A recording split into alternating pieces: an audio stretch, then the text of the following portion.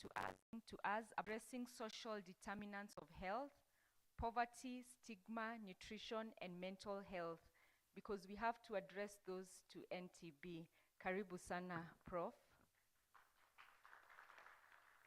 So over to the team. Welcome.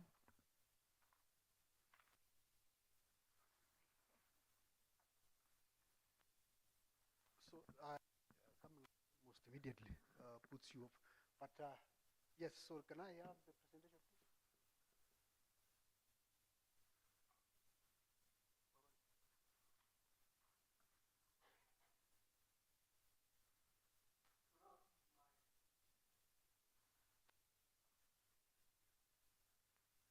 I'm privileged now to be among the eminent panelists here.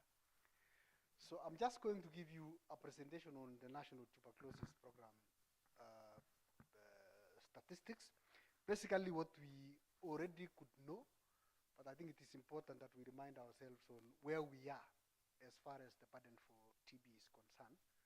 And so the current statistics and the trajectory where mostly the TB epidemic is going in Kenya. Next slide.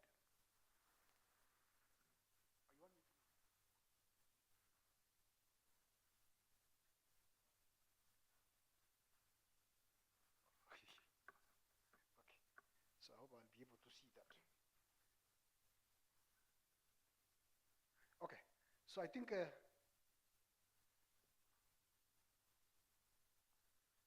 we are all very familiar, and this is what Professor Chakai alluded to in the morning, that we are all working towards one strategy, the NTB strategy that was developed globally by WHO and Stop TB Partnership, to look at what we need to do as part of the SDGs before 2030. Now we are in 2025. I think we are up for a milestone this particular end of year on where we are. And so if you look at 2030, we need to have reduced incidence by 80%, reduced mortality by 90%, and have no families cost. So don't mind about the 2022 one. I'll show you where we are in the next slide. So we have 3 pillars here, which are very critical: integrated patient-centered care. And so I normally tell people, when people talk of bottom-up, we already started this in 2015, where we are saying we are people-centered. And therefore, all the things that we do revolve around the communities that are affected by TB. The next one is creation of policies. I think, yes, we adapt what is new, what is relevant, and what we think will give us quick results. The next one is part of the reason why we are here, ensuring that we have research to produce new tools and new ways of doing things. So we have a national strategic plan with a vision, mission, and a goal. Our goal, of course, is mirrored along that, is to ensure that we are ending TB by 2030 and leprosy. By doing that, we want to contribute to Kenya's Vision 2030. I don't hear many people talking about it these days, but it's still there. A Vision 2030 is still the government's or the national development agenda for the country for the last 25 years or so, since it was developed when NAC came to power. So we want to create a competitive environment with providing high quality life with 0 deaths, and then of course reduce the suffering due to tuberculosis. How do we do that? We provide equity of access, which is important. Equity means you are able to access what we need. That's why we have UHC, all these other things that we are talking about. Cost effective, that can be affordable, quality assured TB, leprosy, and lung health services as close as much as possible to the family. And that's the role of devolution, taking services as close as much as possible to the people. Our strategic plan has got 6 strategic objectives, very critical. One is touching on prevention. And when we talk about prevention, we are talking about ensuring that we are preventing TB from affecting those vulnerable population, including contacts, people living with HIV. We want to improve our treatment outcomes, making sure that our treatment coverage, of course, means that we are reaching the people we are supposed to reach. Yeah? By end of this strategic plan, we need to ensure that we have reached 90%. And then improve the outcomes. We know that the treatment we give is good enough, so it means our outcomes should most be successful. So 90% treatment success rate.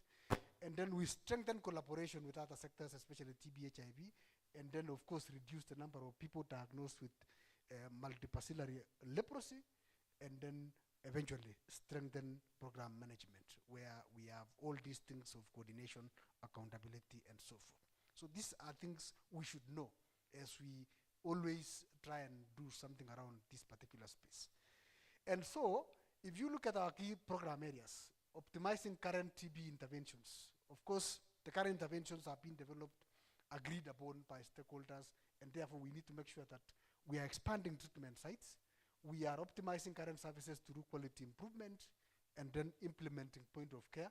By the way, we are already in discussions to check to ensure that we are adopting what you call near point of care diagnosis. And I think this month, the Global Fund will host a meeting in Nairobi to ensure that that discussion is moving forward. Adoption of new technologies, that is still there. We have been rolling X-ray, digital X-rays with AI, and then making sure that we're able to screen molecular diagnosis coverage for TST and so forth. And then leveraging on UHC is a big discussion that we're having now. And when we talk about UHC, it means things to do with affordability.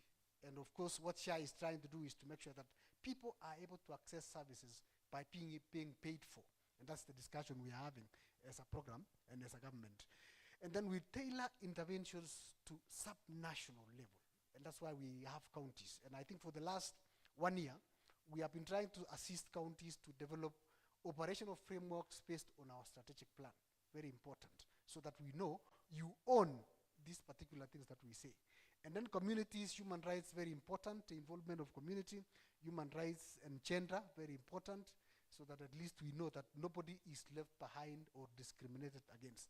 And then multisectoral engagement is also important. Now, the impact targets for us by 2030 is that we need to reduce deaths by 90%. This is what I've talked about. Reduce the burden of chronic lung disease.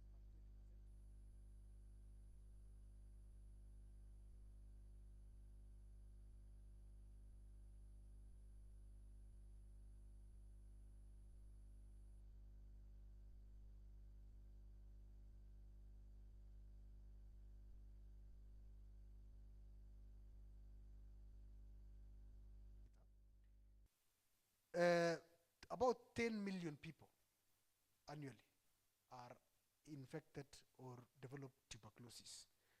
And that, I think, is something that is worrying. It is something that we need to look at. Out of those, I think 662,000 are both HIV and TB infected. We have around 400,000 people who have developed multi-tract resistant TB. The screens. And then we also have TB deaths being around 10% of what I've just talked about. So that's very high. So how does Kenya compare? So our priority targets as Kenya, as I've talked about, is that by the end of the strategic plan we simply have to have put around 400,000 people in 5 years on treatment, of which 365 will be adults, 52,000 will be children, and then ensure that for purposes of leprosy, we have identified 1,420 people with leprosy, and you'll see how leprosy is moving. So the Kenyan burden is like that. It's estimated that over 120,000 people every year gets TB. And of course, that particular trajectory has been coming down. There is an estimated reduction of around 4 to 6%, depending on what you're seeing. So currently, in 2024, we are around over 90,000 people diagnosed. That's around 77% of what is needed. But if you look at the deaths, around 23 people who are HIV negative, 23,000 died, and then 8,000 HIV positive, around 32,000 deaths. If you do the percentages, that is 25%. You will see how globally we are comparing. That is very high, and that is why Kenya is high burden for TB up to now and TB HIV. And that's why it's a priority. Sometimes some people ask why we have a program in Kenya, or a TB program. The reason why we have is because Kenya, being a high-burden country, is contributing to problems, because these 20, 25 countries are contributing 90% of the global burden. And I think it is important that we all come together so that we address this particular problem, because even if you do not have TB and we still have a global village, there is a possibility that this could spread to other areas. And that's why we need everyone to be able to help us to ensure that we are ending TB. In terms of progress that we have made, I think Kenya is one of the few countries that have accelerated the reduction of new cases, reduction of mortality.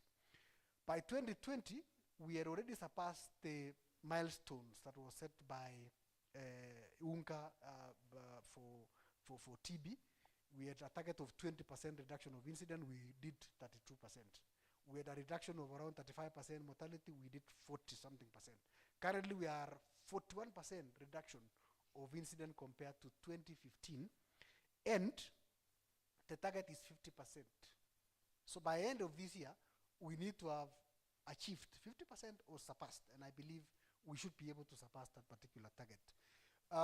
For mortality, the target is even much more aggressive. We need to have reduced deaths or mortality by 75% by end of this year. That's why when we say ending TB by 2030, that is what it means. Currently, we are around 65% reduction. So we have 10 points between now and December to be able to ensure that we have achieved that. So the TB epidemic in Kenya has stabilized. So if you look at the trends for the last 10 years, it's like we are on average, except when we had COVID, we are notifying above 90,000 cases, and the incident is coming down. So we are hoping we are able to push the incident to below 100, and then the notification and the incident curve can be able to match, and then we are able to say that now we are making the progress that is required. Now, looking at age, sex distribution, who are most affected, normally, and it's been for a long time, the male is most affected, and it is the age of 25 to around 44. But there is something that came up recently, and if you look at the age of 45 going up, we notice an increase in notification for that particular age of 45 to 55. So the question we have is, are we having a shift in population, or what exactly is happening to that particular group that they are now trying to show that, or we are diagnosing? So those are questions that are still out there, because I don't think we have had structural demographic change quite a bit in Kenya. I think we still have a younger population in Kenya. So there is something that is happening there that needs to be investigated for that. Of course, it's the same trend for either genders. In terms of TB HIV, I think the indicators for TB HIV has been doing very well, thanks to the collaboration for partners and the people we have worked with for this time. We are now testing almost 100% of our TB patients. We are almost putting 100% on ART for those who are co-infected, and the co-infection has reduced. When I joined the program, the average co-infection was 45%. And it was even very high in some areas, up to 60-70% in Homa Bay and these other places. But we have seen significant reductions in co-infection, thanks to all the efforts to ensure that, number one, we are preventing new infections for HIV, and I'm sure you have seen the statistics. We are also making sure that the people living with HIV are safeguarded from getting TB through TBT. And I think TBT, after mature program for especially that population, when we started IPT around 2010, on that up to now, we have had new technologies. But there was a problem in 2023-2024. That particular trend of downward reduction stagnated. And for some reason that probably, if you have some population that have not been testing, they are now testing. And so it's something that needs to be checked, because we need to accelerate that particular reduction for co-infection to 0. Treatment outcomes, I think Kenya, we have done very well. I think at the moment we are working towards 90% treatment success rate for our patients. We did, the latest statistics is 89%. So we still have around 1 percentage point. So we need to address the deaths, which are preventable. We also need to make sure that we are evaluating all our patients and ensure that nobody is lost to follow-up. That is still a challenge. If we still have a loss to follow-up of around 5% and above, then I think that's something we need to make sure that we are having a discussion around. For the DRTB, again, we are all aware that Kenya was removed from the list of high burden for TRTB 5 years ago. Yes, the trends have been coming down, and so I think it's a good indicator, but still a priority area to look at since we are rolling out new molecules. Last year, we adopted shorter-term regimen for around 6 months to 9 months of treatment. So it means we have to be vigilant in terms of surveillance. Number two, we have just completed a survey, and I think you look at the results tomorrow. It shows that the burden is actually on the decline, which is a good thing. So commendable job done by all of us in the room. Treatment success rate for MDR-TB, again, for Kenya is one of those highest globally, around 84%, commendable. But we still have high loss to follow-up, over 10% for TRTB, and also high death rates, because of course we understand the complications around that. And normally these populations that have developed this particular kind of strain have certain challenges that needs to be addressed. Contacts are one of our priorities for high-risk group for TB, but we are not doing very well in terms of management. So if you look at the cascade here, this cascade is not reflecting the reality, because number one, we have on average 50% of our patients being bacteriologically confirmed. We are aiming to take that to 70%. So if you look at the household size of 3, of course I know where some of us come, some rather they have households of 10, but we have to do an average 3 per house. So if you look at that, that is a size of 4. So if you have an index case, you have 3 people who you need to address in an household that has got a TB case. So if you look at 50,000, part of that you expect to have line listed around 150 expected contacts. What we have in our records is only the same. It's like 1-to-1, 59,000. Of course, that is suboptimal, and that's an area we need to address. We screen quite a bit of those in that case, so screening is good. Eligible for TBT among that is around 89%. That tells you something.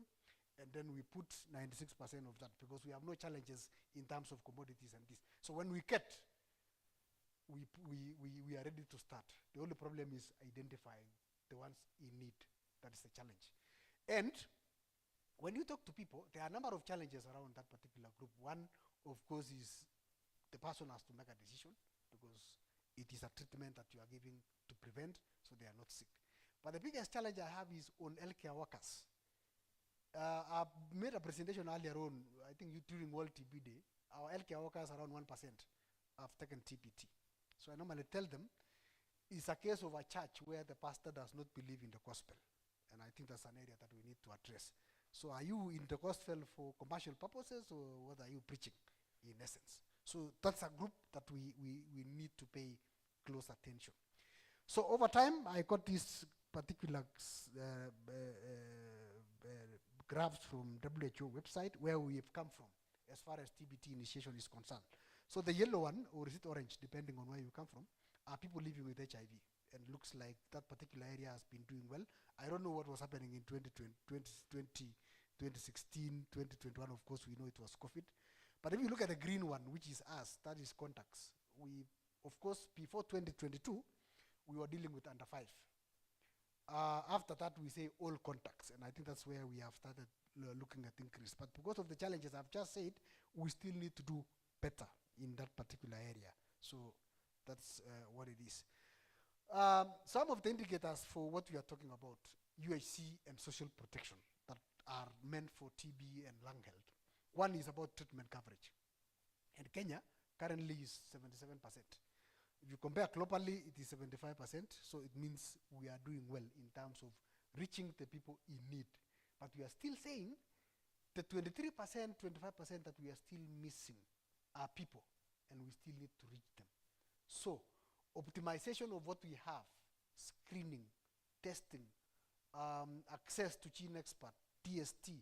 Of course, medicine has not been a problem except in a few instances where we have some stockouts which we have dealt with. That can be done. But our biggest problem is on the first and the second milestone of screening and then testing so that we are able to get everyone. And then on case fatality, that means the people you put on treatment, how many of them die, we are 20%. Now that is where the rain is hitting us. 20% is an estimate, but globally it has been brought down to 12%, and I think we need to match that or come even lower. Catastrophic cost affected households. The last results of 2018, 27% of households suffer from catastrophic cost. That is issues to do with social protection, but globally, because of some countries, it is still very high. Almost 50% of households suffer catastrophic cost because of tuberculosis. And that is why all of us, we need concerted effort to make sure that if 49% of the global population suffer from economic ruin because of TB, I think it is a discussion that needs to be had. Because as we try to address poverty, as I was saying, and also poverty being one of the indicators in the SDGs, when we go back in 2030 to UNGA, we need to say something different from that particular story. And I know this is where Dr. Chakaya now will talk about some of the risk factors, the issues that we are struggling with for purposes of ensuring that we are ending this scourge of TB and lung diseases. HIV is still a priority, undernutrition, alcohol use disorder, smoking, diabetes. And some of these are touching on our socio-economic spheres, because if you look at undernutrition, it's got to do with what people eat, availability of what is eaten, and now, because it has been affected by what we are discussing called climate change, and we all know climate change affects the food production. If there is drought in Turkana, people will not get food. If there are floods, the crops will be destroyed, people will be displaced, and it affects that. So those are some proxies that we have. I know smoking is something that we have had country. Kenya has made a tremendous progress in banning smoking in public places, but still people use that. But then again, it is a balance, because I know people still want to get taxes from both the alcohol and tobacco. But it's something that we are fighting to make sure that we are not putting our people in grave danger. I know a few people talk about leprosy. I know Moi, I know Sam was clapping for me. In 1989, I don't know, Prof, we must have been in service, post-elimination for leprosy. 1989 is when? Now, we are starting to look at constantly for, I think, the last 10 years, almost every year we get the same numbers, 100 about there. And the majority of those are the infectious type. People coming with disabilities. So I think something needs to have. At the moment, funding for leprosy is bare minimum. And we thank WHO for providing the medication that the patients normally have. But I think it's an area that we need to have. And some of the people listed here, if you are here in the room, these counties of Kilifi, Omabay, Kwale, Busia, Mombasa, Siaya, probably make sure that you have that as an agenda for your people, including rehabilitative services. And then we start looking at sporadic cases in Bomet, Bungoma, of course, Kakamega, Kiambu, etc. So it tells you that there is still a problem. So that's 2 minutes is a small time, but I'll try to do that. Now, what are we having in the pipeline? Because I've just given you the statistics. The statistics we have from our routine data is not normally adequate, so we have to supplement with certain things. Like now, we have the biggest problem of estimating of KVPs, our key and vulnerable populations, who are our priority. We have so many of them listed, some of them obvious. We have men, children, these are the people living in settlements. But you know, men and children, you can easily get the population at risk from the data from census. But the others, people, minors, of course, prisoners, you may not be told at any given time how many are they. So it becomes a problem. We have also another thing that we are trying to improve our testing is smart for TB, pooling of sputum. Next year, we are going to carry out an inventory study to check when we say we are missing 23%, is it a true thing?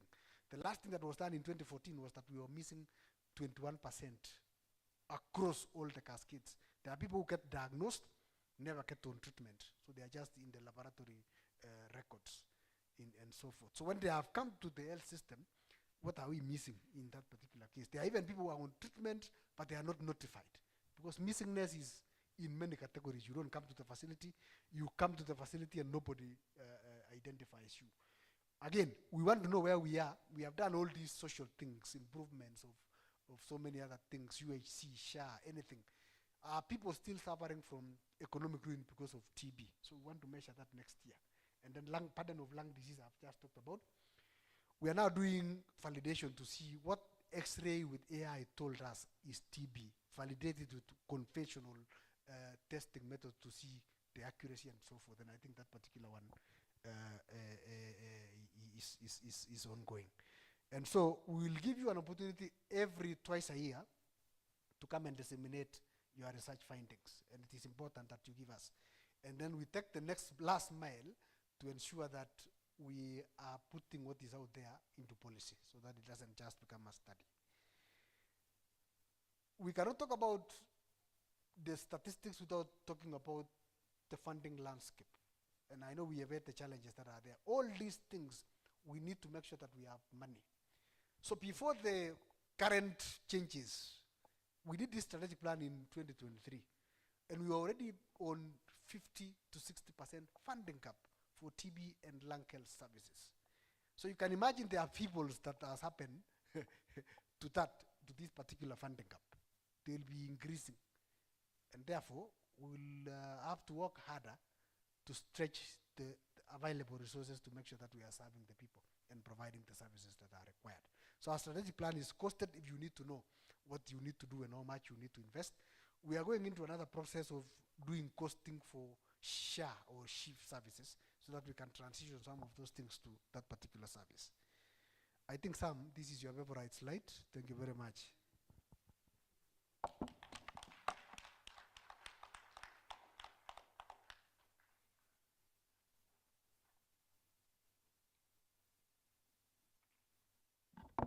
All right, thank you, Ivan.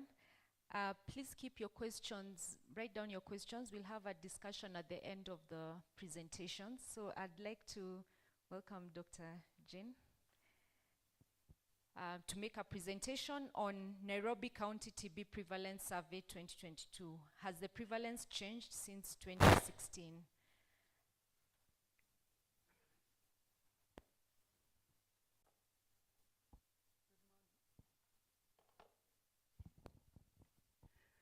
Good morning again.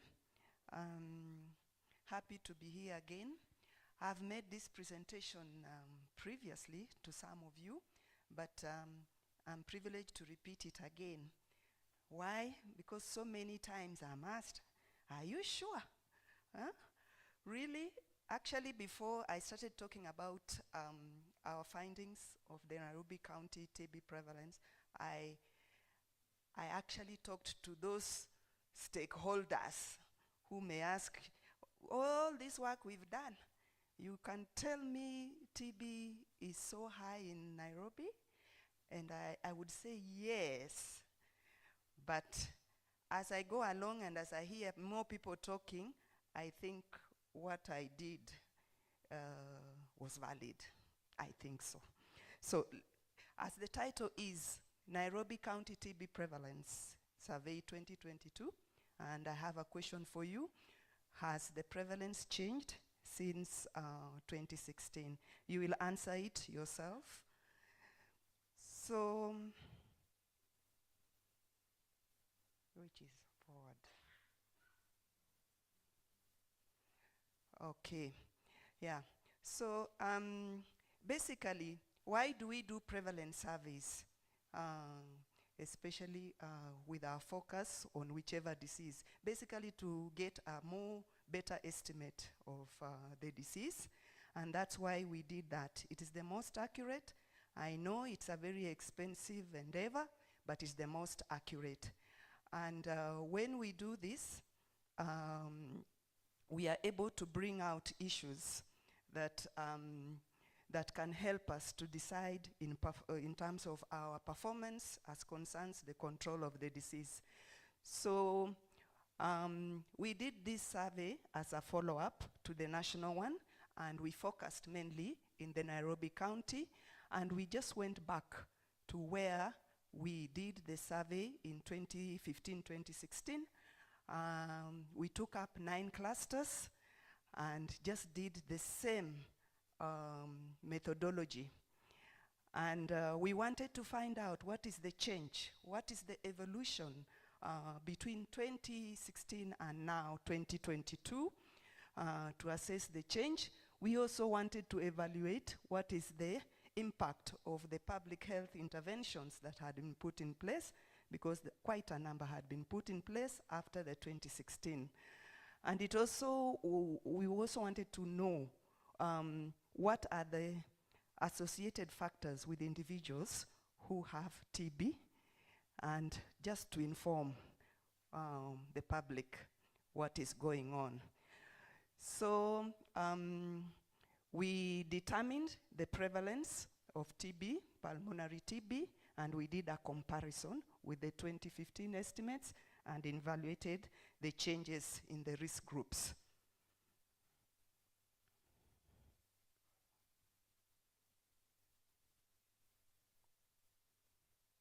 What's happening?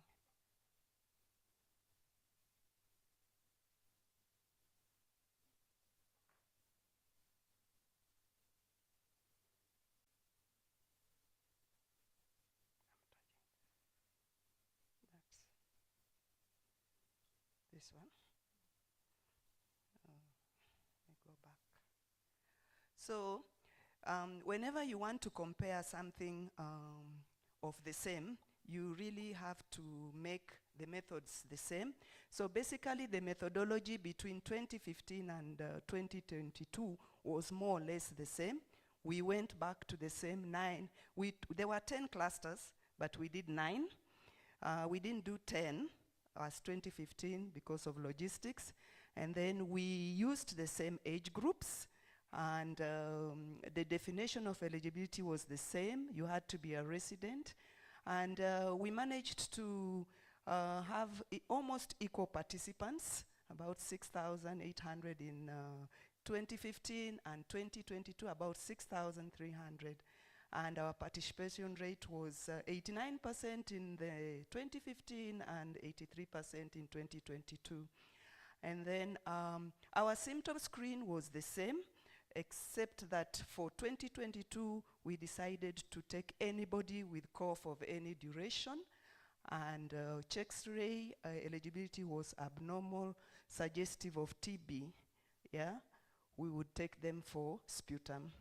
And in terms of diagnosis, we also collected the same spot and morning sputum samples. Microscopy was the same. And in terms of the testing, 2015 used Expert MTB-RIF, and 2022 we used Expert Ultra. And in terms of culture, 2015 used solid culture, and in 2022 we used liquid culture midget. And in terms of definition of TB, it was almost the same, Expert MTB-RIF and or culture MTB. And then 2022, because we used Ultra, the same definition, but we didn't include individuals who had trace results as confirmed TB. These are the 9 clusters we went to, all this on the list that are in Nairobi. This is just a diagram to describe from screening to the end. We managed to list about 9,500 individuals, and then we came down and screened about 6,300 individuals in terms of symptom screen, chest X-ray, and all that. And then we came down, and finally we did get about 73 people who had either culture or Expert Ultra positive. And out of the 73 people, 31 were trace positive, and those we excluded. We ended up with 42 individuals with confirmed TB as defined by the survey. And of these 42, 27 had both culture and Expert Ultra positive, and then we had 5 that were culture positive only, and then we had 10 that were expert ultra positive only. So in terms of comparison, we tried to compare symptom characteristics of 2015 and 2022 to just have an idea, were they looking more or less the same? And in terms of individuals who had any cough duration, 17% versus 16% in the 2 years, and also cough of more than 2 weeks was almost equally the same.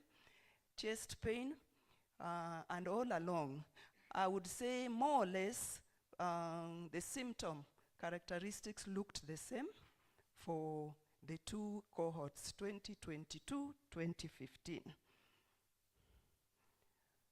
Then we decided whether we can define the prevalence of TB based by cough duration. And we first looked at 2022, just alone, of cough any duration. And the overall prevalence, weighted prevalence, was 806. And you can see as we go down, it looked higher compared to 2015. But we decided then, let's be more specific and more sensitive and exclude individuals who had less than 2 weeks of cough, so that we are exact in terms of comparison. So if you look at 2015, more than 2 weeks cough, and 2022, more than 2 weeks cough, the overall prevalence for 2022 is higher, 761, though not significant, per 100,000 population. Then look at the men, it still remained high, 1301 compared to 908, and this was significant, and even the confident intervals, they overlap, but it is significant. Then when you look at age, as you grow older, it looks like the prevalence, the weighted prevalence, is on the increase, both in 2015 and 2022. The previous speaker, Iban, has mentioned there seems to be like a shift with prevalence of TB as you go older, and this is also indicated here.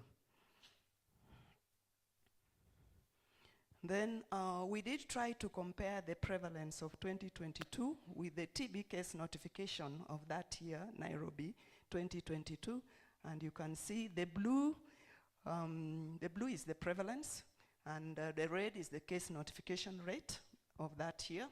And you can see the ages, 45 to 54, having a big gap in terms of case notification and prevalence. And it just demonstrates that there is a gap with what we are notifying and what could be the burden of TB. Then we tried to just look at what is the crude prevalence rate of the clusters we went to, and compared 2015 and 2022. And if you look at 2022, generally out of the 9 clusters, 7, that is the column which is marked red, out of the 7, there were 7 that prevalence was higher compared to 2015. So still we are demonstrating there could be that high prevalence, though these differences were not significant, but it's a pointer. Then we tried to look at the symptoms of the individuals we diagnosed as confirmed TB, the 42 and the 31 ultra trace. And we wanted to see, to describe how their symptoms and X-ray findings look like. So when you look at the cough of any duration, the 42, 37 plus 5, the two columns, those were about 25 out of 42. About 40% of the individuals who we confirmed to have TB of this, as defined by the survey, did not report any cough. And again, we then looked at these individuals who we confirmed to have TB. 16 out of 42, about 38%, denied all the WHO screening symptoms. So this is just telling us that as much as we have TB in the community, many cases could be subclinical. And that is quite a challenge for us. And then again, our chest X-ray findings demonstrated the high sensitivity. 88% of our confirmed TB patients had an abnormal chest X-ray suggestive of TB, just proving to us the use of X-ray for screening, and this has been defined in many other surveys as such.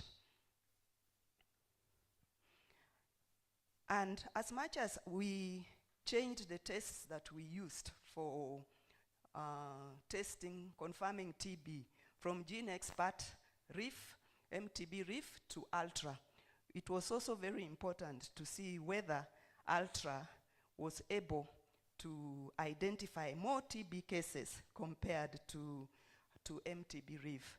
And we took a subset of our specimens and tested them, double tested them, MTB RIF and Expert Ultra. And from this table, we note that most of what was stress, as defined by Ultra, turned out MTB not detected.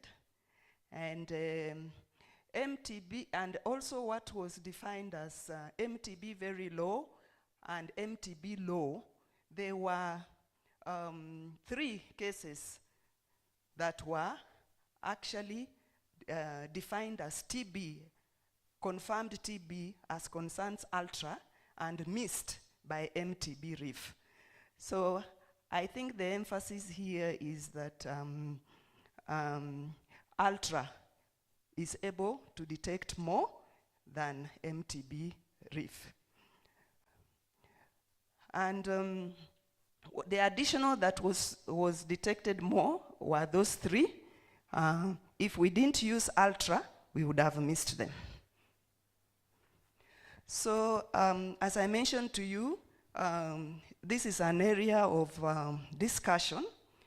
Really, is this the real picture we got for Nairobi? But what I can say, we feel the prevalence of TB has remained high from 2015 to 2022.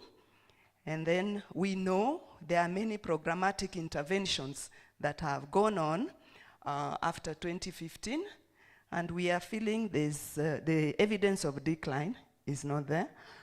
And we have demonstrated from this survey that the risk groups, men and age 45 to 54, as was in 2015. So this has remained the same. We have just validated it. And we feel that the local drivers of the TB epidemic in Nairobi are still ongoing, they are stable. And we now need to be more specific how we are going to handle the TB burden.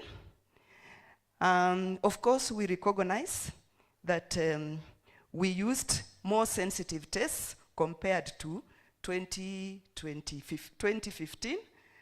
We know that liquid culture is 16% more sensitive than solid culture. And we also recognize the fact that Ultra and MTB RIF, there is a difference in terms of sensitivity, about 6.3%. And we were able to prove that Ultra can detect more TB than MTB RIF. So beyond these differences that we had, we feel at that time we did the survey, probably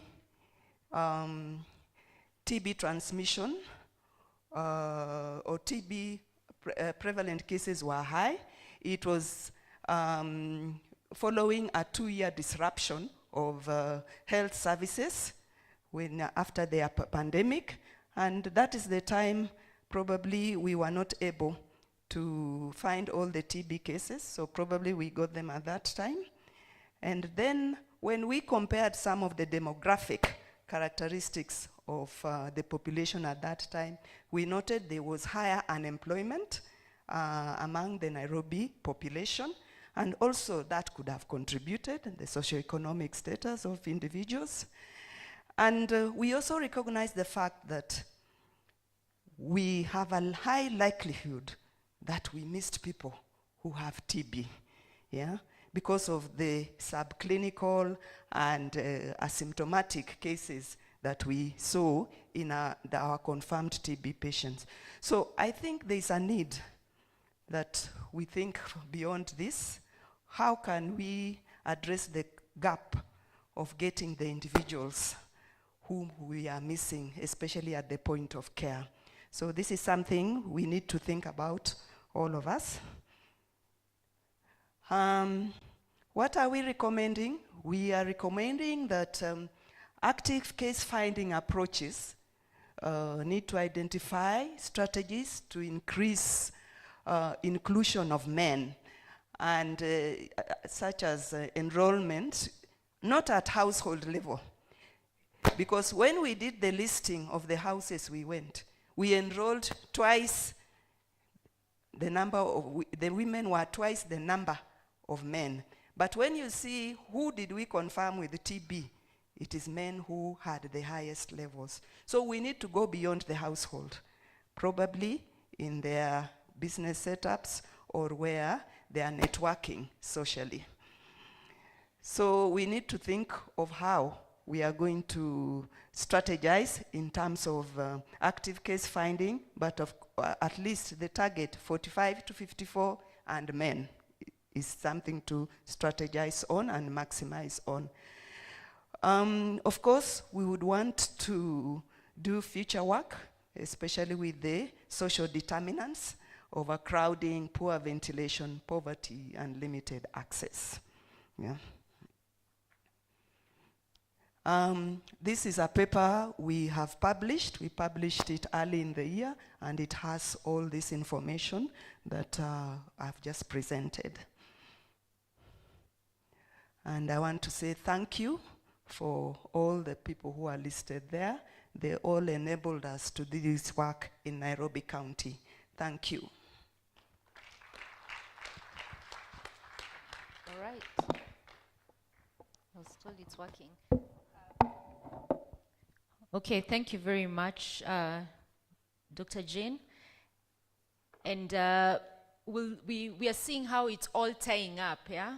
The burden of TB in Kenya, what we are seeing in terms of interventions, and then Professor Chakaya will now take us through the social determinants and what we should think about even as we think of eradicating and reaching the NTB strategy. Thank you very much.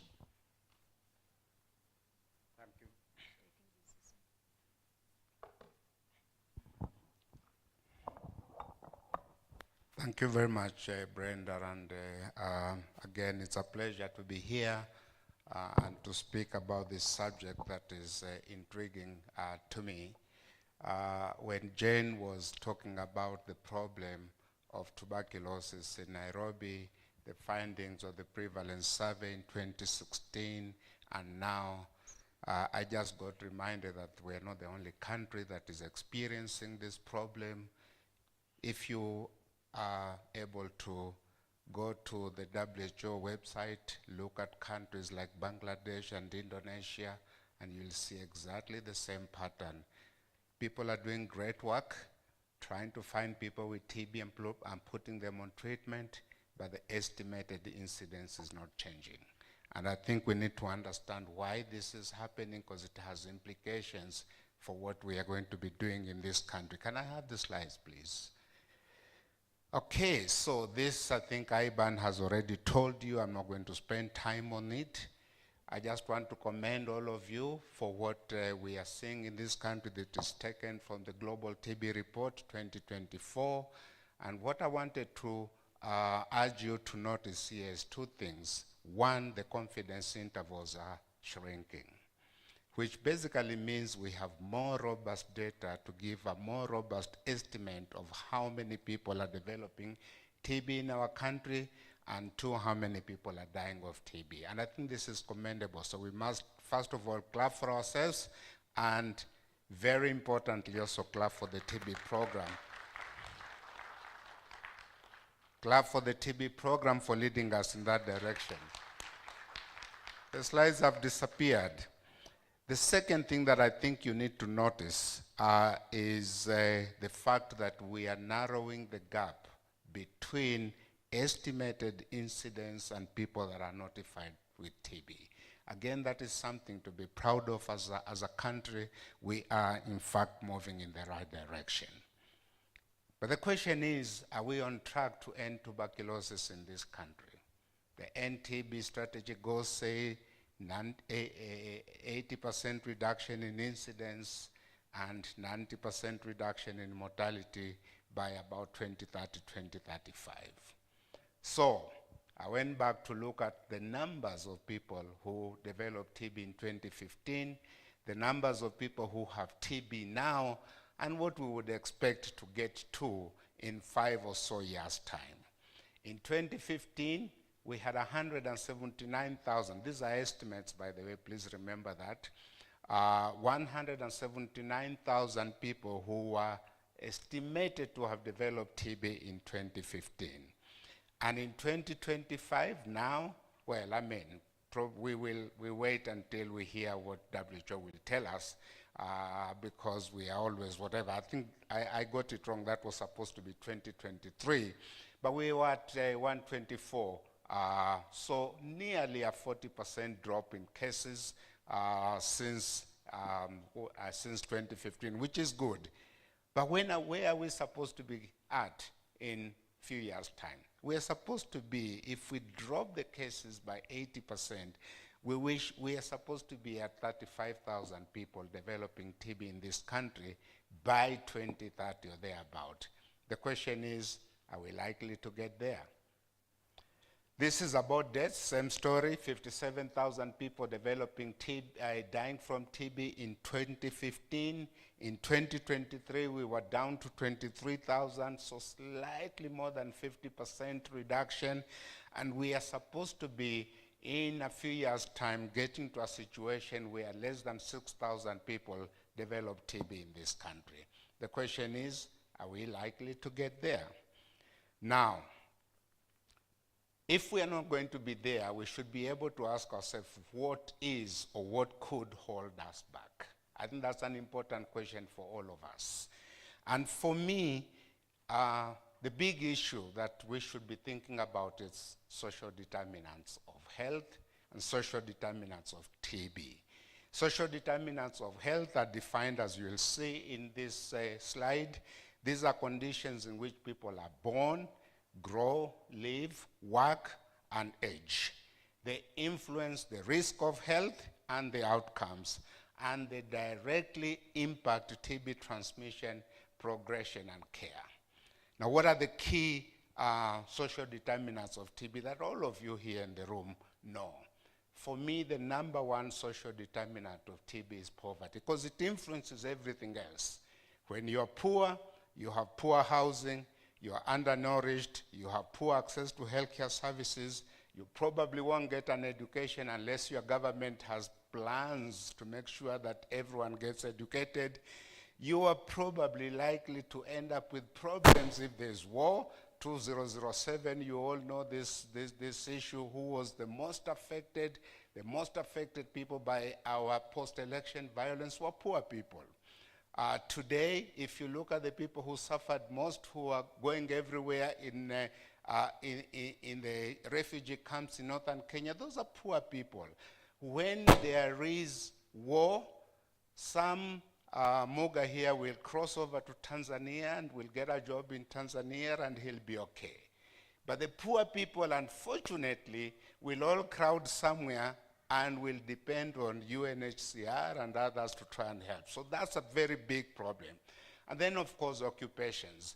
And these, again, affect poor people most. If you are working in an artisanal mine, there are no regulations. The mine owner says, come to work and just dig and dig and dig. I won't give you a mask. I won't do anything. But you have to survive. So that's what we do. So poverty is the underlying thing that is driving tuberculosis forward. And I think it's important for us to ask ourselves, how are we doing as a country in addressing these social determinants? Unfortunately, I don't have very good news for you. This is from the SDG dashboard. If you go into that website, check any country and it will tell you how we are doing with poverty, how we are doing with inequality, how we are doing with undernutrition, and so on and so forth. Now look at the first one. The first one is our poverty head count in this country. It's basically been stable. If you look from 2000 up to now, we're just wavering around there. We are not bringing down poverty rates in this country. We have remained the same. If you look at undernutrition, and this was very worrying to me, we looked like we were bringing it down. And then from about 2015 or thereabout, it started going up. And it is still going up. So the proportion of Kenyans who go to bed without food every day is actually increasing. And there you are saying we will end TB by 2030. I think we have a problem. Look at what is called the Gini coefficient. This is a measure of inequality. Okay? If you have a Gini coefficient of 0, that is a perfectly equal society. Everyone has the same amount of money, same amount of food, same amount of everything. If you have a Gini coefficient of 100 or 1, that is a completely unequal society. Only one person has something, the rest have nothing. If you have a Gini coefficient that is more than 40%, you have a problem. And that's where ours has been. And it was coming down a little bit, but in the last few years, it has actually gone up. And look at the proportion of the population that's living in urban slums. We are not reducing that. So when Jen says we don't know why the prevalence and you don't believe her, what have you done to Nairobi? Your slums are increasing in size, poor people are increasing in number, and you say we have done something to get all the TB people here. You get them, yes, for sure, but you're not going to do anything until you get to address these important issues here. So the key thing really about poverty globally is poverty, social deprivation, and growth of urban slums. It's just those three things. If you have those three things in your population, you will have a lot of TB. It's the source of all our problems. And that's what is happening to our country. It is called a social injustice. Tuberculosis is a social injustice. When there is no social injustice, when people are given opportunities to grow and nurture themselves, then tuberculosis takes the back door. So, should we be concerned about climate change? Another thing that I think Ivan has already talked about. And the answer is yes. We should be very, very concerned about climate change, those of us here who are interested in TB. Because climate change can cause all those things. Heat waves, droughts, flooding. What is the effect of these things on people? It causes displacement of people, and when people are displaced and they get crowded somewhere, TB transmission is supported. It can cause food insecurity. You already have a nutritional problem in the country, and if you got a flood, you are not going to be able to grow food. If you have drought, you are not going to be able to grow food, and you will have the situation that some people have called the seed and the soil kind of thing. The seed is increased transmission of TB, and the soil is a vulnerable population that can lead to progression of that infection to disease. So the question is our TB response in this country balanced? The balance between biomedical approaches, finding people with TB and treating them, and addressing the social determinants of TB. I want you to ask yourself that question. I'm not going to answer that for you. We have, of course, had great public health declarations at UN high-level meetings, including one that is happening right now. We have had a declaration on universal health coverage and so on and so forth. This is the biomedical approach as advanced by World Health Organization. They took the last, they took the commitments that were made in the last TB UN high-level meeting and came up with these figures telling us how many people we should be diagnosing with the WHO recommended rapid test, how many people we should be putting on TB preventive therapy, and so on and so forth. That's all biomedical. But could in fact the answer to our TB problem lie outside the health sector? And all of you know about this. All the other sectors are important in advancing health and securing health outcomes for our population, because poverty is the big thing. Look at what happened in England and Wales, for example.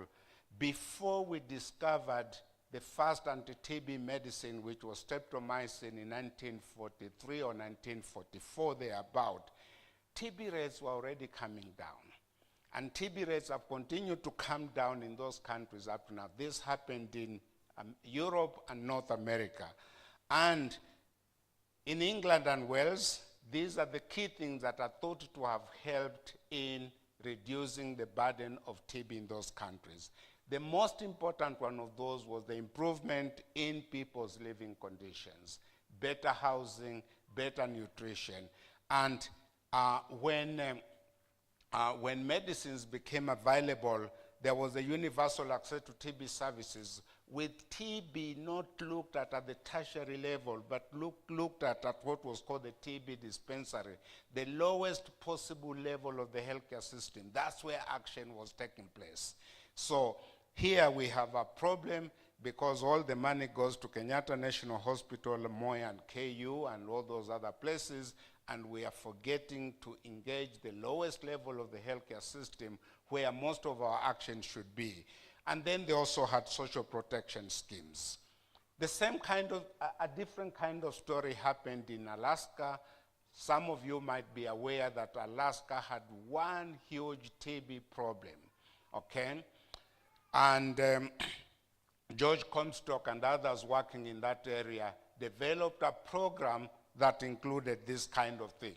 Number one, they did studies that, the first few studies that showed that isoniazid preventive therapy works to prevent TB. When they did confirm that isoniazid did prevent tuberculosis, they went and had whole populations screened for TB. If you did not have TB, you were given TB preventive treatment. If you had TB, you were treated. And the end result of that was a reduction in the rates of TB in that population by more than 10% every year. One of the largest decreases in TB incidence that was ever documented. More recently, we have seen some work that has come out of Vietnam, Guy Marks and others that again were doing more or less the same thing. And they had several rounds of screening at community level. But when you screen everyone. There's a bit of a problem in our setting. When we go to screen, we screen a few people, we go and have one camp, and then we wait for 3 months and go and have another camp, and we waste a lot of money doing these camp things. If you are going to screen a population, screen everyone in that population. Have a coverage of nearly 100%. This is what they did in Vietnam. And when they did that in Vietnam, from year one, from baseline to year 4, you can see that they had halved the prevalence of tuberculosis in that population. So it can be done. If we are going to follow biomedical approaches, we must be able to look at populations and target all the population, all the people that we have targeted. It has to be coverage that nearly reaches 100%. Okay? Look at this work that was done in Glasgow, recently published by Peter McPherson and others previously from the Liverpool School, but now with the Glasgow University or something. And they recently described, it was historical, they described and published this work showing what happened in Glasgow during this exercise. This was a very long time ago. They had a single round of screening using mass miniature radiography. Mass miniature radiography was a way of doing, of screening people for TB that was developed in the West. Then as time went by, we were told, no, this is too expensive, it's not the best thing to do, and we forgot about it for a very long time. Now it's coming back. It's coming back in the form of digital x-rays together with AI-enabled whatever. But it was the way to do things. I think we shouldn't have abandoned it. I think we'd have a different story today. And what they did found is that case notification doubled in the intervention year compared to the previous year, and there was a 35% decline in case notification. What does mass miniature radiography do? Mass miniature radiography, at least of that time, was it would pick up all your prevalent cases of TB, all of them. It would also pick out all the people with asymptomatic TB. Today, it is estimated that nearly 2/3 of TB transmission is by people who have no symptoms. The people you share a matatu with who are not coughing, but they have a lung cavity, and just by tidal breathing, just breathing normally, they are transmitting their disease. If you go and screen everyone in the population, you pick people who have symptomatic TB and you pick people with asymptomatic TB, you treat everyone, and rates of TB will go down. I think those are the kind of things that we need to be thinking about as we move forward. What about nutrition? And I know that Nkrote will be talking about this in the coming, maybe today or tomorrow. But this is from the ration study that was done in India, showing that if you went into the households of people who had TB and you gave everyone in that household food, you can reduce the rate of incident TB by nearly 50%. Isn't that not a vaccine? Okay, so these are the interventions that we should be thinking about. So what needs to be done to overcome the problem of TB? I think for me the most important one, well, not the most important, in addition to our biomedical approaches, we must think beyond the health sector and start thinking very seriously about how to address the social determinants of TB and alleviating poverty. This is the politics of TB. And this is what our Stop TB partnership should be doing. IBAN cannot go and talk to the president and say, I think, this and the other need to happen because we are doing what we are doing, but the problem is housing, okay? I don't know why Kenyans, I am not speaking for the UDA government, but I don't know why you guys are so opposed to the housing scheme. I know maybe the implementation of the scheme may not be appropriate, but that's the way to go. Improving housing for the people of Kenya is a good thing. Improving access to health care for people in this country is a good thing. But you have Kenyans saying, Shani Mbaya, housing levy in Mbaya, Sbini in Mbaya. This, you have to rethink about some of these things and don't be brainwashed by the politics. Good housing is going to sort out your TB problem. So that's the politics of TB. And I think maybe there should be people like you and me waking up and saying, we support the housing scheme. The only thing is let's address the implementation challenges.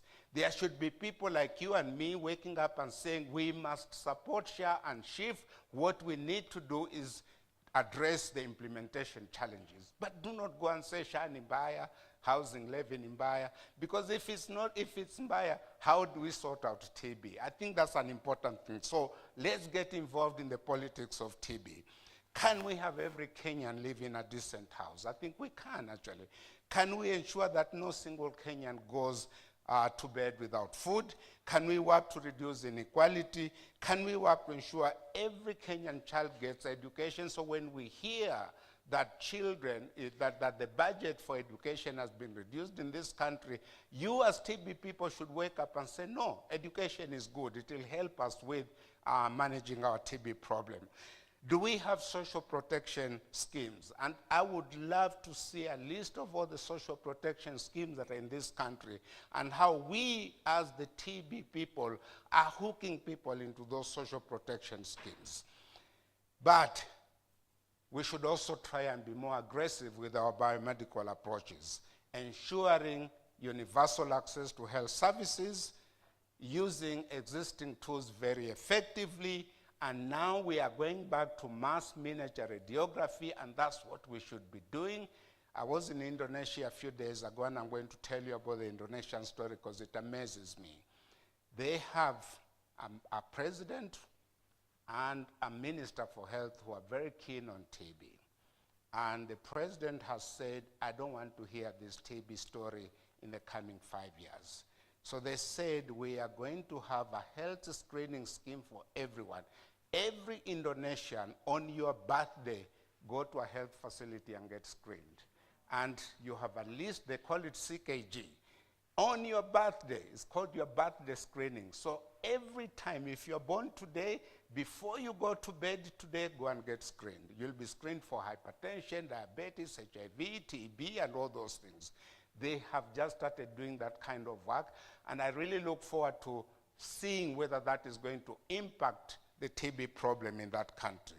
So let's use our tools effectively. Let's address inequalities. Let's see how we can deploy new tools effectively, and we must remember to do everything in our power to support the climate story, because if we continue with what we are doing now, and we have displacement of people and nutritional problems and what have you, we will, of course, have major issues with human health. I want to thank you most sincerely for listening to me.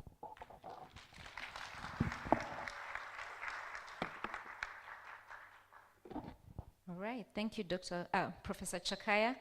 And can we give a hearty clap to all the presenters, please? All right.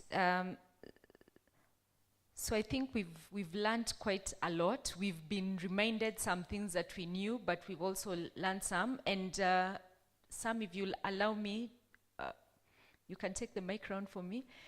We have quick questions, because of time we may not take a lot of questions, but maybe I'll take for the first 5 people who raise your hands up. All right, we have Limo there. Sorry. Okay, as the mic gets there, I think a number of speakers have also spoken about older age groups and TB. Please stay tuned. The last presentation of the day, which I will be making, has 7 slides about age and TB and talking about older age groups. So don't leave, eh? Okay.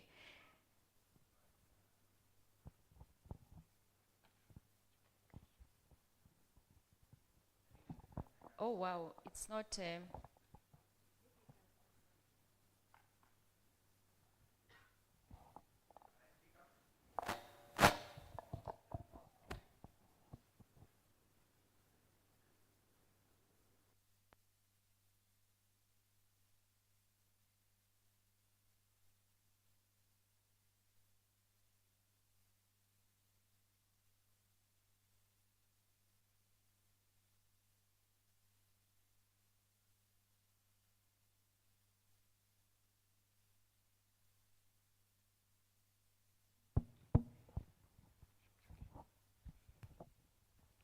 All right, thanks so much, the panelists, and specifically to Professor Chakaya for putting the numbers, looking through. We are at 124,000, and if we are to put all the strategies, we are supposed to be 35,000 by end of 2030. So that really helps to put perspective in terms of the numbers and in terms of where we are going. I think that helped in terms of breaking it down. My question is, you have really highlighted several things that we need to do to be able to get to the numbers to reduce the incidence. But to some way it looks easy. But I think my question is, how do we start? Where do we end? Where is the entry point? I think that's because the journey looks, or the end point looks very nice, enticing, but since we are already doing a few things here and there, but where is the entry point specifically to be able to reduce the incidence? We have you've mentioned about nutrition, so where is the entry point in terms of the nutrition? You've mentioned about the social protection and also the slum, which to us the determinants are way outside the health system. So where is the entry point? How could you advise this team and this in terms of the entry points? Thanks. I think those of us working in the health sector must do what can be done within the health sector. And I liked what Iban was saying, that next year we'll be doing key and vulnerable population mapping and size estimation. I think once we know where people who are vulnerable to TB are, when we decide to go and screen them for TB, we should aim for high coverage. Literally everyone should be screened for TB. That's really, really important. We should also aim for encouraging everyone to take TB preventive treatment if they are not having TB. We should also link up with the relevant people to provide food. If you did that, you might even not get to, by 2030, 30 something, you might see your TB rates coming down. We can't do it for everyone in Kenya, 55 million people, but we can do it for certain groups of people. Those three things. We are all hoping, I didn't mention this, we are all hoping that the vaccine, which you will hear about maybe today or tomorrow, the M72 vaccine, efficacy trials are going on now, and hopefully that vaccine will be effective. But we need to be prepared. We are not doing anything to prepare ourselves for uptake of that vaccine. If we end up with the same story as COVID-19, there'll be a good TB vaccine coming up, and we won't take it up. So there are certain things that I think those of us in the health sector can do. We can't influence how many houses are built in this country. We can't influence how much food is produced in this country and how it is distributed. But in the health sector, and that's what multi-sectoral accountability frameworks are about, it's every sector should see what they can do and they do it. Yeah, thank you, Prof, for the eye-opening presentation. About the recommendation to do for mass screening in the community, like approach of whole community screening for TB, and possibly even screening for TPT and testing for latent TB. You know, for a long time we've done targeted screening where we look at key population and we target those small in small pockets of where we think that people are with TB. So in terms of the implementation of this and the cost implication for screening the whole community and administering TPT, what would be maybe your guidance or your comment about the cost and implementation?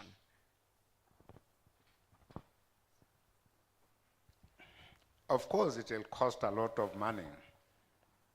And that is the problem that we should be dealing with. Where do we get the money? The money will probably not come from the US government alone or the Global Fund or whatever. We need to mobilize resources from domestic resources, as it were. But I think for me, what we probably need to do is the small demonstration projects that help us to sell the idea. If we are to go, say, to Kiambu County, identify a sub-county that has, or maybe even lower than a sub-county, but a place where we think there's a lot of TB, and we really did our screening, our TPT, and what have you, all those things, and then show that rates of TB in that population come down, we may then be able to mobilize resources from within ourselves, and we can then go and tell the Global Fund we want to do more of this. We can go and tell the US government we want to do more of this because we've demonstrated that it works. There are research projects that have supported this. Now we need to do them in our own country. The only thing that I'm a little uncomfortable with is this thing of doing small pocket whatever screening programs. You look like you're doing a lot. You do your camp today, you get 1 or 2 cases of TB, then you don't go back there for 2 years. To me, that I think is not efficient use or effective use of the little resources that we have.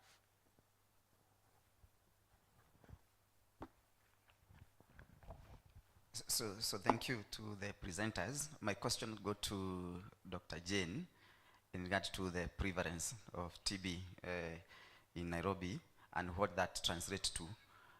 Considering that the numbers that the estimate we had was 179,000 for the country in 2015, and now we are talking about 124, whether we still, does that still hold?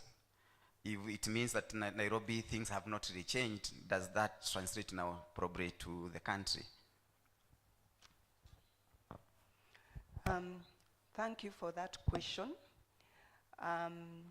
One of the things we didn't do in my study, we didn't replicate it in other counties. And one of the questions that that kept on coming to my mind, and also from our reviewers, was how do you conclude this and you didn't do it elsewhere? But I kept on saying that if you go backwards, in 2004, when we last described the annual risk of TB infection in the country, actually Nairobi had the highest at that time. And for me, I felt still the interventions we were doing at that time, 2004, did not have an impact on Nairobi. So it's a long journey. So in terms of the numbers, yes, our estimate is at 124, 2023, but transmission is going on. Nairobi could be having the highest transmission. So the transmission is ongoing. So I would still say, even if you look at those estimated numbers, we need to bring them down. If the estimation, as Dr. Chakaya said, would be 35,000 by now, why are we still having 124,000? So there are many factors to this. So the effort has to go on. Biomedical interventions and social determinants have to be go along the line in bringing down the transmission. So I wouldn't say that that number going down, we stop there. We have to work towards that. And now beyond biomedical. Thank you. First of all, thank you to all the presenters. I mean, that was a wonderful way to just kickstart the symposium. Dr. Jane, we hear the numbers, and I'm curious about the stories behind the numbers. And I think Dr. Chakaya segued into that when he started talking about the social determinants. But I'm also just wondering, so if we're talking about the older population, we're talking about the males, who exactly are these people? Where do they work? What do they do? Since 2016, and when you did your study, there have been policies. Have they been implemented? Where these people are, have there been any changes? Have the household sizes increased? Are our demographics changing, or are we still the same? Because maybe our denominator has changed, and that should be something that we're considering when we're calculating our incidence and how also the infectious rate is either increasing or reducing in our county or even in the country. And then the other thing is we've dropped off the DRTB list of high burden. So something is working, but then TB is still continuing. So tie that in with the stories behind. Who are these people? Like, if we don't actually find out who they are, then we will get it wrong every single time we go out into the community to screen them. We'll just do a pocket here, a pocket there, but the reason why they're still undiscovered will be unclear until we dig into the story. So the qualitative part of it. And then you're able to capture so many during your survey, which means it's possible to actually screen and get the numbers. What is it that we can do feasibly from the study perspective, adopt it to practice, so that we still continue to get the numbers even without a survey being implemented in real time? Thank you. Okay, thank you. Yeah, a good observation. Who are these people? Just want to mention the study population we handled in 2022. 63% of that population was staying in the same clusters as they were in 2015. So I would say that is the same population generally. 2015 to 2022, we got more or less the same population. And when you look at this population, there are those, the social demographics, yeah? One of the elements we found is that unemployment was common among these people, and it was worse compared to 2015.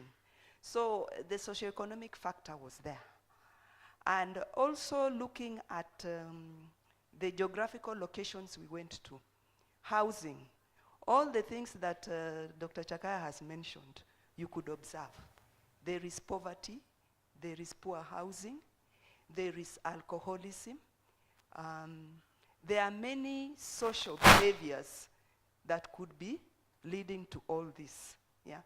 So these are the people, and as much as you have said you have done a lot, we agree to that, but there is something you need to do additionally, and those are the other factors. How you can do this, I guess you're asking, how can we got these people, how can you do it routinely as a programmatic way of implementing to get these individuals? Probably beyond the outreaches, because you know you do outreaches and you just sensitize the community and anybody comes. Probably we could be more efficient and do kind of house to house, kind of reach out, instead of just asking anybody to come in for screening. Because when you do a prevalence survey, actually you comp it out. You go house to house for the area allocated. So maybe you could change your outreach in form of house to house, and even break it through the social networks. Because when you go to house, the people you'll meet most are women, yeah? Yet, most of the TB is in the men. So can we also strategize a way to reach out the social networks, and also probably where the men are found most? So probably we may need to go to that level to get the people where they are found beyond our outreaches. Yeah. Thank you. I think there's a question for Iban on the drug-resistant TB. Yeah, even as Iban takes that, we have just another question for him from the online team. What interventions are we putting in place to improve TPT uptake? Maybe you can say something, and the rest of the team also. Thanks. All right, so I think, so probably for TRTB list, yes, we can evidently say, and we have done the 2 surveys now. I understand Kenya has done 5 DRS studies. So the 5th one that just concluded is a survey showed that the burden is a bit lower. But you know, dropping up a list, okay, has some implication, but it is normally, for the people who don't know, you just get everybody who is high burden and say, we are listing them like we are giving marks from number 1 to 30. So if you follow up that list, it doesn't mean that you drop your ball. You don't need to work on something. It's something that is, you have to balance your interventions to ensure that, yes, it doesn't mean you go and sleep when you are being dropped off a list. You really need to make sure that you actually not having these TB cases, because they are the reasons for the more poverty. I did not indicate in my presentation, but if you look at catastrophic cost due to TB, 84% of households with TB suffer economic ruin. That is like entirely everyone, because treatment of TB is very high. You cannot afford it if you do not have this support. I know when we started it was in offshoots of around 1 million and above to treat this holistically. Now it's around 200,000. It's still very high. It's not easy to get 200,000 to put that. And remember, these people are poor. So that's the implication. So we still need to do that. But for TBT, I think for the last almost 6 months, we have been doing RRIs to make sure that we are increasing the uptake for TB. Because when we did our estimates, we thought it would be an easy thing to do. If you look at our targets are very aggressive, and we are actually getting less than 50% of those targets. It means we have a lot of commodities, we have a lot of capacity to initiate on TBT, but we don't have people to initiate. So what we have told the counties and the people in the field to do is, can we start being active? That's why every week we have meetings to see what are the people doing in this regard. So I think more of education is important. But I just wanted to comment on Nairobi and the reason why they have remained stagnant. I know the cities provide a challenge for tuberculosis control, because as Jane rightly says, the conditions for 2017 in terms of the way we live in Nairobi have not changed. In fact, when I look at it, I think there has been more congestion because of more constructions and so many other things. There is even much more pollution. If you look at the report on pollution globally recently, Nairobi, if you don't know, was listed as number 2 most polluted city. So you can imagine those things and what is happening. We have been doing a lot of dust constructions around all these other places, the way we do our matatus, and eventually the people and the community have to make a decision on how they want to live. Because if you leave everything to government, we will lose it. And I think the countries that have made progress, it is the people who have made a decision to say, how do we want to live in this particular city? And if we are driving that message, all of us, I think we will make progress. Because I think the biggest challenge we have in the cities are, how are, for example, our transport system organized? And I know we have tried to do a few things on matatu screening and these other things. So I think we will go and do design interventions that are appropriate for where we live, because I know Mweni and the team struggle, and they are a drop in the ocean. If you are looking at the number of gene expert machines we are putting in places, it might not be enough. So we might need much more in terms of engagement to be able to make sure that we are bringing all these people to be diagnosed. And otherwise it may remain the same. You might be looking like a tank that you are removing water, but then you are putting the same amount into the same tank. Thank you. All right, thank you very much, and thank you for all the questions. I think our parting shot is that our TB response needs to be balanced. We need to think about the social determinants, and our screening strategies, we need to step back and think about how we can make them more efficient, how we can make them have impact, and also looking at what are the key populations that we must look at.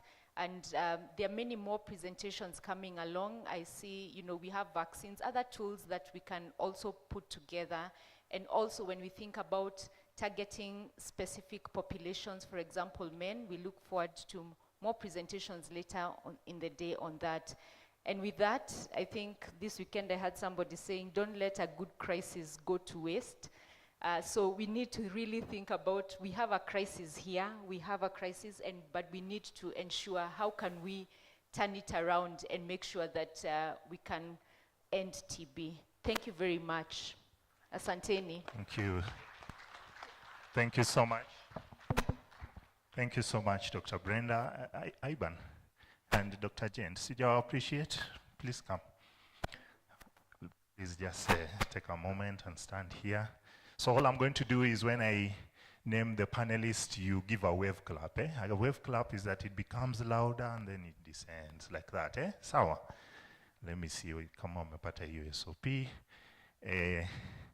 Dr. Brenda. Dr. Brenda. Prof. Chakaya. Prof. Chakaya. Prof. Chakaya. Dr. Jane. Dr. Jane. Dr. Jane. Ivan. Ivan. Ivan. Ivan measures everything. Ivan. Give him a good. Thank you so much. You can have your seat. We need to create a catching up on time. So before we go to the next session, we have tea. How long do we take for tea? It's 11. Can we do 20 minutes? Is that manageable? Are we together? Is that okay? So we can be back at 11:20 for our next session. Please enjoy your tea. Karibu. The PA team, you can give me some music.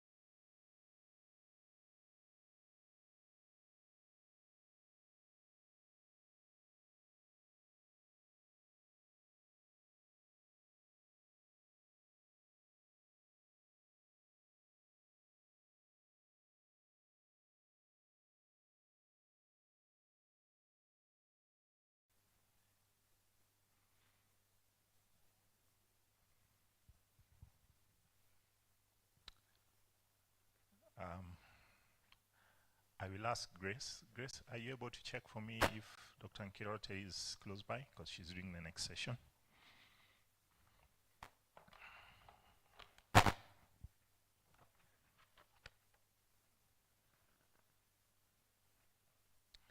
So as we wait, I'll teach you a song. Asante sana. Can we sing together? Asante sana. You repeat after me. Asante sana kwa kazi nzuri uliyofanya. Asante. So we'll do it like Gen Z. I know there's the one for the West, but that one. So asante sana kwa kazi uliyofanya. Asa. Can we try that? Asante kwa kazi uliyo. Asa. Let's try that again. Hiyo ndio SOP ya kuclap in this session. Haya, tujaribu tena. Asante kwa kazi uliyo. Asa. Awesome. Good. I'm just making sure the T works. So we are at 11:30 and I'm taking you back to our program. Our next session will be Symposium 2, and it focuses on a new era in global health. We'll be speaking about financing, how do we navigate funding landscape challenges in TB and lung health. And I'm waiting for our chair, Dr. Nkirote, and our rapporteur will be Antoinette. So as we wait for them to come over, I'll request the PA team just to give us some nice soft music. It will help settle the tea as we wait for our panelists to come.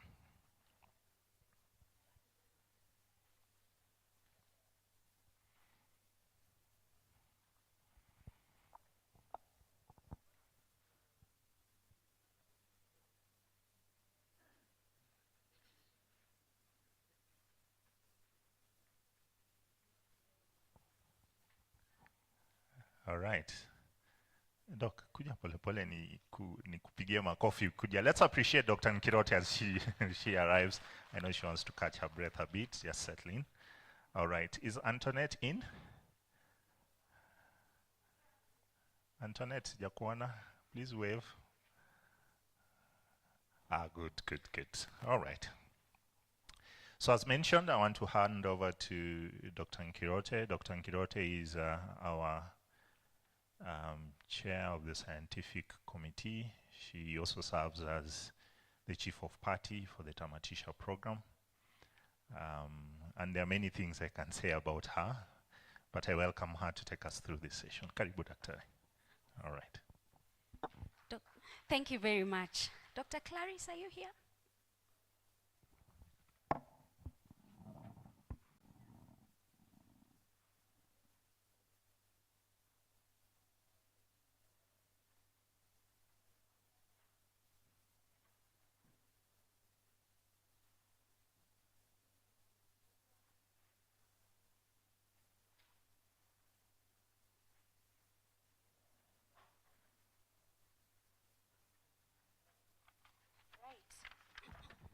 How is the morning going? Exciting. Have we had tea? I hope we have. So this particular session is focusing on global health financing. And the topic is a new era in global health financing. And we will be deliberating on how we will be navigating the funding landscape, especially in light of the challenges as far as TB and lung health financing is concerned. We know that in the last 2 or 3 years, the TB and lung health landscape has undergone significant shifts. In Kenya, for example, lung health has increasingly gained priority within the national TB program as reflected in the National Strategic Plan 2023 to 2028. And even as TB remains one of the leading causes of death in the country, we've unfortunately witnessed growing donor interest, or rather, first, we've witnessed interest in lung health, which is a great thing. And there have been advances in diagnostics that are also reshaping prevention and care. At the same time, however, we've also seen traditional financing streams face uncertainty, and these dynamics underscore the urgency of reimagining how we mobilize, how we allocate, and how we sustain resources in this new era. So for this session, we will have two presentations. The first by Dr. Immaculate Kadhure. Dr. Kadhure is the head of the National TB Program. She's a medical doctor, a specialist in public health with over 19 years experience. She's skilled in strategic planning, budgeting, policy development, monitoring and evaluation, project design, and impact assessment. And Dr. Kadhure is responsible as the head of the program in leading and coordinating TB control activities, as well as dissemination of implementation, resource mobilization, and also stakeholder coordination. She previously worked for USAID as a project management specialist, deputy team lead, overseeing PMTCT and pediatric HIV. We would like to welcome Dr. Kadhure. I don't know if her link is up. She'll be presenting virtually, after which we will have Dr. Clarice Ambale joining. Maybe Dr. Clarice, if you could just join in and have a seat here, just to save time, even as Dr. Kadhure makes her presentation. Is the link up?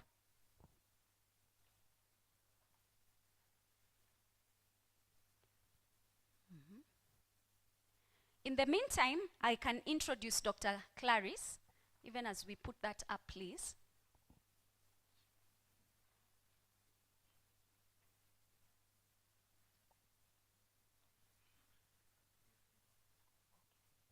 So Dr. Clarice is a pharmacoepidemiologist and health system strengthening expert with over 18 years experience in hospital pharmacy practices and health system strengthening. She's worked both in the public and non-profit sector, and her expertise is in public health programs, especially HIV and TB. She currently works as the health system specialist for the CHS Tamatisha TB project. She's very passionate about sustainability of healthcare, supporting county governments to identify opportunities for resource mobilization and to reduce donor dependency. And that's why she's here. She's also been leading the county transition teams in various counties. She holds a master's degree in pharmacoepidemiology and pharmacovigilance, bachelor's degree in pharmacy, and currently is pursuing a doctorate in tropical and infectious diseases. So I would like to see if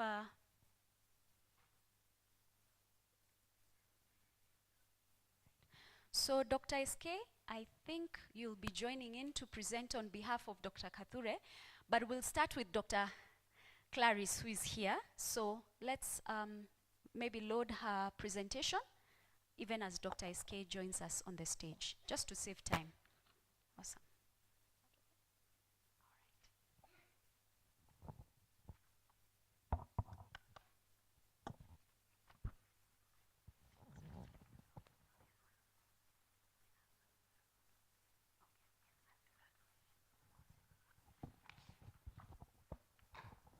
Good morning.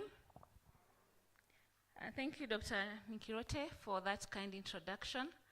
I'll be sharing with you a presentation on tuberculosis, primary health care, and universal health coverage. We'd like to understand what is the link between these two terminologies and where are we as a country in terms of our journey towards achieving universal health coverage. Can we have the slides, please?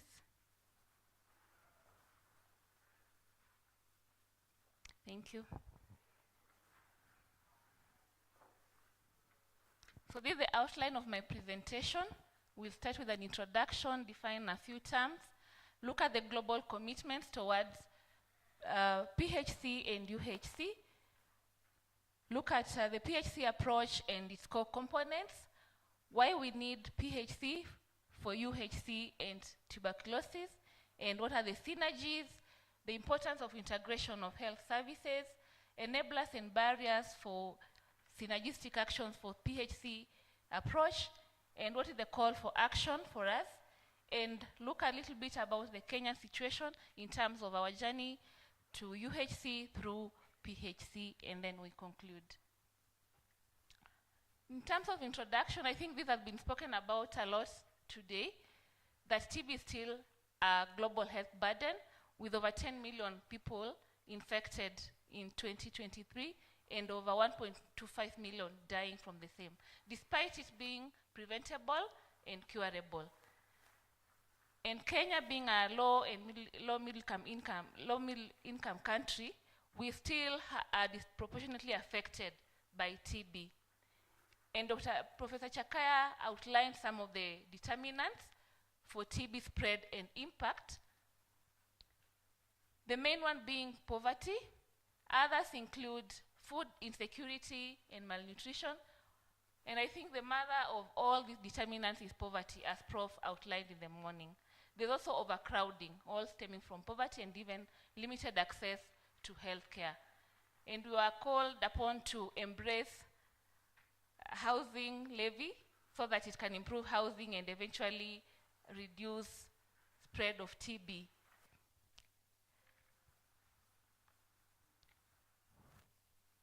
Looking at the WHO NTB strategy and how it's linked to PHC, we know that we are not going to look at the pillars now. We'll look at them later and see how they are related to the PHC components. But for now, just remind us that we are still off track. Prof. Chakaya mentioned that we are at 40% reduction, and we are to achieve 80% reduction in incidence by 2030. We are just about 4 years shy of 2030. Are we really on track? No, and we're not the only country. The entire world is off track towards achieving these targets. So this requires that we intensify global action to address the significant gaps in TB, mainly being inadequate funding. And PHC will allow us to align the responses to TB, and it will improve early detection and treatment if we embrace PHC for TB. It will also strengthen community-based care and follow-up and enhance data systems for better surveillance, reduce fragmentation and improve efficiency, and build stronger, more resilient health systems capable of addressing multiple health challenges at the same time. So there's an urgent need to prioritize primary healthcare to end the global TB pandemic. Just to define some terminology so that we're on the same page as we go through the slides, we have primary care. It's different from primary health care. Primary care refers to the first point of contact for an individual with the healthcare system, while PHC is the broad approach, a whole of society approach that addresses various aspects, including social determinants of health, and it has 3 components that we look at in the subsequent slides. I don't know what has happened. Gone off slideshow.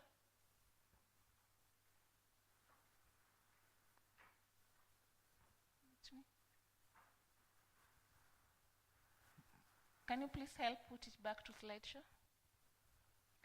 Okay, as he does that, I'll continue the definitions. And we have also primary healthcare oriented systems.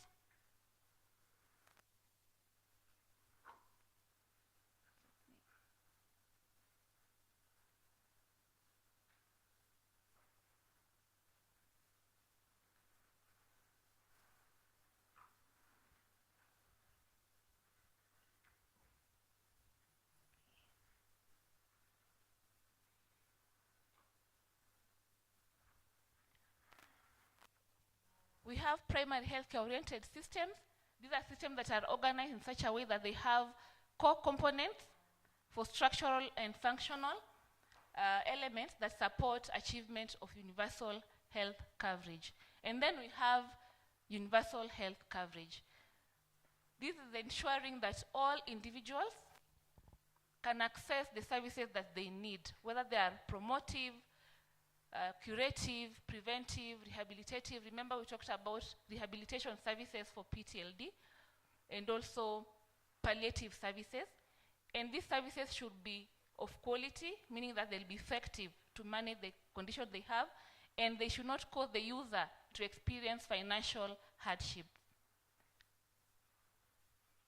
This is just a visual presentation of the 4 components of UHC: access to services, quality of services, equity, and protection from financial risk. So when did we start the PHC journey? PHC is not a new concept.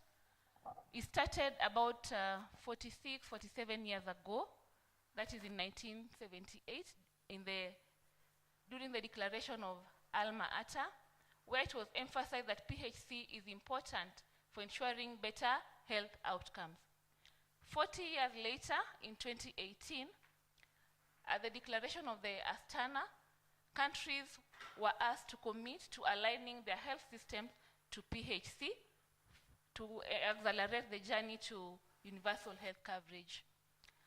And this continued, and in 2022, during the 75th World Health Assembly, countries were called upon to reorient their health systems towards UHC, and this was also reaffirmed during the high-level United Nations meeting of 2023.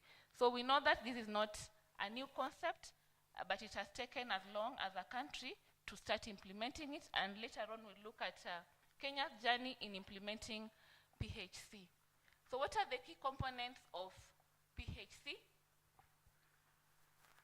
As we mentioned in the definition, PHC is a whole of society approach. It touches on all those components that, all those determinants that affect TB that are either economic or even environmental.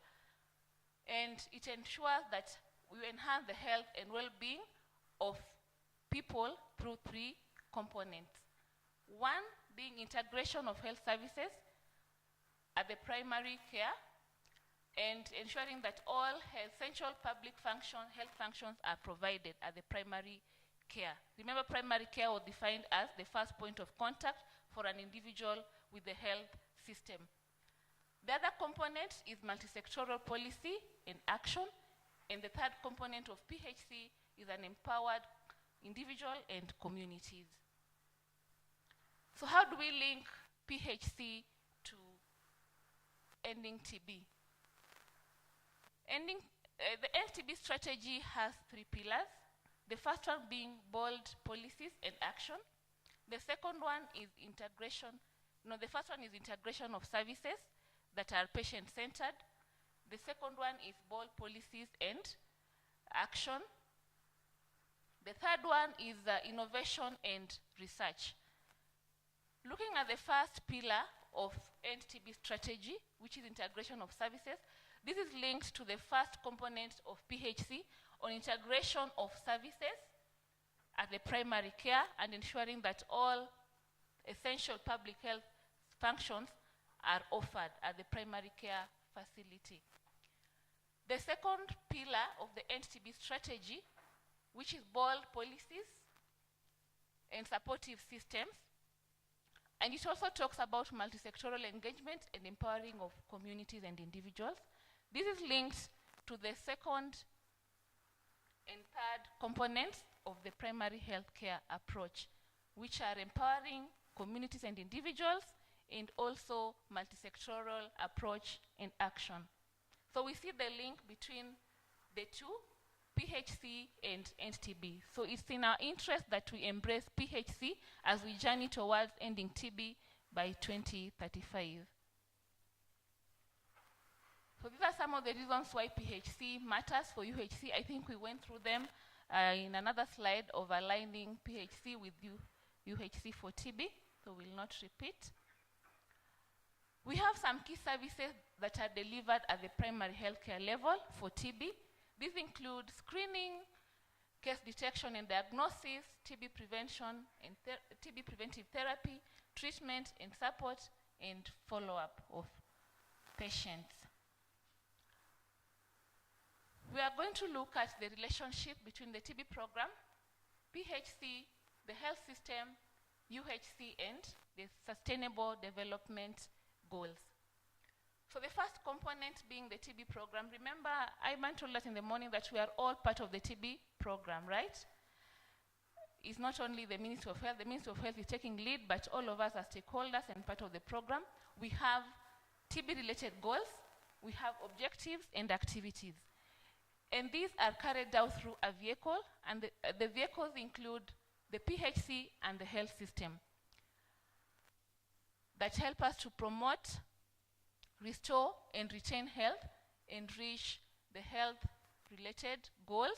And these goals could be the UHC goals to ensure access, equity, quality, and protection from financial risk, or they could be SDG goals of ensuring good health and well-being for all citizens. And I believe the TB goals are also there, goes towards reducing TB incidence and mortality, and ensuring that we have 0% household facing financial risks due to TB. So you can see the relationship between PHC, TB, UHC, and SDGs, and even the TB goals. This is the theory of change for primary healthcare. We start with the PHC approach, and I've already mentioned the 3 components of the PHC approach: integration of services, empowered communities and individuals, and multisectorial policy and action. And these are delivered through 2 types of levers: strategic levers and operational levers. What is the goal of the lever? The levers enable us to implement activities, the PHC, towards achieving the desired results and the goal. You can see the goal. We have the TB strategy goal, we have SDG, and also UHC. So we realize that PHC is quite important in enabling us achieve those goals at the right-hand side, left-hand side for me and right-hand side for you of the slide. So because of time, I'll rush through the slides, have 5 minutes. We are trying to integrate services, and the basis of integration is to ensure that we offer a continuum of services to a patient across all levels as they come to us. Then we are not sending patients to different departments or different levels to get the same type or different types of services, but they're able to get the services at one location across all the levels, and their needs are addressed in one go. And the benefits are outlined on the other slide. And the purpose of integration is to enhance efficiency. It also avoids duplication and maximizes synergies in the health system and enable us to manage diseases with shared risk factors. PHC will enable us to leverage on existing infrastructure. We can utilize infrastructure available for TB, for PHC, for TB purposes. We can use shared data systems, and we can also optimize the workforce that we have for PHC to deliver TB services. We can train workers at the primary healthcare facilities to offer TB services, and you can also utilize CHPs to do screening and follow-up of patients and contact tracing at the community. This is leveraging on already existing structures, workforce for TB. And also community engagement is important. We can leverage on that to ensure that we deliver TB services through the primary healthcare approach. We have some enablers for primary healthcare. These include political commitment. If we have policies that ensure resources are allocated for TB, then we'll be able to implement PHC effectively. Collaboration across sectors. It's been mentioned severally this morning that we need collaboration between different sectors, health, education, social services for sure, and also housing. Remember the houses that are being constructed through housing levy. So we need collaboration with those departments and add our voice as TB experts on the importance of good housing in preventing TB. Integration of services also is an enabler for PHC and also multisectorial collaboration. Empowering communities. The team that is led by Anguva is also an enabler for PHC. Upskilling the health workforce so that at all levels of healthcare we are able to offer TB services is also an enabler for PHC. We have some barriers which include inadequate political commitment, overstretched healthcare facilities. If you have a dispensary with one nurse and you want them to do everything, including TB, they'll be overstretched. As much as you try, they might not deliver because of workload. So there's a call to action for countries in terms of ensuring that PHC is implemented. And the action taken by the countries depends on where the country is at, whether you are at an early stage or at a late stage. So may I ask, where do you think Kenya is? Are we at an early stage or late stage for PHC implementation? Early or late? Yeah? Early. Okay, we'll see the journey of what we've been able to do as I wrap up. So if you're at an early stage, you need to conduct, the slides are very blurry, you need to conduct an assessment of your policies, undertake joint planning, and engage stakeholders and advocate and be at the table. So when planning is being done for PHC, we need to be at the table. I don't know how many of the TB experts attend PHC meetings and advocate for TB to be an agenda for PHC. So we need to be at the table and document learning and share our experiences.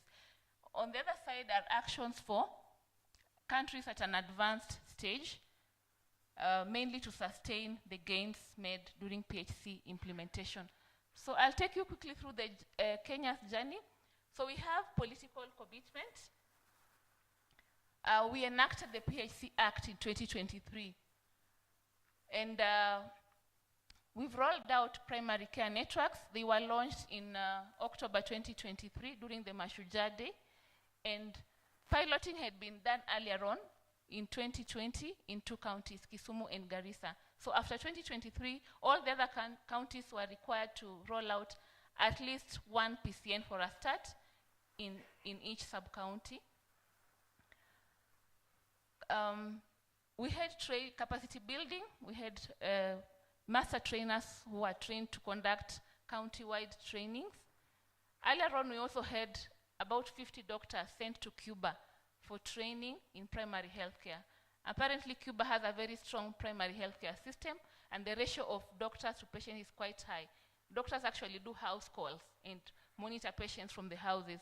So we had a number of our doctors who went there, and they were part of the master trainers for PHC. So we continue rolling out the PCNs. As at now, we have about 248 primary care networks that have been established and operational, but the level of functionality differs based on the county and available resources. We have a national PCN observatory that was established, and if you log in, you can see how many counties have PCNs, where are they, how many are reporting, how many are active and operational. This is just a picture of how a PCN looks like. It's an administrative health region with spokes and hubs. The hub is the level 4 within the sub-county, and the spokes are level 2s and 3s, and also the community health units are also part of the spokes in primary care network, and it's led by a multidisciplinary team that plans for the activities of the PCN. And it has also a management team at the sub-county. The next set of slides just shows us the contribution of PHC in Kenya. We can see that at the primary healthcare level, we are contributing significantly to TB notification, TB case notification. And from the number of cases diagnosed in between 2023 and 2025, we can see the contribution of level 2s and level 3s is the highest in terms of the cases notified. So there is need to really strengthen care at these primary healthcare level facilities. So I'll skip that because of time. So what is the government doing to ensure that services are delivered at the primary healthcare level and point of care? We have systems that are point of care. There was a rollout of TB Lite in Nakuru County in 20 sites supported by AMREF. And there was a scale up to 38 sites supported by CHS through Tamatisha TB. And there's also another scale up happening at the moment in Kirinyaga County at 55 sites. This will ensure that the healthcare worker attending to the patient is able to do real-time documentation of the information about the patient, and they will not need to wait for the coordinator to come round. So this is essentially ensuring that TB services are offered at the lowest level possible. In conclusion, so these are the things that we need to do. We need to allocate resources for PHC. We need to scale up high-quality people-centered services through PHC approach in meeting both disease-specific and broader health goals. All populations should be able to access health services and benefit from resources free from stigma and discrimination. And most importantly, sustainable system that ensures PHC approach to TB will require coordinated advocacy and adaptation. That's the end of my presentation. Thank you so much for your attention.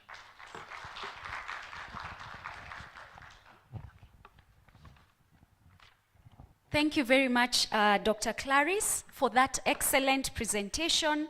Also, a presentation that I believe has empowered some of us in understanding how the primary healthcare system works. We've learned about the relationship between TB, primary healthcare, the health system at large, UHC, and also how all this work together towards the sustainable development goals. Thank you, Dr. Clarice. I will now be calling upon Dr. Stephen Macharia. We call him SK, Dr. SK.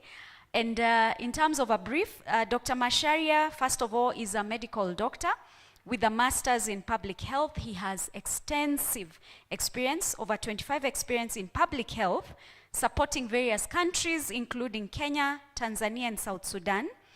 And he has been able to support various countries, including Kenya, to develop national documents, strategic documents, such as TB policies, strategic plans, and conduct midterm reviews, surveys, and operations research.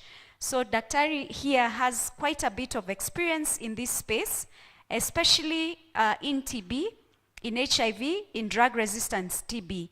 He's also been working closely with other stakeholders, and he currently works as a senior TB and Global Fund grant advisor to the National TB program in Kenya. Dr. SK will be presenting on behalf of Dr. Kadhure, and we look to hear a little more on those updates. Karibu, Doc. Can we? Yes, please. Thank you. And we will also appreciate Dr. Clarice at the very end of this panel. Thank you.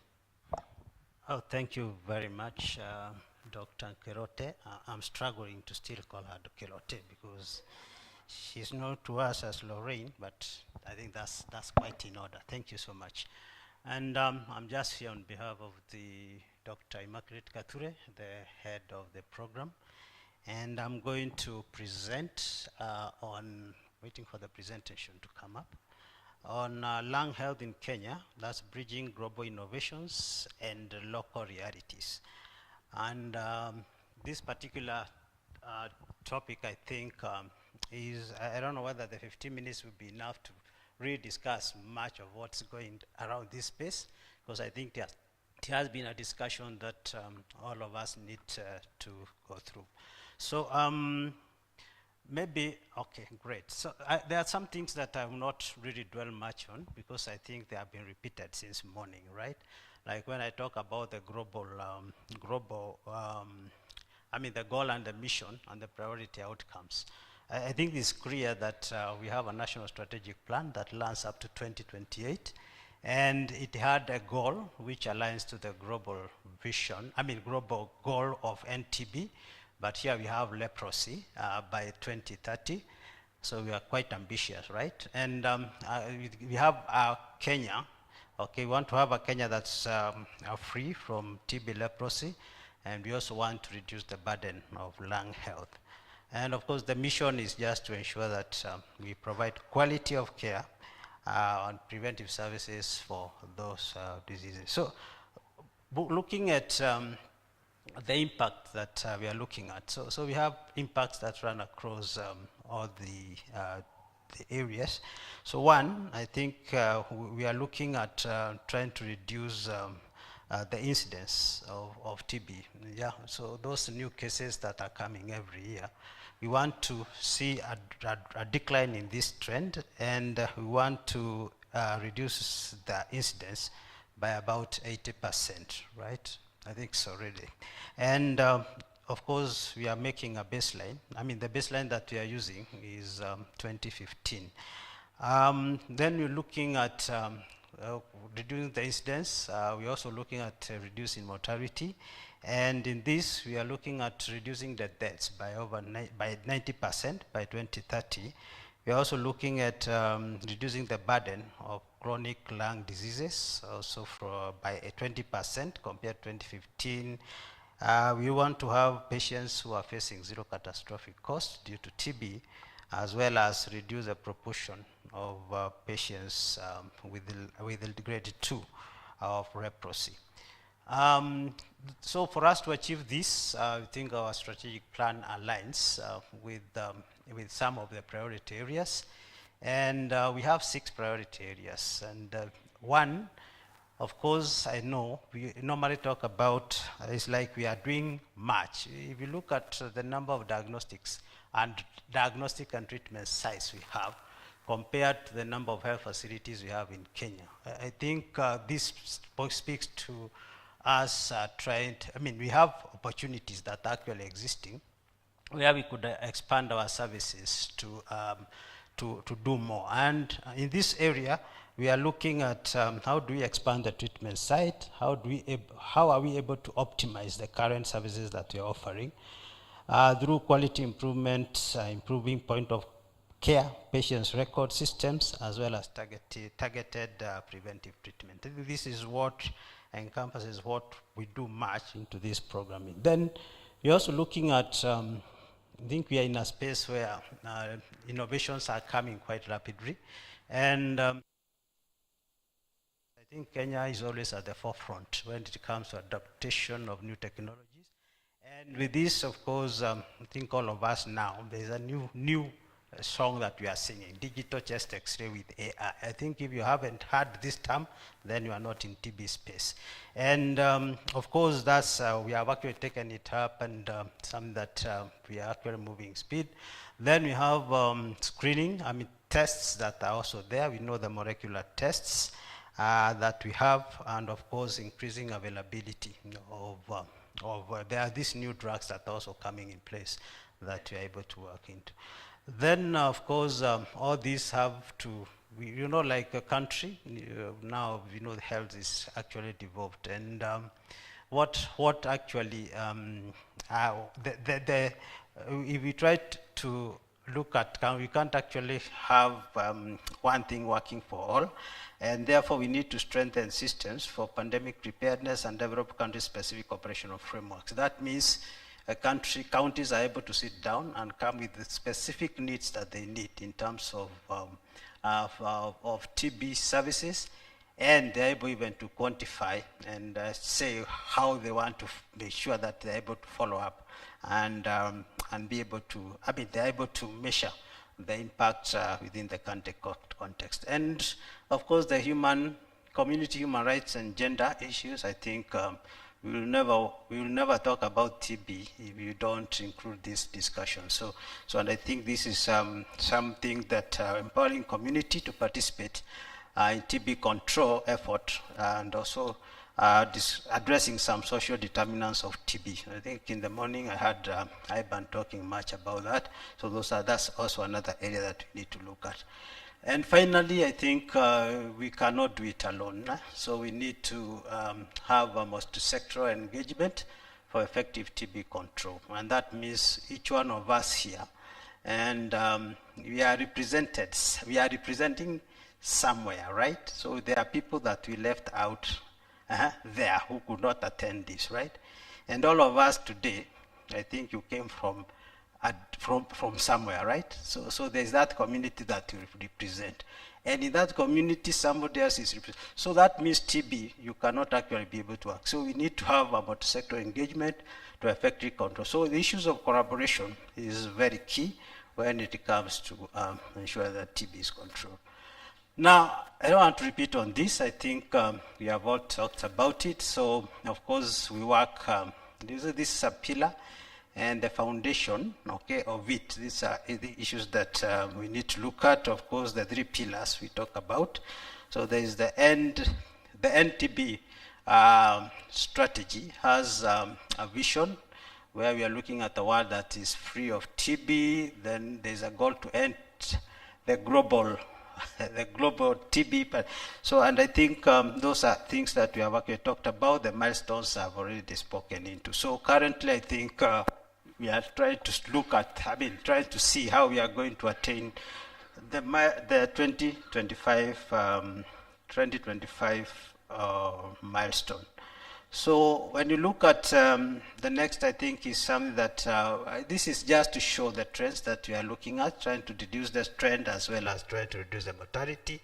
So, and as 2024, because we are looking at 41%. So we might be doing well, but we are supposed to be almost at about 7. So that means we are still yet to reach some of these targets as they indicated them. This is crowded, you might not be, but you see for us, TB, we start with the screening, right? And you screen and you diagnose. So we are looking at this space of what new innovations do we have in screening? What are those diagnostic tools that we have? And of course, for us, we are guided by, most of the time, we have actually been concentrating much of our screening at this level. Of course, it still remains. So there's the symptomatic screening. But again, the other tools that are coming in place that it's good to appreciate. That at the end of the day, we're asking ourselves, so if it's not TB, then what could it be? So, and I think that's the big discussion that we all have here. So now trying to go a little bit deeper, I'm going to look at the background of lung health in Kenya. And asthma and chronic obstructive pulmonary diseases, lung cancer, among health conditions of public health concerns, yeah. And post-TB lung disease, of course, is also another emerging issue. So there's also limited data, and that means we need to generate much data to inform programming at this level. And of essence is, of course, reported prevalence of asthma, I think from 3 to 28. So you see we are talking about a big range, right? Lung cancer, again, we are talking about 14th among the cancers with incidence of 790 cases, and is 12th mortality with 729 deaths. So translating to actually fatality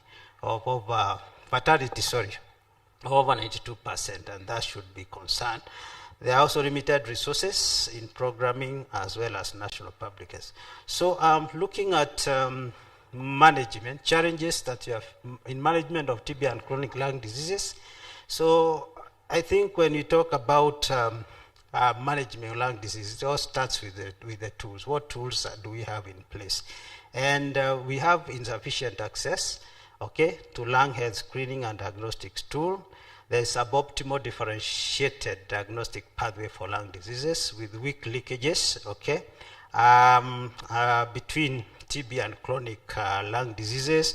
There is suboptimal knowledge of skill among healthcare workers on lung health, because at times, well, in TB space, we look much at TB, but we don't ask ourselves, if it's TB, if it's not TB, then what could it be?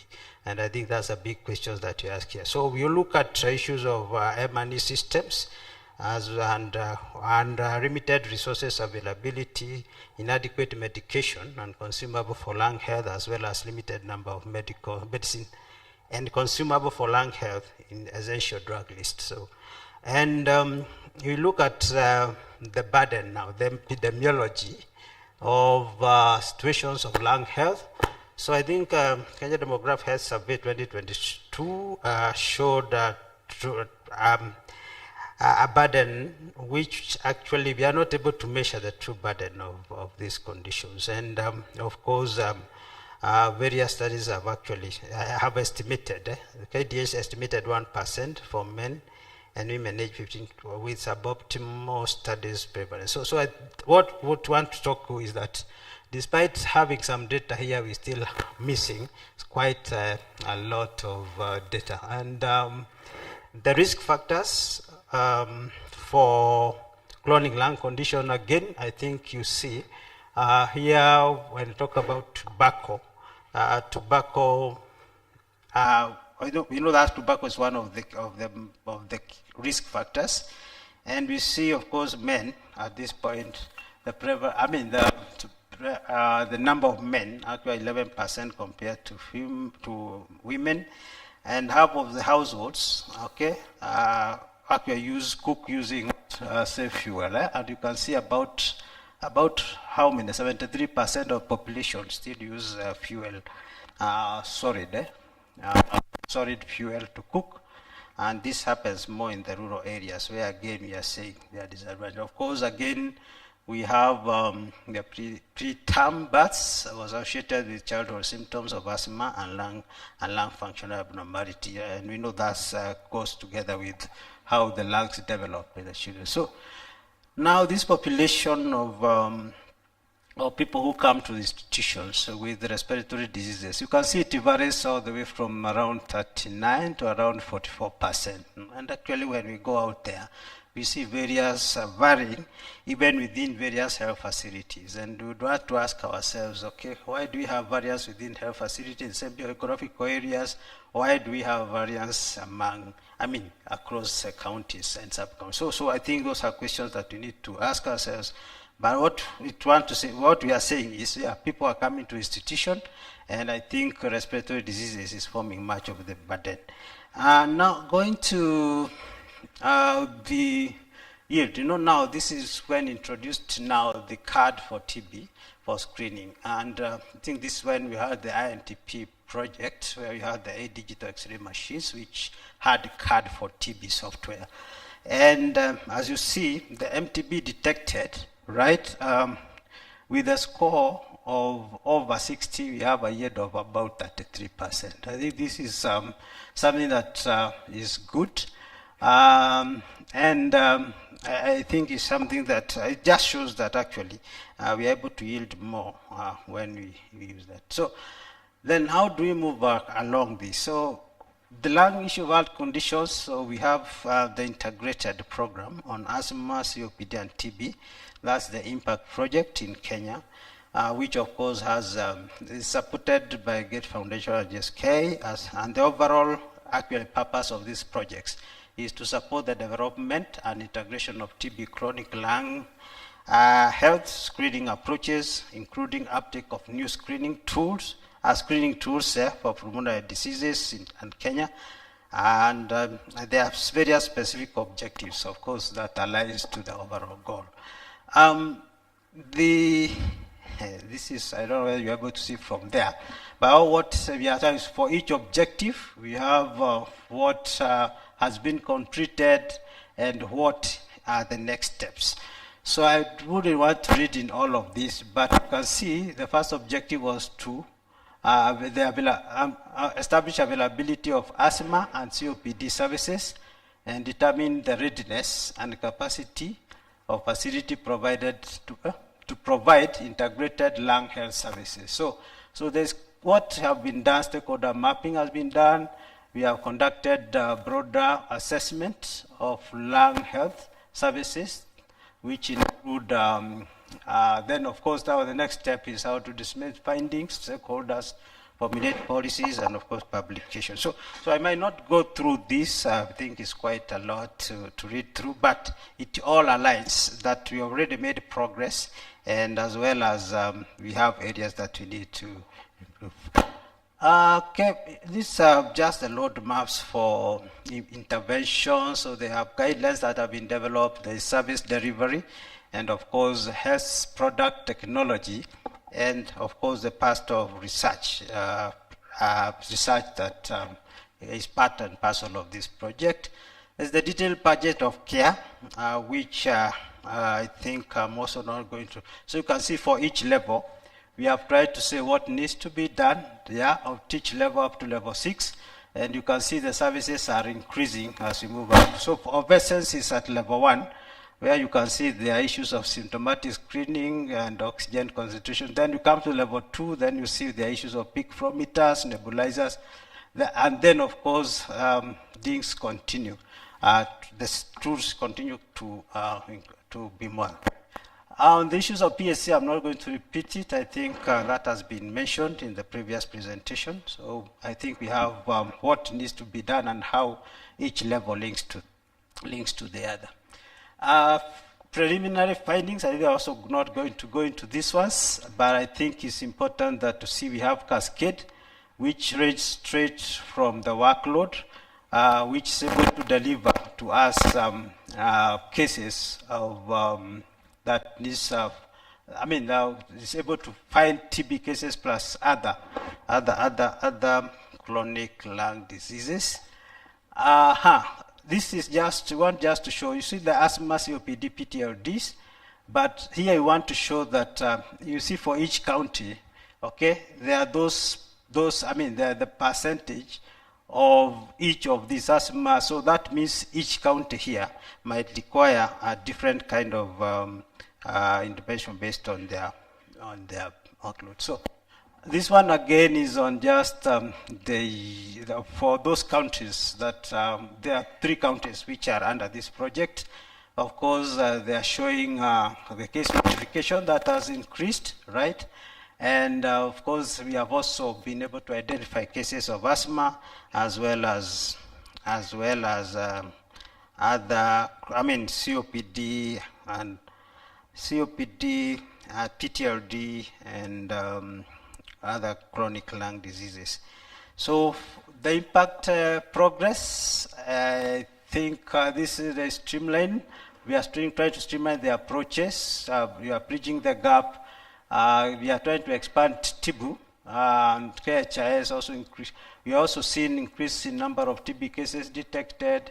The issues of health financing comments from discussion on increasing access to ensure coverage by benefit packages, of course, and of course developing guidelines that are going to help. Beyond that, so we have the computer-aided software. I think this is our way to go, but I'm not going to go into details of this because the system that we are already rolling out. So of course, you are looking at multimodal card. So then you can see quite a number that has been done, processed, and you're able to get presumptive, and you see about 13.6% cases. And you see other things that, other conditions that you are able to diagnose using the CAD software. Yeah, you can see all this, and of course, node group presence, which details. In the horizon, So we have high burden disease globally, and Kenya with limited human only. So that card is important, and we are trying to deploy it. Way forward, so we need to leverage on card for TB cancer, screening high risk populations, as well as strengthening diagnostics, and UHC agenda, and position Kenya as one of the country where we can do this. So thank you very much, and sorry for rushing the presentation, but thank you. Thank you very much. Thank you very much, Dr. SK. We appreciate that sometimes time is never enough, and there's a lot to share, but we also appreciate that these are updates that we can also engage you on. One of the things you've mentioned are the priorities for the National TB Program, and I took note that adoption of technologies was a key priority, and it came up severally, including leveraging the UHC. Multi-sectoral engagement is something else I noted was of key interest to the National TB Program, also reminding us that the National TB Program is all of us who are in this space, and then of course integrating TB actively with other diseases, other respiratory diseases. So thank you very much, Dr. SK. I would like to open this up for questions, but I'll take only 2 burning questions. So whoever raises their hand up first gets to ask a question, just 2 questions, and then we'll be inviting other panelists for another engaging panel session. Any questions? I know some more updates. Yes, I see 1 question there. Any other, so that we can, yes, and another one from Steve. Yes? Another mic? No. Yes. So as you ask your question, please clarify to whom you're addressing it, so that you can receive. Was there another question? I think there was one on that side, and one from Steve, and one last one from, all right, so those 2 are enough. Thank you. Okay, my name is Medi from Kiambu County. I have a question, 2 questions for Dr. Clarice. Number 1 is on evaluation aspects in terms of integration. The TB program heavily depends on cohort analysis to measure efficiency and effectiveness of treatment, where we measure clients' diagnosis, case implementation of treatment, and patient outcome at the primary healthcare. So moving forward, how are we able to address the aspect of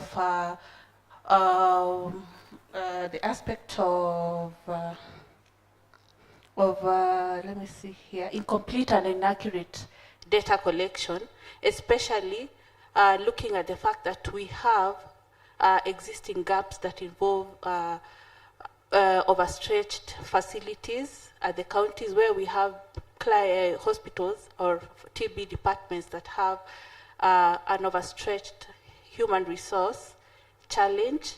And also number 2, the other gap that exists is rural health counties, where we have inadequate infrastructure that support data collection and transmission to the national level. All right.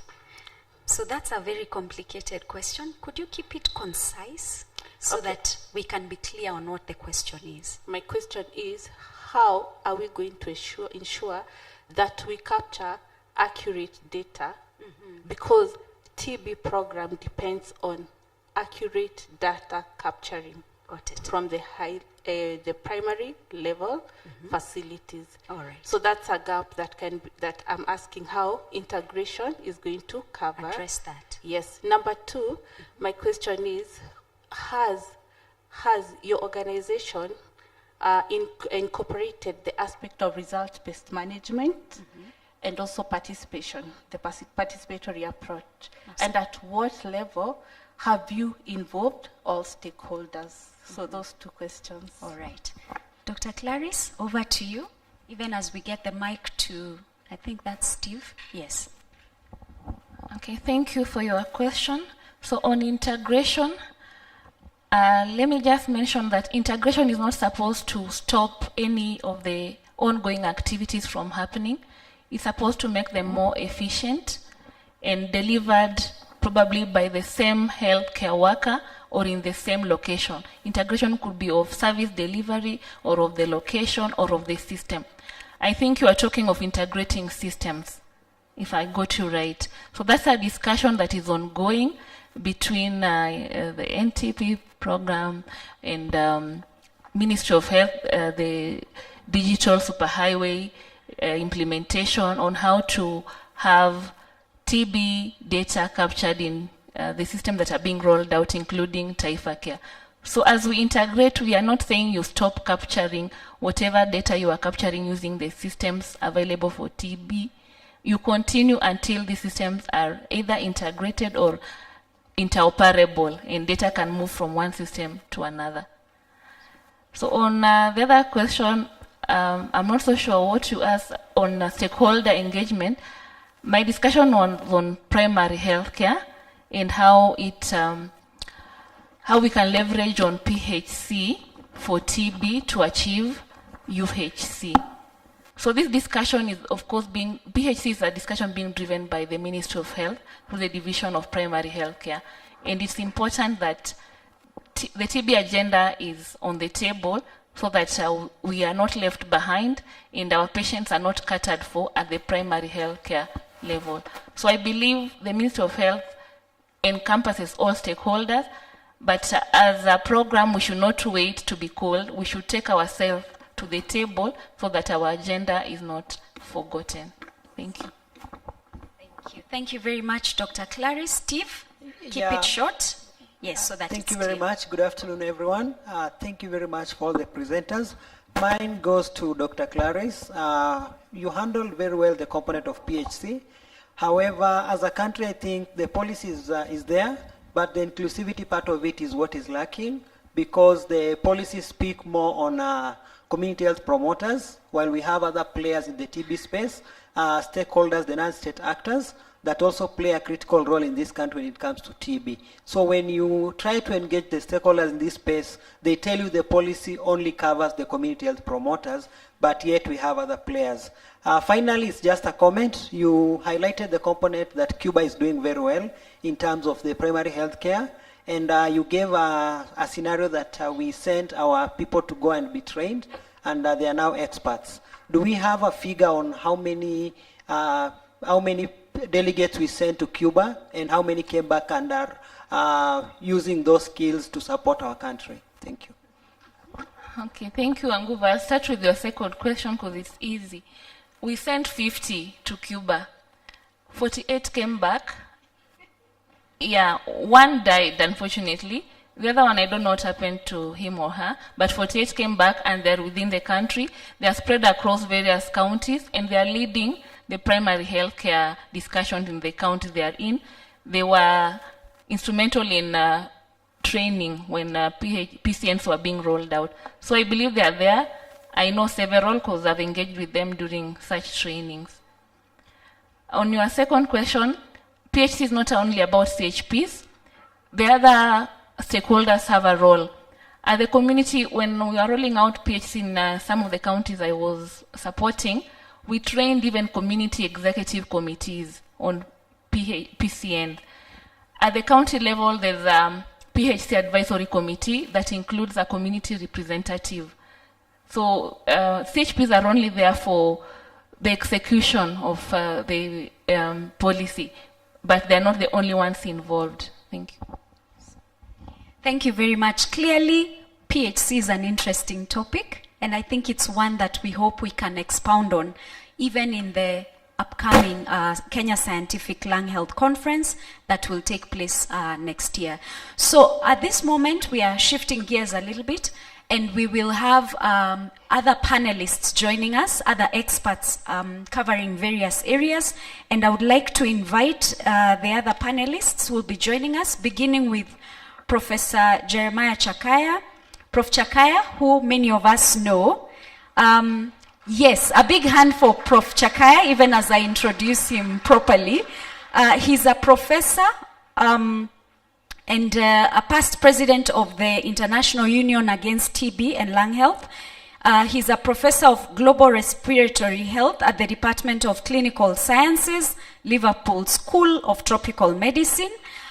He's a medical doctor, but also has a master's in internal medicine and has studied lung medicine at the National Lung and Heart Institute, University of London. He's worked as a TB and lung disease researcher at the Center for Respiratory Diseases at Cambridge, and also has held various global positions, such as being the vice chair of the Stop TB Partnership Coordinating Board, the chair of the Strategic and Technical Advisory Group, STAG, at WHO. He's the chair of Global Fund's Technical Review Panel. He's, like I mentioned, the past president of the International Union Against TB and Lung Diseases. And he's a founder member of Respiratory Society of Kenya. And he is also a member of the Pan-African Thoracic Society. So because his bio is like a full CV, I'll stop there. But I would like us to acknowledge him and give him a hearty clap. Karibu sana, Prof. All right.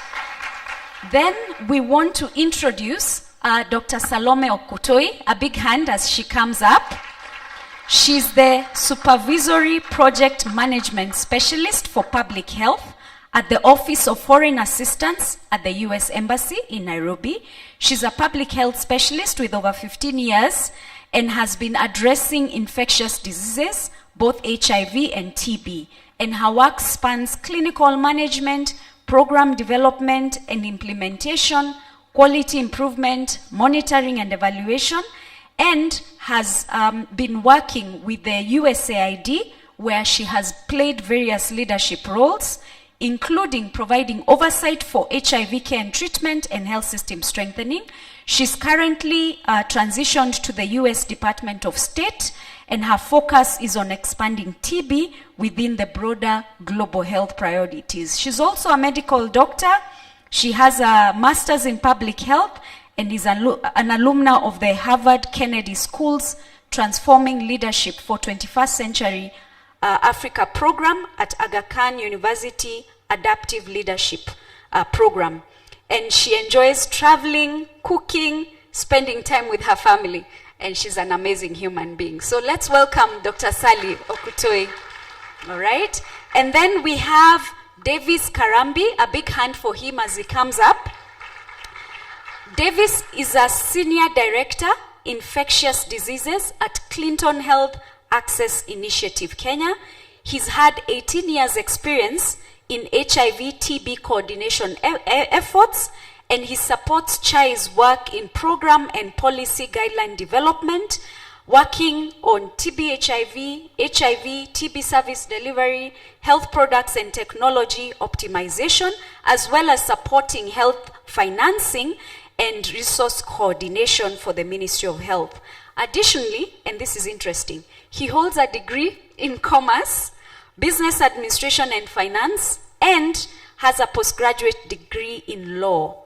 Very interesting chap. When you speak to him, he's very diverse in everything he does. Karibu sana, Davis. Yes, a big hand for him. And then lastly, I think we have all our panelists. I don't think I have left anyone out, unless I haven't. Yes, I think we have all our panelists here. So karibuni sana, and can I borrow this? Can I borrow this? Yeah. All right. So as we start off, we'll start off with you, Prof. Chakaya. You've been in the global health space for a very long time, and have also been part of various interventions and initiatives. And based on your expertise, we know that as far as RESOC, Respiratory Society of Kenya, is concerned, we would like to know from your expertise, looking from the global perspective and looking in as a country, how can professional associations like Respiratory Society contribute to the current discussions we are having on resource mobilization for lung health and also for clinical leadership? Over to you, Prof. Have another mic? Thank you very much for that question. And maybe I will deliberately try and disappoint here, because I think sometimes disappointing makes sense. Professional associations and societies primarily tend to deal with 3 or 4 things. One of those, especially for those of us in the clinical field, is to identify clinical needs and to set clinical standards for the management of various conditions. If you look at lung health, for example, and TB, one of the clinical standards, for example, for the diagnosis, say, of obstructive airway disease is spirometry and peak flows and what have you. One other clinical needs that I am not sure whether we'll hear about in this symposium is oxygen, long-term oxygen therapy, for example. All those we are doing very poorly in this country. So one of the things that we want to do as professional societies is to highlight these needs to programs that are dealing with public health. For me, as a clinician, I see people who need spiro, I need people who need oxygen, I need people who need bronchoscopy and so on and so forth. And if I do not mention this to people who are in charge of designing health programs and trying to reach as many people as possible with these very basic services, then what will happen? You will end up with a situation where programs that are being designed are not meeting the needs of people as seen by clinicians. So having done that, one of the things that we do is to partner with other people to be able to say, look, this is a clinical need, this is what your patients need, and this is what you as a program should do. By the way, for me, and this is the reason I got my hands, personally, I got myself into public health. There is no point in me treating my patients very well when everyone else is treating their patients badly. And that's why public health is important. So we support programs to be able to ensure that there are good clinical standards being maintained for everyone with lung health problems. And we then work with those individuals to be able to quantify, for example, how many spirometers we need, how many oxygen cylinders we need, or whatever it is that the needs are. And then we use that to advocate to our country, policymakers and those who finance health to be able to say, this is a clinical need, and for you to be able to meet this clinical need, this is what you need. And that basically is what almost all professional societies do, including the union, if you might, for those of you who are aware. The union is made up of people who are not just public health practitioners, but clinicians and researchers and what have you. And our job is to identify those needs and highlight those to those who are responsible for mobilizing resources. Are we very good at mobilizing resources per se as professional societies and associations? Maybe not very good at it, because maybe that's not really our job. But our job is to be able to highlight to public health people what the important things are for the individuals that we see in our clinics every day. Awesome. Thank you very much, Prof. I think you've already gotten us to the right place by thinking about the patient in mind, even as we are thinking about sustainable health financing. So thank you for that. I would now like to bring up this question to Dr. SK on behalf of the Ministry of Health and on behalf of the National TB Program. How is the Ministry of Health, and just pivoting from what Prof has shared and looking at the various needs that our patients have, things that many times as public health practitioners we do not fully maybe understand or think about, things like oxygen and the like. How is the Ministry of Health preparing to navigate the declining donor funding, ensuring that we don't only prioritize TB, but also look at other lung health needs, especially in light of what our patients need? Over to you, Dr. SK. Okay, thank you very much. And I think we all do appreciate that we are currently working within a space where the dollar is shrinking, right? And that means we need to sit back, to look back and ask ourselves, how do we best work with the limited resources that we have? So I think as a program, what has happened is that as a country, we have what is called a prioritized costed national strategic plan. That means that we can be able to have high impact interventions that can still reach the same the targets that we wanted, but with the same resources that we have. So, and this actually cuts across all the thematic areas like active case finding. And you see, like active case finding now goes beyond just the TB, but we are looking at TB and other lung conditions, because the question is, if not TB, what else could it be? So we don't leave the patient hanging just because they don't have TB, but they need to be linked to the essential care that they require within our health system. So I think that's one area that we can be able to look at. Two, I think, again, I think we have a lot of resources. In quotes, please don't mention that they said they're there. But we have resources, actually, because even here, if you look at us, we have resources. For instance, if I ask someone just to go out there and speak about TB, because they have this knowledge, do they really require much resources? I don't think so. It's just a matter of you having a forum where you can be able to speak to it. And I think looking at this, we need to see how then we mobilize domestic resources that we have. And on this, I think, for instance, now we are actually talking about increasing the government, of course, to increase allocation to TB program. And of course, it was a very high level of advocacy, which I think is happening now. And we hope that we are going to see this one happening.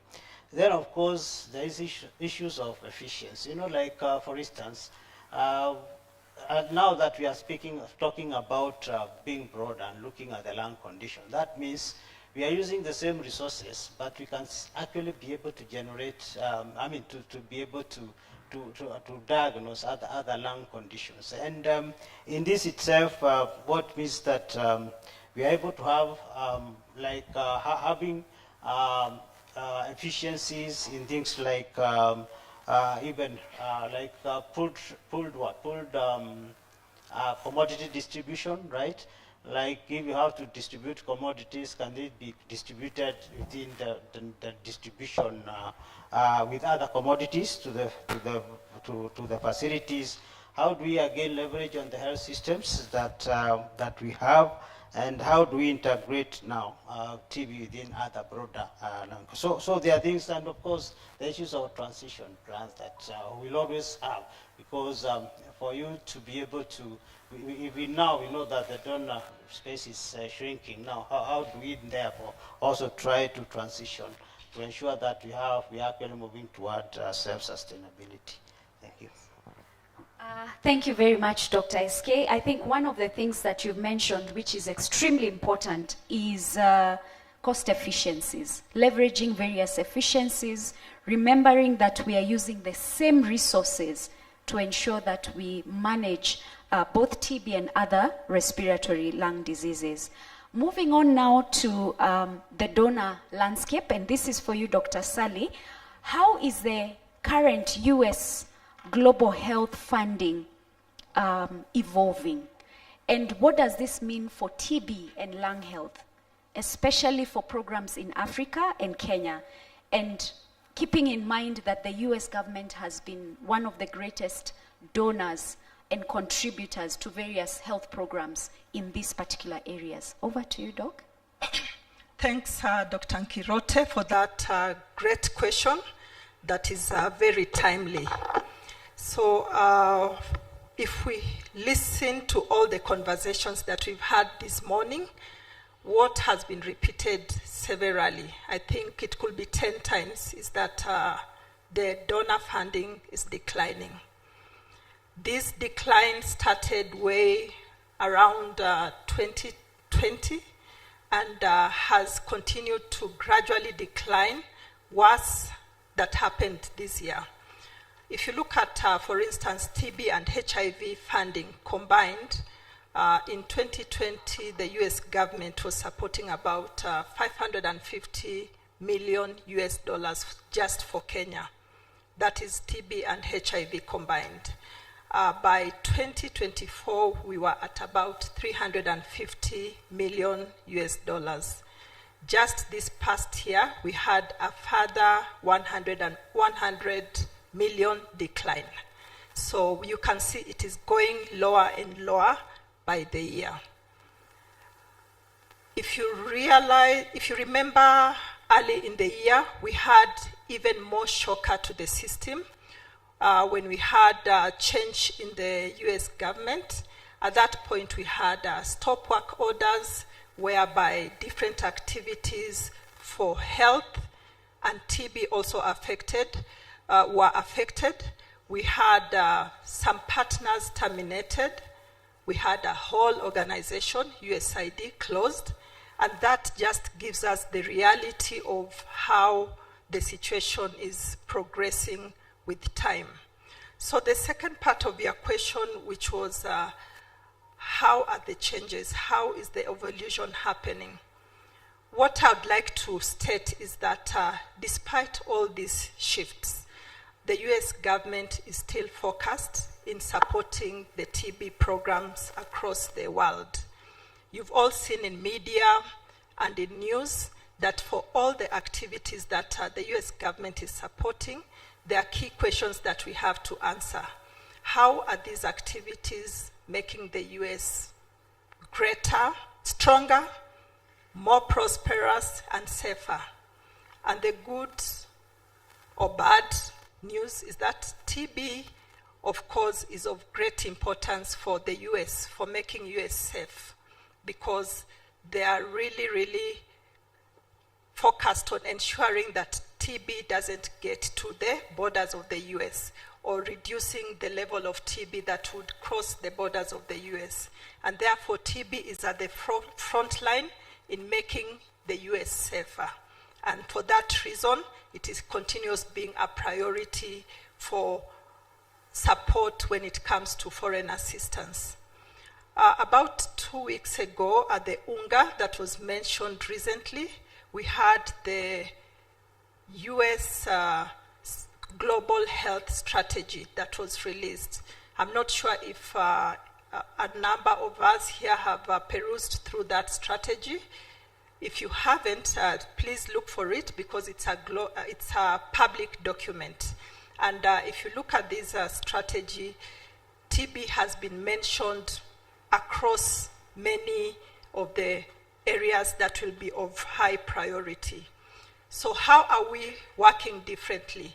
The US is still focused on supporting programs, but how the approach is happening is different. Number one, we are moving from the unilateral disease support to a more integrated approach. In the near future, you will not see the US supporting HIV separately, TB separate, global health security separate, but it is looking at it in a more integrated manner. And listening to the presentations this morning, I think it's the same direction that we as a country are taking. The second shift that is clearly documented in the strategy is that the US government is moving to work more closely with the governments through what we call the partnership agreements. And these partnership agreements will require co-financing from governments. This may be an opportunity, as we've heard from Dr. SK, that we need the government to increase the level of funding for TB. And this may be an opportunity because the US government will require the government to top up the support that they offer for all these disease conditions in an integrated manner for the US to put in additional funds on the table. We are going to be hearing more of government-to-government engagement, where the US government is funding directly the Kenya government, and these conversations are going to start. Therefore, as TB program, we need to look at how do we position ourselves in a sense that at these conversations, which will happen at different level, national level, at the treasury level, they've already started, at the level of the Ministry of Health, at the counties, to look at what are the areas that we need to be prioritized so that as the government puts in funding and the US government also puts additional funding, then we can see that we are achieving the milestones that we've planned for. Awesome. Thank you very much, Dr. Sally. Dr. Sally, you mentioned quite a bit on co-financing as far as where the US government is foreseeing us moving towards as far as financing TB and lung health. And we know that the Clinton Health Access Initiative, CHAI, has been really successful in driving efficiencies in various health programs.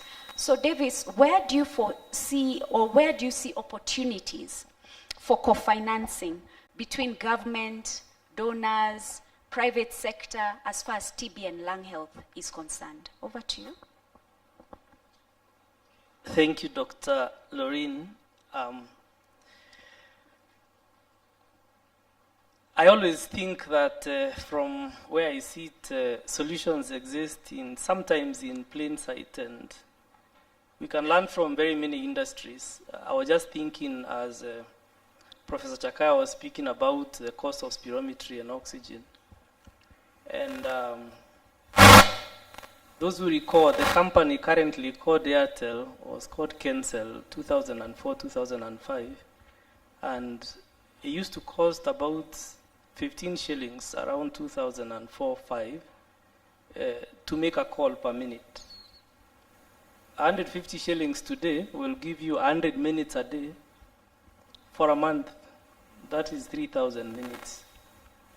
And so when you have to think about the cost of calling, because almost every Kenyan takes a call, those are the kind of things we could learn from.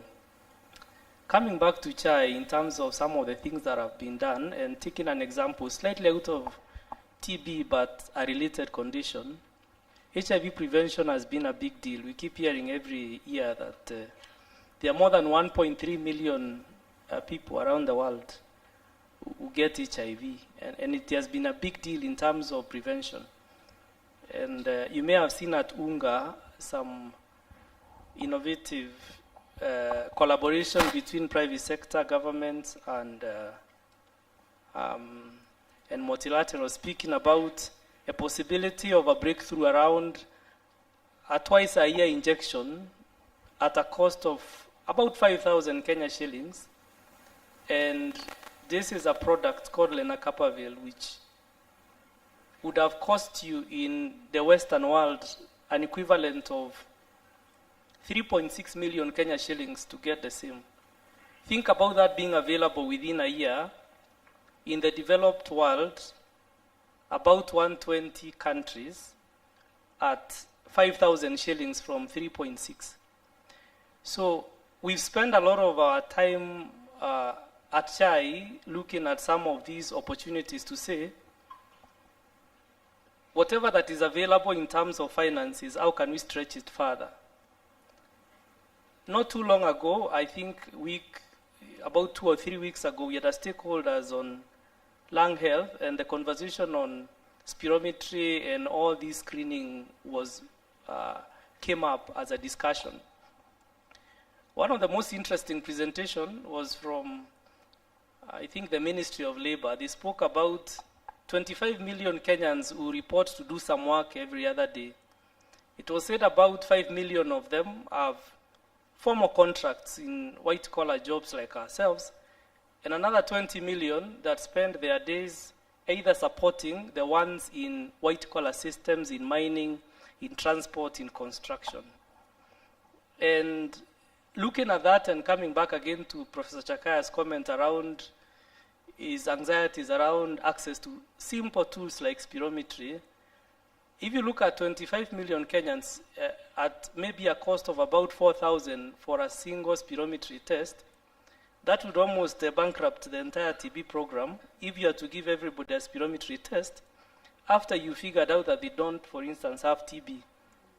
So the question then becomes, and I think we've been having those conversations as a country, how do we make this possible? Think about these 25 million Kenyans and ask ourselves, and this is one of the things we as CHAI keep asking the industry, how can we simplify this? There probably are very many Kenyans who will not access spirometry at any given time at a chest clinic just because of prohibition of cost. SHA will not take spirometry, for instance, at 4,000.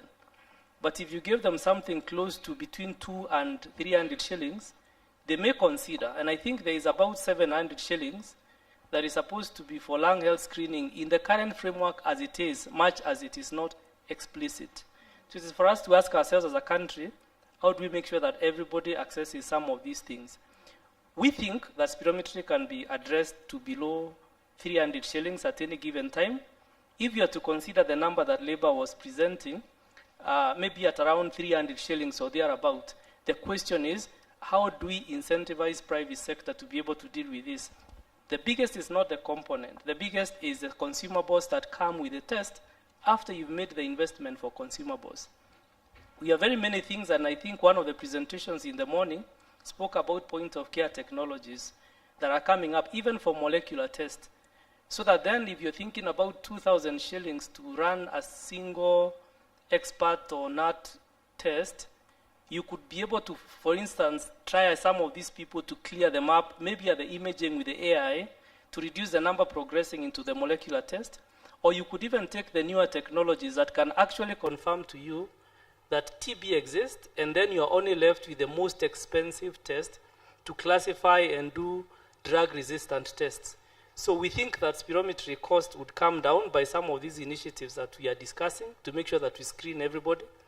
And secondly, there's been a lot of investment around, again, Professor Sakaya spoke about oxygen. I know that CHAI has done a bit of investment with United and governments. Kenya and Tanzania are one of the faster beneficiaries. I'm told based on the numbers that we've seen, with about 8 billion investment for the country, we expect that oxygen, for instance, will drop by, worst case, 40%, probably by more than 60% within the next 1 year because of diversification of oxygen production and how it's delivered in facilities. So the question should not be that I know that we need to be bothered that the resources are shrinking, but we should take the same resources that we have to determine how these resources are deployed. The last point I was going to make around this health financing and innovation around it, if you are to look at the numbers inside the national health accounts, and you are to think about this shrinking in its current form, government is about 47%. Out-of-pocket spending is 24%. Private sector and donors is about 29%, and 11% of that is by insurance.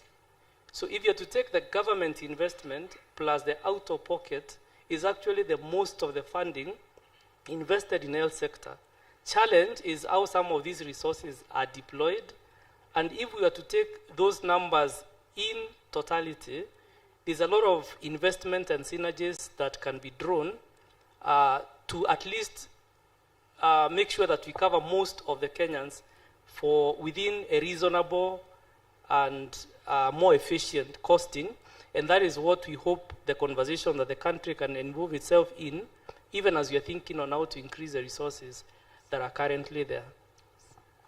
Thank you very much, Davis. We see why you have a bachelor's in commerce. I think you've put on your health economics hat, and we appreciate that. Thank you. The next question I have, and just pulling from something you've said about looking at what resources we already have and seeing how we could stretch that dollar. The next question is for you, Dr. Clarice, and just thinking as an implementing partner, we know that Center for Health Solutions, Kenya CHS, has piloted and scaled various high-impact TB and lung health models and innovations. So what lessons can we draw on how to sustain and finance some of these innovations once donor funding sort of transitions and so forth? Over to you, Dr. Clarice. Thank you, Dr. Nkiroche, for that question. So I'll start by giving you an experience we had recently with my colleague, going around to assess some digital X-ray machines that are being supported by CHS, which are part of the innovations that CHS has been rolling out in the country. So the findings we got varied across facilities.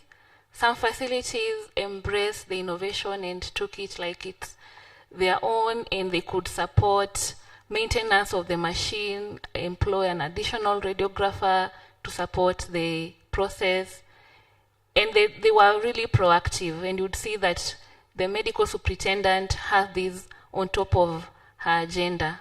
She's concerned about this innovation because it is a facility asset. In other facilities, the story was different. It was viewed as a donor project. The facilities are not concerned. They don't know how the machine is maintained, who pays the license. So for me, I think for sustainability, we need to bring the government, both national and county, on board as we roll out these innovations. And they need to understand clearly at what point in time the donor funding will be declining or eventually ending, and they have these in their budgets.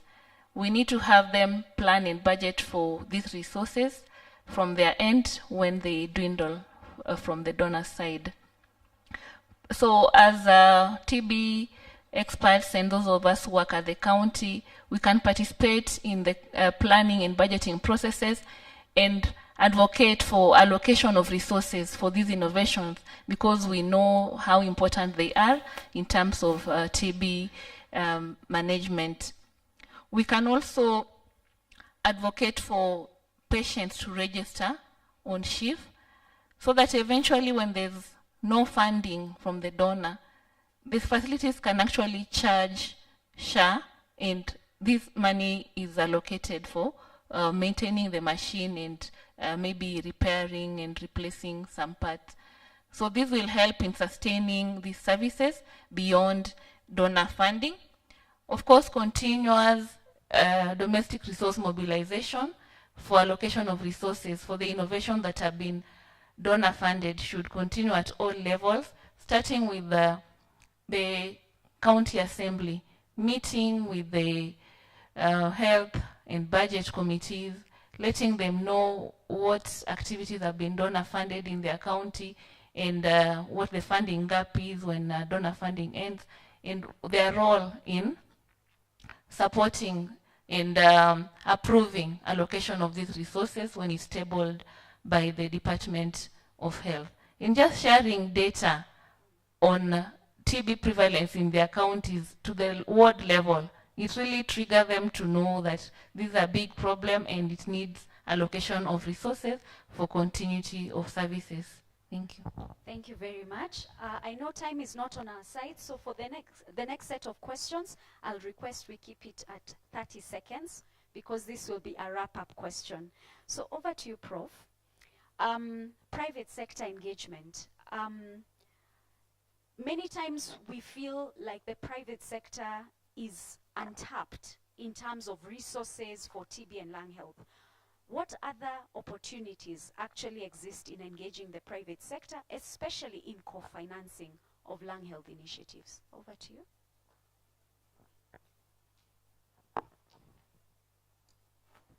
Good question, and I would actually want to start by saying you are the private sector. Each and every one of you is earning some money. Some of you are into business, keeping chicken and goats and all sorts of things. You earn something, and you can contribute to the TB response. One of those things is like what I see in India. In India, they have said, for example, many of your TB patients don't have food, and they have a program there that is called Adopt a Patient. So you give that patient, you decide whether you buy them food yourself or you send vouchers to some place where they get. So anyway, all of us can do things for TB. I am told that when we start earning money, there are 3 stages in wealth management. Davis might correct me here. There's the gathering stage, then there's the stage of preserving it. You don't want anyone to take it away. And then as you grow a little older, you realize it's all vanity and you start giving it away. Okay? And there's a lot of people in this country who have reached that vanity stage. We need to tap onto them. There are very, very many. I had a haircut. I get kiwied every so often. Otherwise, I would all be brown and white in my whatever. And my hairdresser is an Indian girl.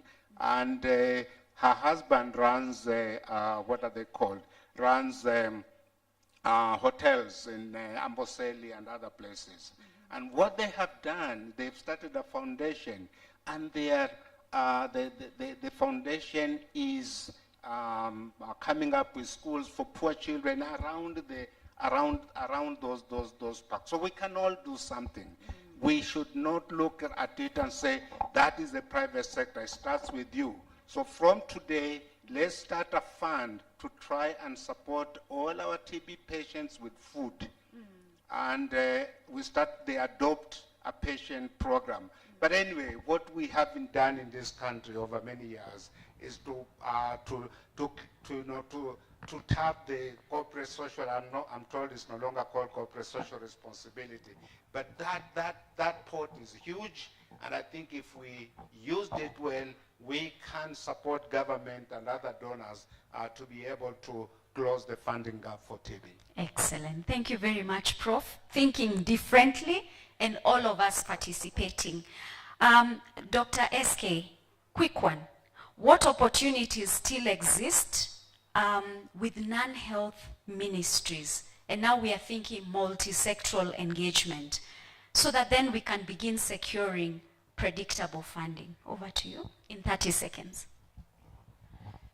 Well, okay, I think one thing I would say is that TB exists where people are. And people are in all sectors.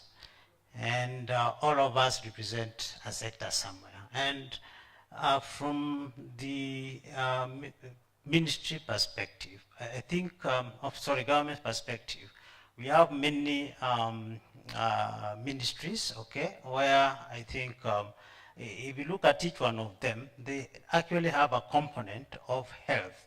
If it's workplaces, there's workplace policies that actually spells out how things should be done, especially when you have a worker who has actually had diagnosed with a certain condition.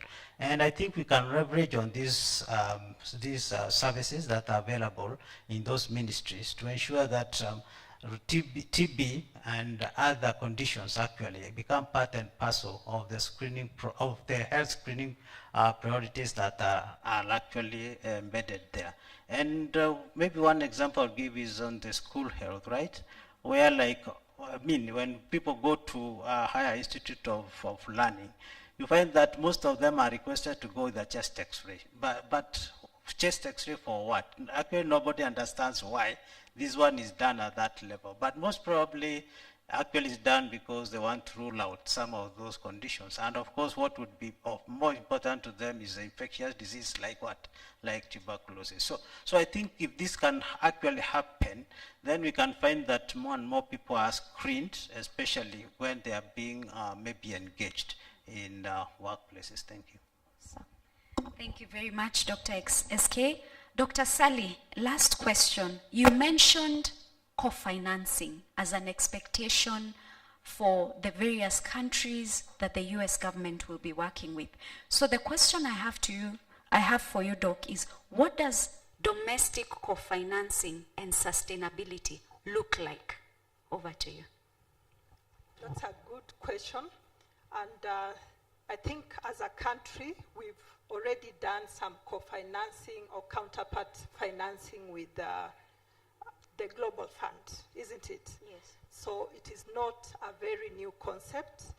And how it will look like is that over the next few months, the US government will sit with the government of Kenya at all different levels, looking at all the areas that the USG has been supporting.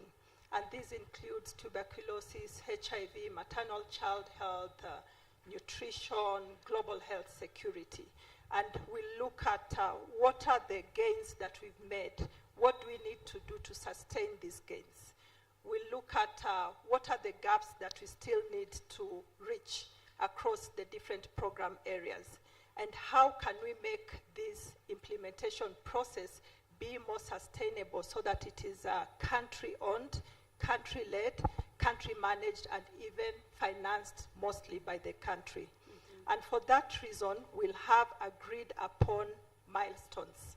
For all these milestones, the question will be, if the US government puts in X amount, can the Kenya government put in Y amount? How can we increase that amount over the years so that we agree that over the next 2 or 3 years, we need to reach this goal, but at the same time, we need to make sure that we as Kenya are able to manage our own public health system.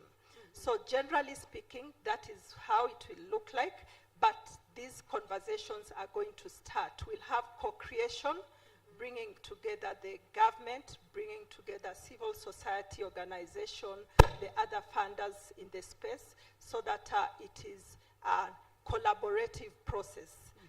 We need, as a TB program, to look at what are the shifts that needs to be made, for instance, in the policies, in data and technology, looking at sample referral networks. How can we enlist these milestones as key aspects that we need to achieve for funding to continue being unlocked? Because that way, we are holding ourselves accountable as Kenyans, as a program, and even receiving the support from the US government. Having said that, the support that has been prioritized, and when you look at commodities, for instance, the US government supports both through directly through the Department of State and also through the Global Fund. That is an area that has been prioritized in that it will continue receiving support. The second one is the frontline healthcare workers. We have the healthcare workers that are USG supported at the site level. That will continue. And the third one that is being prioritized is the data systems. For instance, we've talked about the TB system earlier in the morning. How can we ensure that that is right from point of care and also interoperable, directed within the digital superhighway, so that we can know that it is not just relying on donor funding, but it is country managed and country financed over time. So I'll stop there for now, but these are conversations that hopefully over the next few months, because we are supposed to have compacts by 31st of December. That is the cooperative agreements or the partnership frameworks with the national level and the various counties. So we'll continue engaging all of you at different spaces. Awesome. Thank you very much, Dr. Sally. Dr. Clarice, a question for you in 30 seconds. Based on your on-the-ground kind of experience and looking at the shrinking donor envelope, what partnerships specifically do you think can ensure continuity of services specifically for patients? Over to you. Thank you, Doc. So I'll start with what I presented earlier. We need to leverage on PHC to ensure that we provide TB services at level 2 and 3 and even at the community. You saw in the slides I presented the primary care network. These networks are led by a multidisciplinary team at the hub, and they are able to plan for outreaches based on the needs within that area. And if TB is a priority, then they will be planning activities, maybe outreaches to address TB screening and other related activities. And these are government-led initiatives, so it will not depend on any donor, and therefore it will be sustainable. We need to leverage on SHA a lot. ensure that our patients are registered on shift, as I mentioned earlier, and have a discussion with SHA that there's a package for TB patients, so that services are not just seen to be free. They are free, yes, to the patient, but someone is paying for them, and that someone is slowly but steadily withdrawing. So there's need to have an alternative means of paying for these services. We need to embrace the private sector also in providing TB services. For these will be sustainable. And PHC facilities include even the private facilities. They are part of the PHC. So they should be embraced and provide these services.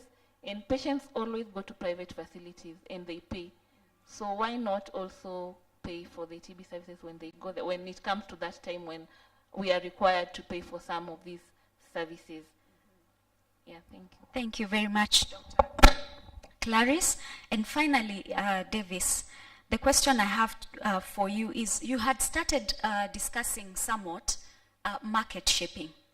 And to what extent, or what would you propose for us as far as market shaping for TB interventions to make them a lot more attractive for funders? Your thoughts on that? Over to you. 3 things. 1, make the facility improvement fund work and retain it in those facilities is a law.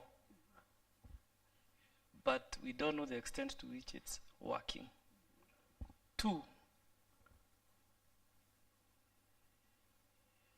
maybe we need to think as a country on how to have what is called pay for service. You know, in most cases, if you left private sector or even government health facilities, be able to run and say, you can find a service that is not possible or is not available in KNH, but you can find it in KU. They are both public health facilities. If you go to KU, you may find PET scan. I don't know that they have it.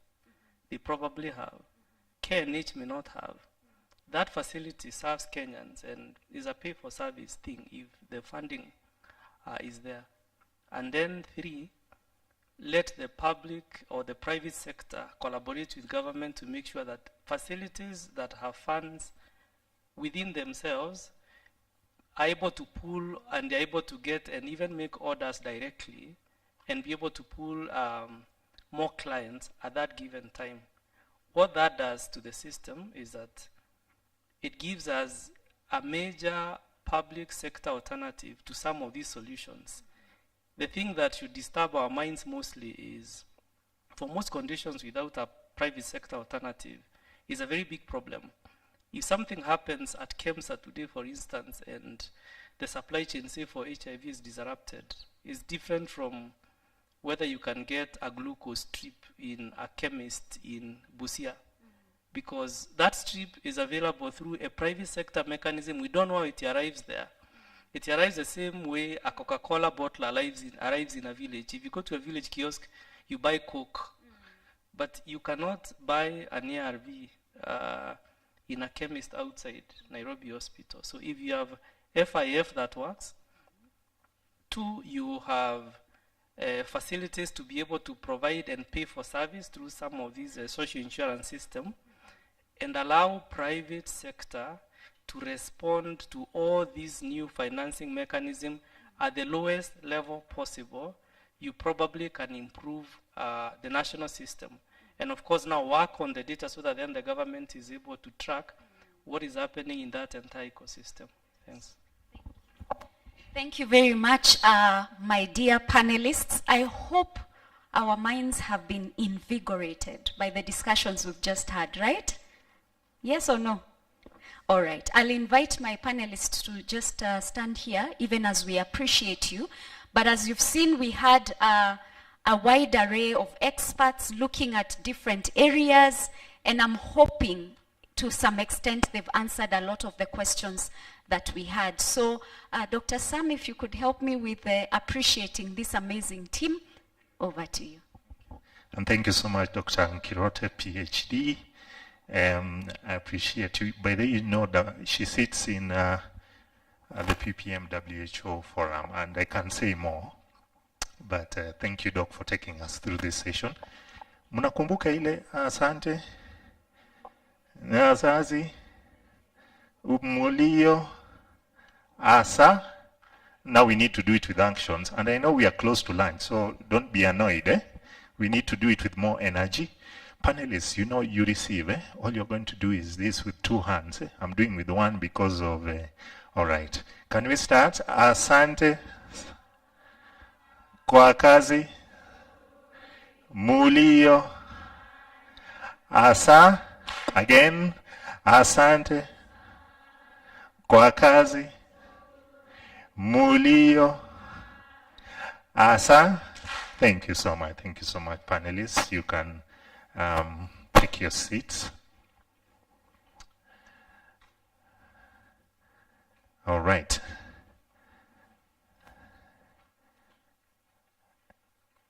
Najua tuko karibu na lunch. Mnasikia vile nimeanza hiyo statement. We are close to lunch and we need to discuss something a bit. We have 1 session to go. Is it agreeable that we can take it, then we break for lunch? Is that okay? Tuko pamoja? Awesome. So our next session will be led by Christine Mwamsidu. Christine, are you there? Oh, amazing. She's coming down. And this is about TB prevention strategies. And our rapporteur is Edel Sakwa. Edel, where are you? Edel, are you there? I'm looking for you. All right, Grace, you can help me if Edel is not around to take some notes. Karibu sana. Good afternoon. So thank you very much. So the next session is going to be about TB prevention strategies. And yeah, TB prevention strategies are becoming, will become strong if we look at them at various levels. And for this session, we are going to focus on TB preventive therapy, vaccines, and nutrition. My name is Christine Mwamsidu. I work for AMREF under the Global Fund Grant, and I lead community system strengthening strategies. So I will call out our speakers to come in front, and then I will be introducing them one by one as they do their presentations. So we have our first speaker being Grace Kwamboka. Can we all welcome Grace? And then we have Dr. Videlis Nduba.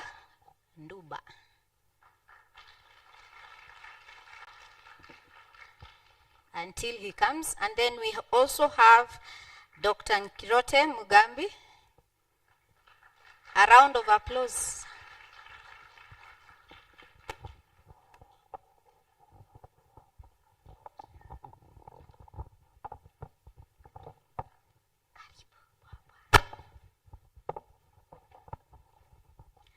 Okay, so the presentations will start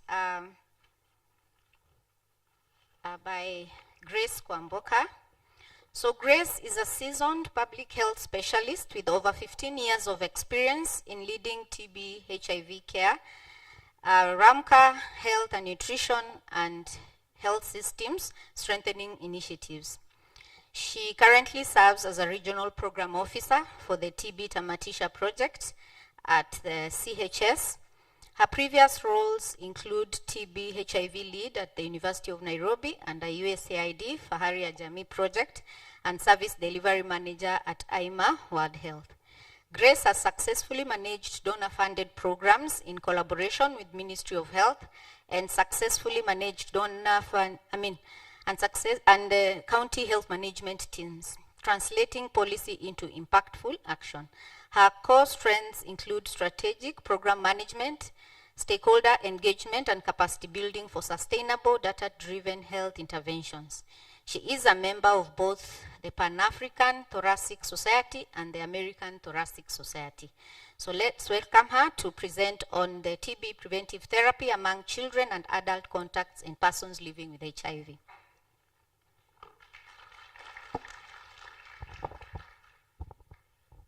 So good afternoon. As I wait for the presentation to be loaded, we are going to look at a very interesting topic, and I know as a country we are really struggling when it comes to TPT, that's TB preventive therapy. We are going to look at TB uptake, TPT uptake among children and contacts and people living with HIV, that's PLHIV as we normally call them. So this is just looking at the Kenya TB prevention strategy and guidelines. Actually, this presentation I'm making on behalf of Grace Kalwai, who is the TB HIV focal person at NTP. And this is also a collaborative effort between NTP and NASCOP. I know in the morning, Eban took us through the National Strategic Plan 2024-2028 and where we've come. And for TPT, we have to initiate about 681,000 people on TPT by 2028. And we also have this strategic document. We have the ART guidelines, where it's clearly indicated that we need to initiate TPT for all PLHIV, all eligible. And also for the TPT management guideline, where we need to expand TPT for all at-risk groups. So in terms of the TPT regimens that we have, we know we have the 3 HP that is given once weekly. We have the 3 RH, and then we also have the 6H, that's the isoniazid, 6 monthly daily dose. And then as a country, we're also adapting the levofloxacin for DRTB contacts. So this is just looking at the global picture. We have the global number of people that were provided with TB preventive therapy. That's 2015 to 2023. We can see the progress. So far, as at that time, 2023, we had 4.7 million that were put on TPT. And you look at the household contact, there has been an increase, though a slight one, from 0.76 to 2.7 million people. And you can also see the coverage among the household contacts has also increased. If you compare to 2015, where it was at 1%. Then when you look at the coverage among the newly enrolled PLHIV, and I know that's where we're going to dwell, because we have a problem as a country, we have dropped significantly from 68% in 2019 to 56% in 2023. So in the United High-Level Meeting 2023, the targets, we have to reach about 90% to initiate the TPT coverage among people living with HIV, because we were at 56%, and we need to get to 90% by 2027. And also the TPT coverage among the household contacts, because we know when we have a bacteriologically confirmed case, we need to initiate all the contacts on TPT. So we were at 21%, and we need to get that to 90% by 2027. So this is the TB burden, the estimate of TB burden by 2023. I'm not going to dwell so much on this because this was covered in the morning, though the focus area is on the household contacts of the bacteriologically confirmed TB cases, the ones that we put on TPT. We have a huge gap. We are currently at 38%. So this is the different risk groups that we have and the number that we've managed to initiate on TPT as at 2024. So among the PLHIVs, and I'm going to show you in the next slide that we have about 1.3 million, we have about 1.3 million people that are living with HIV. That is as at 2023. But so far, we've managed to initiate 70%. And for the household contacts, we've managed to initiate 26% on TPT. And for the healthcare workers, we've managed to initiate 3%, very low again. And I'm going to show you in terms of the counties' progress and which counties have the highest burden when it comes to TB among the healthcare workers. We also have the prison and the prisoners and the prison staff, where we're at 1%, and other clinical risk groups at less than 1%. So this is the HIV burden in Kenya. That is as at 2023. We can see our HIV prevalence was at 3.3. We have about 1.3 million people that are living with HIV. We have 71,000 who are children between 0 to 14 years. And if you look at the prevalence between male and female, we have the highest in the females. And as at 2022, we had about 10 counties that were contributing to the highest burden of HIV. Of course, among them, the Nairobi, Kisumu, the big cities, and also Kiambu is among those counties. So this is the completion rate that we've had. I don't know whether it's visible from your end, but the blue bar is for the adults and the green bar is for the children. So we have pretty good coverage when it comes to completion, when it comes to adults, but we are still struggling for children. I think at 87 for the adults and 78 thereabout for the children in terms of the TPT completion rates among the people that are living with HIV. So the focus should be then, because we've really saturated among the people that have been on treatment for quite some time, where we have a huge gap is among those who are newly initiated on ART. So you can see our progress overall at 69% among those who are newly diagnosed. And there's that focus that now we need to ensure that we are doing at around 95% or initiating TPT. So we had 56% people living with HIV who are newly enrolled in ART, and we have a target of 90% by 2027. So we still have a huge task ahead of us. And among the contacts, we are 21% among those who are initiating on TPT. So this is just the overall TPT uptake among those who are on treatment and those who are newly initiating on treatment. So the first bar will show us just the overall where we are, and you can see for those who are currently, those who are initiated on TPT, we've done pretty well at 96% as a country, and those that are newly initiating, we have 58% overall for the country.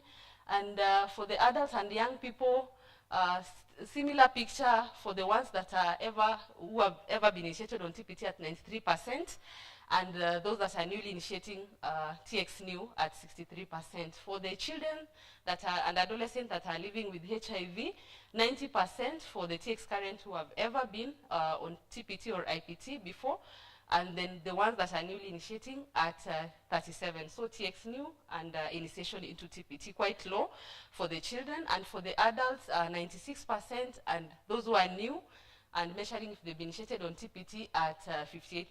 Very low progress when it comes to initiating TPT among those who are newly diagnosed. So this is a similar picture from what ABAN presented for the national level. This is our progress for 2024. You can see we have, in terms of the index cases, because we expect a ratio of 1 index should give us 3 contacts, but I think we are doing at 1:1. So we are having a huge challenge when it comes to line listing of the contacts, because you can see we are at 37% and screening at 90%. So some work still needs to be done. We are missing quite a number when it comes to contact listing and management. Similar when it comes to what the difference between contact tracing versus contact invitation, because I know we talk a lot more on that at the facility level. So at 61% in terms of contact tracing, and I know this is not done purely by the clinician. We also have the CHPs who do a lot more when it comes to contact tracing. Contact invitation at 37% as a country. That is as at end of 2024. And I know this is done by the clinicians who invite the contacts to come to the clinic for screening. So this is the regimen. So we have quite a number at 70% who are on 3HP and 3RH at 28%, and we have 641 who are on isoniazid. You might not be it might not be very clear from your end, but this is where we are as a country when it comes to household TPT initiation rates by each county. So as a country, we are at 87%, and then we have other counties who have done pretty well at 89, 95, and some at 98 and 99%. Then on this other side, starting with Taita Taveta, we have 39%, so still struggling when it comes to initiation of TPT for the contact, some at 68%, Nairobi doing about 84%, we have Turkana, we have West Pokot, so we really need to move this to above 90%. similar to what I just mentioned earlier, we are struggling with contact management, especially for the line listing. We have bacteriologically confirmed cases, because I know we mentioned about expanding molecular testing, but we are not actually getting those cases to ensure that we are screening them and initiating the ones who are eligible for TPT. So for below 15 years, again, a similar picture for the children. And you remember these children are living with these adults in those same households, but we are having a very big challenge when it comes to initiating them on TPT, even just listing them and screening and initiating them on TPT. We are having programs, we're having even free chest x-rays, but we're still having a huge challenge when it comes to TPT initiation and contact management among children who are below 15 years. So what are we doing as a country then? There have been strategies in terms of ensuring that we are scaling up pediatric case finding and prevention. There's been collaborative efforts, joint coordination between the HIV, TB, and NCD programs. There's been guideline development just to incorporate all the other aspects, including advanced HIV management, OI, and operational manuals. We have had integrated trainings for the healthcare workers, and there's also an ongoing IMCI protocol updating. We've also adopted new strategies. We have, as a country, I know by next year we are going to move to 3HP adoption to our children. Some counties piloted the expert stool testing for our children. And then we also have the digital chest x-ray with AI. There's a planned validation study that is going to happen. So for the national, again, because TPT you can see, especially for the contacts, we are having routine and monthly progress reviews with the county just to monitor the progress. Some of the, again, strategies, we've had the trainings for the healthcare workers, as I had mentioned. Those are some of the pictures. We've had also advanced HIV training in our regional centers of excellence, and support supervision and mentorships for the healthcare workers. So when you look at the missed opportunities for children, so we have various counties. I may not go through all of them, but we have counties. Let's take an example of Bungoma County. So you screen, you have cases who are symptomatic, 337, but the ones that you put on TPT are 283. So we are still having gaps. We have children, they are available. Those are very low-hanging fruit, but we are not able to initiate them on TPT as expected. You can see even Kakamega and Kericho. Even for the rest of the other counties, like Mombasa, we have 86%. We have Nairobi at 79%, though I know there's work, it is work in progress. And Narok, you can see at 77%, because the expectation is if you've ruled out that these children do not have TB, then we expect them to start on TPT. So this is the healthcare workers in terms of TPT uptake and the TB cases. So we've had a total of 363 for last year, the healthcare workers who have TB. And we can see Nairobi, I think, is the highest at 52 healthcare workers who have TB. And you can see the distribution across the various counties. So what are we not doing well? We have TPT, there is IPC. So there's something that we are missing. And I believe we are seeing a surge in terms of the numbers of TB cases among the healthcare workers. So it's a question that we need to ask ourselves. And I think Iben asked us in the morning what we are doing. Are we preaching water and drinking wine? Something of the sort. So these are the gaps and recommendations. As I've mentioned, we have still suboptimal contacts listing, screening, and investigation.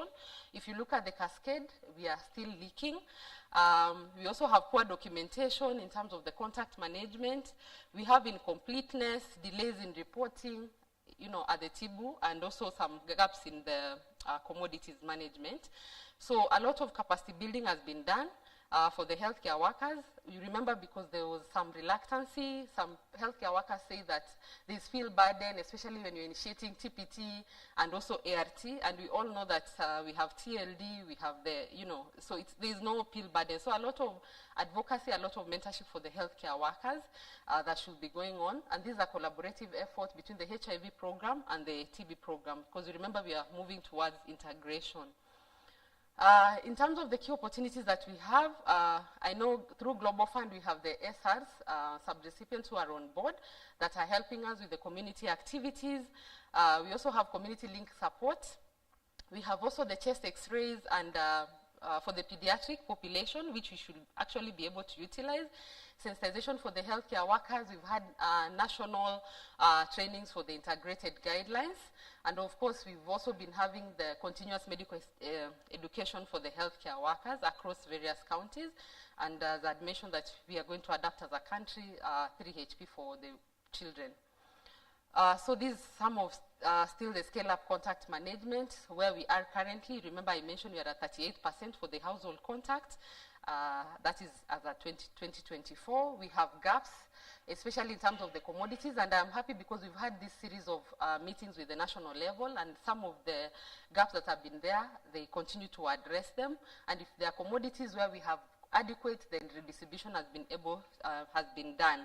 So in terms of the activities, of course, we need to increase initiation rate of eligible household contact and other target group in counties. And we have various activities because we need to start from the root cause analysis, why, and then we find out what we need to do differently. Then, of course, strengthen commodity supply and management. So demand creation, forecasting, and quantification when it comes to commodity management for both TB program and the NASC and the HIV program. So there's also monthly follow-up meetings for the various counties just to see and monitor the progress that we have. So this is the performance, lastly, that we've had so far for the half year. So we have counties that are doing pretty well and some that are still struggling on the red because we expect to initiate all the eligible contacts on TPT. So some of the best practices, we have like Nairobi where they are doing weekly follow-up just to monitor their progress, and we've seen very good uptake when it comes to TPT among both pediatrics and the adults. I think that's what I'd like to say. Thank you. Thank you very much. We have heard about the strategies that are there in the country with regards to TB prevention strategies and under the Children and PLWHIV, under TPT, and the gaps. Probably the big question is, will the strategies around point of care recording and reporting help with the line listing?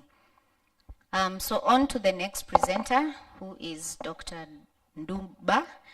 Dr. Nduba has 20 years of experience with tuberculosis research, leading studies examining the prevalence and incidences of tuberculosis in adolescents and young children, and developing local TB culture and immunology capacity, including creating a skilled team of individuals with the ability to process and store high-quality PBMCs for further TB immunology research. He has conducted TB vaccine trials that included biobanking protocols and extensive immunology sample collections and processing, with additional TB vaccine trials evaluations ongoing.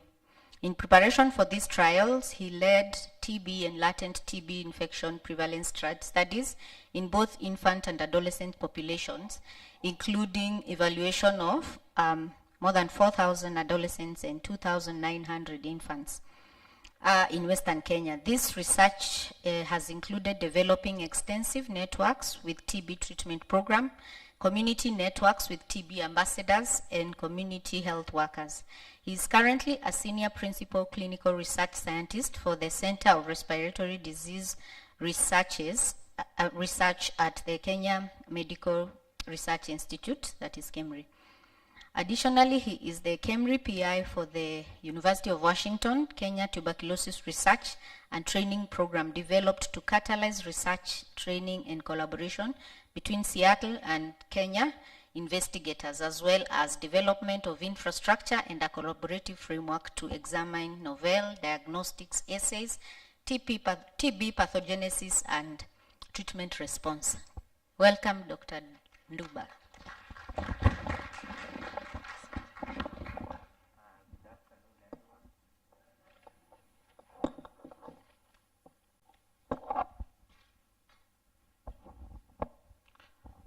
So I'll wait for my presentation to be loaded. Yeah, so today I'll be telling you about TB vaccine development and our country's role in this process. So with the NTB strategy, you know, there's a drive for preventive tools. So you've just heard about TPT, And the other major preventive strategy is vaccines. And then there's better diagnostics. And the third leg of this is shortened treatment. So if you do prevention, TPT and vaccines, you improve your diagnostics, so GeneXpert Ultra and all those innovations, and then you improve treatment, then the hope is we have a pathway to defeat TB. So if you look at this chart that I'm giving you, the current rate of global rate of decline of TB is about 2%. China and Cambodia have achieved 4% annually. Western Europe, after World War II, had a rapid increase in its economic status. So you know, with the Marshall Plan, billions of dollars were poured by the US, the formation of the UN, and then the surge again in the industrial age and presence of peace. We saw 10% annual decline. So for us to reach the global elimination target of less than 1 case per million, I think we need to bend the curve and achieve about 20% annually. So I've just stated that the current rate is 2% annually. If we could do 10% by optimizing the current tools, that would be fantastic. And then if we introduce an efficacious vaccine, that could bend the curve further downwards to 17%. And the question is, would that get us to where we are going? So you can't just do TB vaccine trials by saying I want to conduct a study. So you need to do some preparation. So I think it was in 2007 when the European and Developing Clinical Trials Partnership, which is a mechanism of the EU, wanted to create clinical trials capacity in Africa. So with a few of my collaborators, we saw a great opportunity, and we applied for a very huge DCTP grant. Actually, the total grant value was about £1 billion, and that allowed us to set up cohorts to examine TB incidence and prevalence in at-risk populations. And then we also built a TB culture lab, the Kemri-Kisian lab, which I think is actually used as a national reference lab currently. So for this cohort, we enrolled 5,004 adolescents. We did tuberculin and skin test surveys.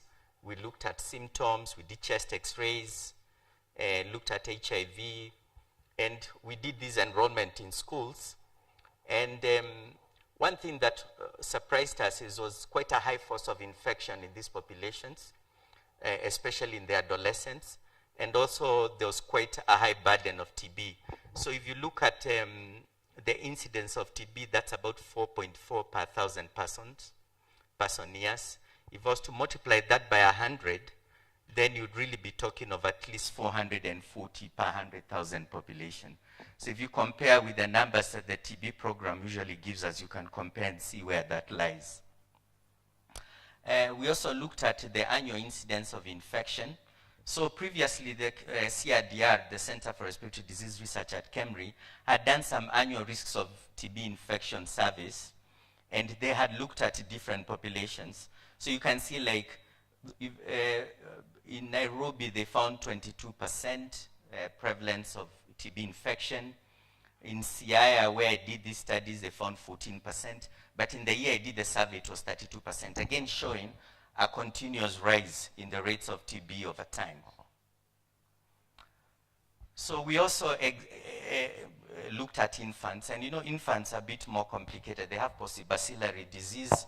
A baby can't give you sputum. So you have to do special procedures, gastric aspirates, induce sputums. So they are more fragile. But at the same time, because they are at close contact with their caregivers, they're at a high risk of TB transmission. There is a curve that comes from the Cape Town metropole that shows that the highest incidence of TB is in the first 2 years of life. And then there is what called the golden years. And then TB rates start again to rise in adolescence. And it's because children who are less than 2 years old have very close contact with caregivers, again increasing the risk of TB transmission. So for the infants, we set up a case verification ward. We enrolled almost 3,000 infants at birth. We provided BCG vaccination, and then we followed them up for up to 2 years. When we suspected they may have TB using a myriad of criteria, we admitted them in this ward and investigated them aggressively for TB. And what surprised us is actually the rates of TB in infants were way higher. So you remember, like for the adolescents, I said the incidence was 4.4 per 1,000 person years of follow-up. You can see for infants, it is 1.5 per 100 person years of follow-up. So if you multiply by 10, that would be 15 compared to 4.4 in adolescents, showing you children again at risk. And remember, they're also at risk for severe TB disease. So children are a major target in preventing TB. So what were the benefits of these EPI studies? We created a pool of highly trained personnel. So when we started our studies, like we'd send our nurses to Stellenbosch and the University of Cape Town to be trained on gastric aspirates, sputum induction, doing tuberculin skin tests, being able to obtain high quality sputums. And then we had our lab team go to the University of Cape Town and be trained on immunology sample processing. We enrolled into EQA programs. So as we were doing these studies, we were doing some tech transfer so that there was increased skill level. And also doing GCP training and ethics, and we got involved like with the Vienna School of Clinical Research, and there was a lot of information we were gaining that wasn't common at that time. So the human immune system is quite complex, and I will not try to elucidate what that happens. But if you're near someone who has TB or you inhale the TB mycobacteria, and then the small micron particles going into your lungs, the first thing they encounter are the alveolar macrophages. And the alveolar macrophages will phagocytose TB. And then now, your immune system kicks in. If this is the first time you're coming into contact with tuberculosis, your immune system doesn't know what this is. So the first cells that start to fight with TB are called innate immune cells. So you have your phagocyte. It starts to digest the bacteria, try to isolate the proteins, and then your antigen presenting cells try to identify what is this. Then your innate, your like natural killer cells come in and try to protect you. So that is the first stage when you're fighting here with your macrophages. And then your system now will start presenting this to your adaptive immune system. And so these are your CD8 and CD4 cells. So your CD8 cells will try to be programmed to try and find out whether they can kill macrophages that have the mycobacterium already phagocytosed. And CD4 cells will undergo conformational changes and try to create what are called lock and key mechanisms so that they can tag into macrophages that have mycobacteria. And for something that we don't know very well, some people are able to eradicate TB at this stage, others go into latent TB infection, and others progress to full-blown disease and progress. Now, most people don't realize that TB, the mycobacterial organism, is a more form of immunization. And the reason I say that is 2/3 of the global population gets exposed to TB, but we think only 1/3 gets sustained infection.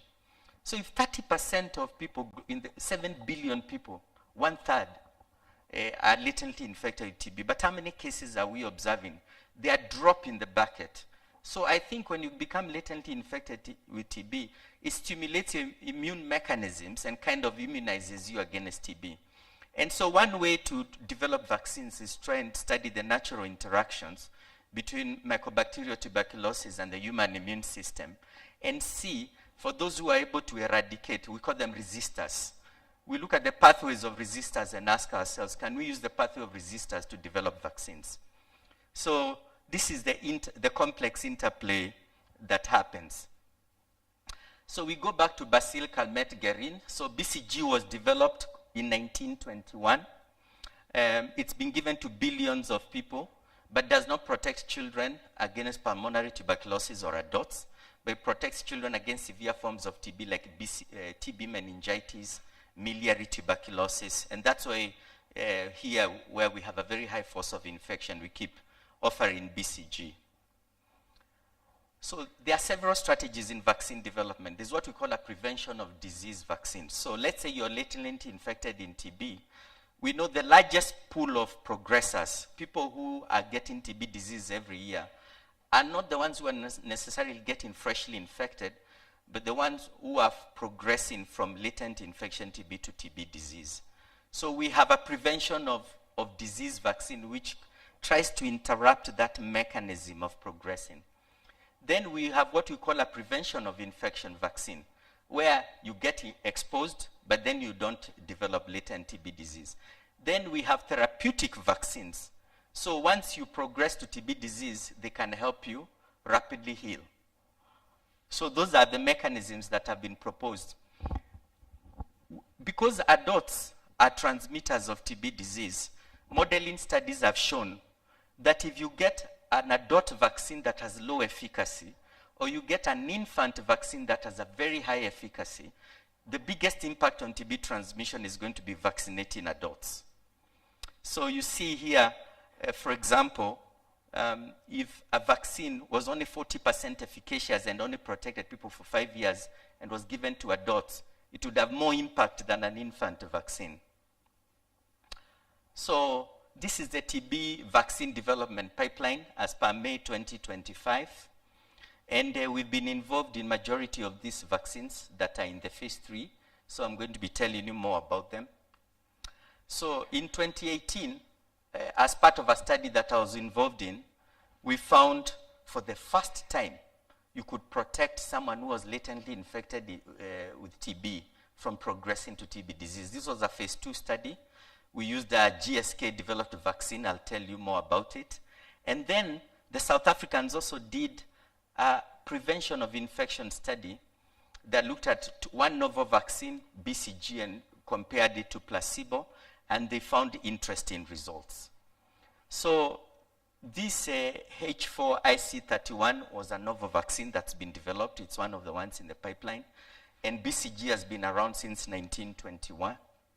And what they did is they did a phase 2 proof of concept study.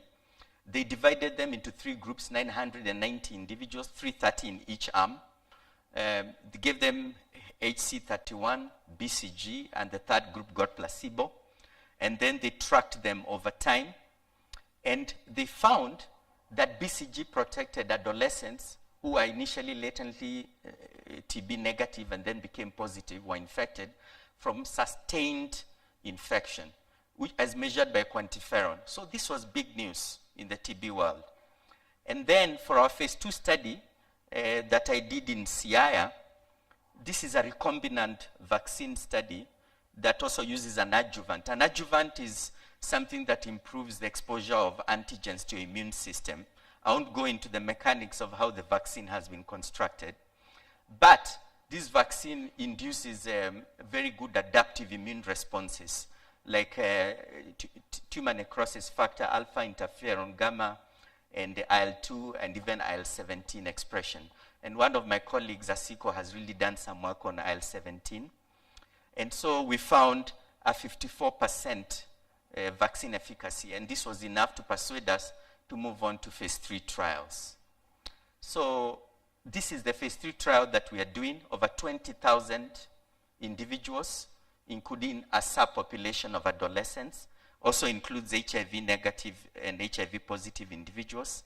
In Kenya, we currently have 8 sites. Kenya really did well. We enrolled over, I think, 3,500 individuals in this trial out of the 20,000. My site at CRDR enrolled about 914 of those. So we are progressing, and now we are doing assessments for efficacy and follow-up. So hopefully in the next few years, we'll come back with good news and say now we have a vaccine that can protect adults against tuberculosis. So over the years, we've done a lot of vaccine studies. Like I did an infant study in 2013. That failed. The pathway of TB vaccines is littered with many failures. Recently, we completed a recombinant BCG vaccine study, and VPM was proven to be inferior to BCG. Again, we failed. And remember, these are trials that cost hundreds of millions of dollars. So it's very expensive in this process. Like this M72 study that we are doing is going to cost about $660 million. So very costly studies. And then one that I really have hope for is this MTB-vac. So the University of Zaragoza in Spain developed a wholesale mycobacterial vaccine. And they removed some virulent factors. And this is a wholesale organism. So it has the whole organism like a BCG. But I think it has some differences between MTB and BCG that make us think that's why BCG is not so protective. And we are hopeful that it's now going into a phase 2B study. And again, if we succeed, we'll be able to go to a phase 3. So let's wait and see what happens with that.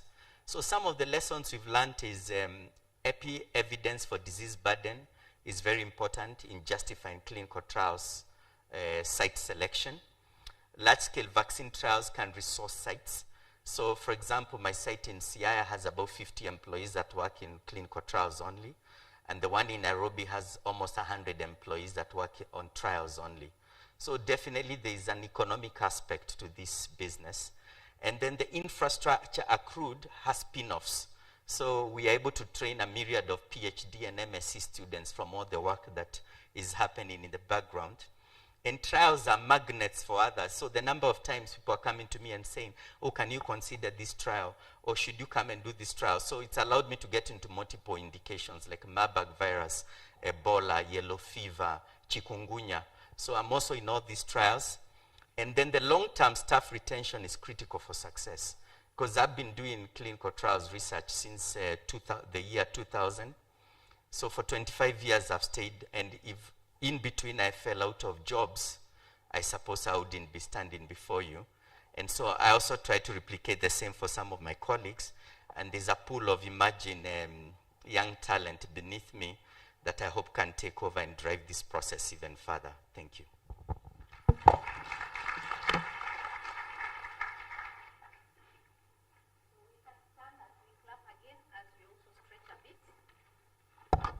Let's stand as we clap again and stretch a bit as we invite the last speaker, who is going to remind us about nutrition's role in prevention. Okay, you can now sit. So next I will invite Dr. Nkirote Mugambi Nyaboga. She is a dynamic global health leader with over 19 years of experience in health system strengthening, policy, strategy, and managing complex donor-funded programs. She brings a unique blend of technical expertise, operational leadership, and strategic vision to complex health challenges. She has successfully implemented over 130 million in donor funding, USD, working with various stakeholders across sub-Saharan Africa and globally. She has served in advisory roles for WHO, UNOPS, and Global Fund, and several African health ministries of health.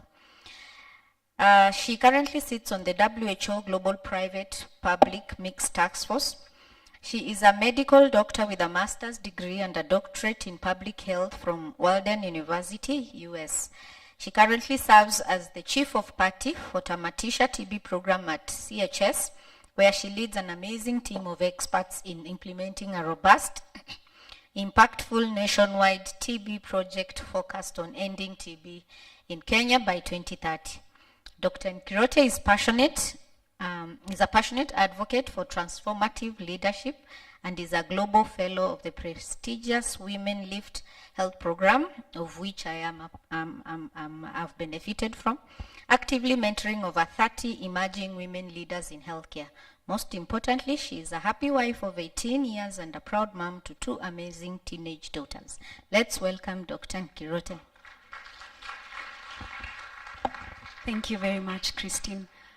As we load my presentation, I was telling Dr. Nduba he has a way of making vaccinology exciting, you know? Yeah, Thank you, Doc. We appreciate you. Yeah. Right. So the presentation I'll be sharing with us today will be focusing on just highlighting the role of nutrition in preventing tuberculosis. And even as I start, I would like to acknowledge the presence of Dr. Joseph Alwoj.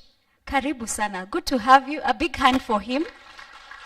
He's one of our patrons and we celebrate you. Karibu sana.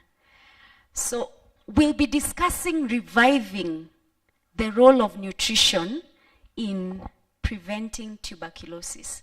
And that's just an outline of this presentation. And I won't focus too much on reminding us the data that TB is still the world's leading cause of death from a single infectious cause. I think many of us don't remember that. It's something to think about. We have over 10.8 million people who are diagnosed with TB almost every year, and over 1.2 who die from TB. And when you think about the NTB strategy and the various targets, this strategy reminds us that we have to look at all ways of ending TB. And that's why it's important to think about the various strategies that have been mentioned as far as preventing TB. We've heard of TB preventive therapy, using therapeutics, and then vaccines that probably would perform better than the BCG vaccine.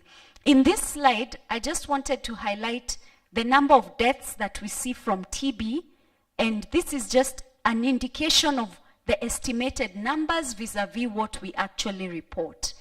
And then also, even as we are making great strides in reducing the incidence, that's the number of new cases, and the number of people who die from TB, when we look at the numbers, the total numbers who are diagnosed with TB, a lot of them, especially in Kenya, are undernourished. And malnutrition, therefore, is one of the biggest risk factors for TB. And why does this matter? Number one, we know that it's the biggest comorbidity for our TB patients. In Kenya, about 48 to 50% of persons diagnosed with TB each year are undernourished. Number two, that even globally, in fact, globally, unlike in Kenya, for Kenya, the biggest risk factor is HIV. Globally, the biggest risk factor is malnutrition.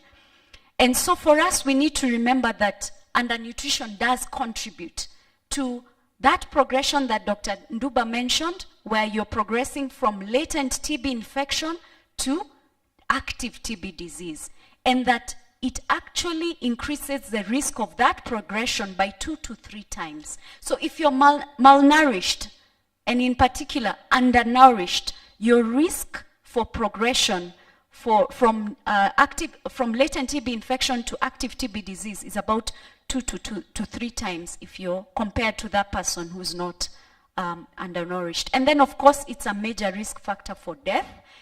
And then finally, there have been natural experiments where in the past, even before the BCG vaccine in the Western world, what they would do if you were diagnosed or if you had a risk for TB, you would be given great nutrition, and on the most part, this was noted to reduce the number of TB cases.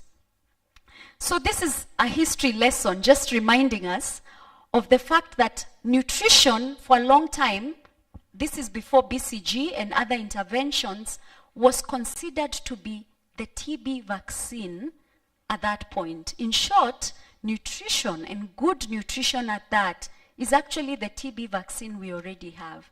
So even as Dr. Nduba is spending multi-millions in vaccine technology, we also need to step back and ask ourselves, what role can good nutrition play in preventing TB?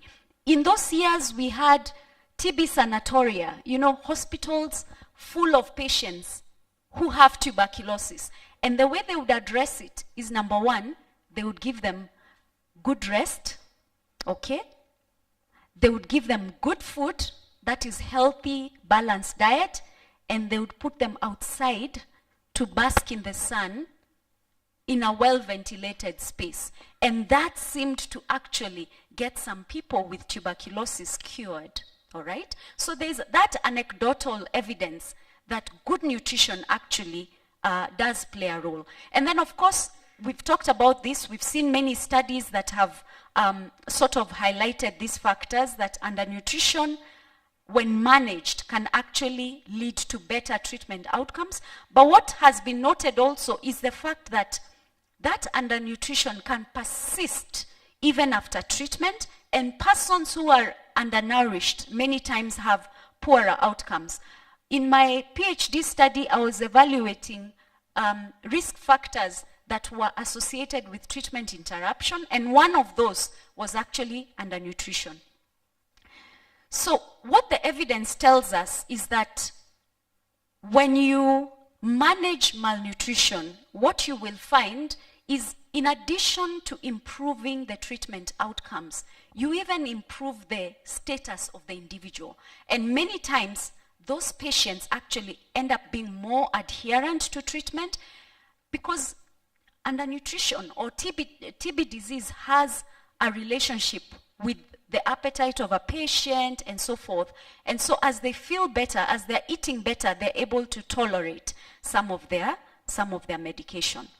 Now, there was a ration study that was conducted in India between 2019 and 2022. And this study was one of a kind in that it was looking at providing nutritional supplementation, meaning actual food, as well as supplements or micronutrients, to household contacts, that is people who do not have TB, but have had someone in their household diagnosed with TB, and then observing them over 2 years to see whether the incidence of TB would be lower in the category of these contacts who are being provided with rations and micronutrients. And what they found is that there was 39% lower TB, that is new forms of TB, in the intervention group compared to the other group. Additionally, they noted that to prevent one incident TB case, you needed to provide nutritional supplementation, meaning food and micronutrients, to 30 households, and then to prevent one death from tuberculosis, you needed to do the same for a lot more. So in short, if you have certain high-risk groups for TB, if you provide them with the right nutrition, chances are you will reduce the likelihood of TB disease, and even for those who have TB, of course, you will reduce the likelihood of death. So then this really becomes a paradigm shift for us. On the most part, we wait for someone to develop TB, and then at that point we screen them for undernutrition, and then we come in with our interventions. But nutritionists will tell you that many times these patients cannot even tolerate good food. Yes? Because they are very malnourished. They cannot tolerate their drugs because of their GI and all those intolerances as a result of undernutrition. So we need to start thinking of nutrition from a post-disease kind of intervention to primary intervention. And the rations trial has actually gone very far in showing us that there's actual evidence that ensuring good nutrition to persons who have a high risk of TB reduces the incidence of TB.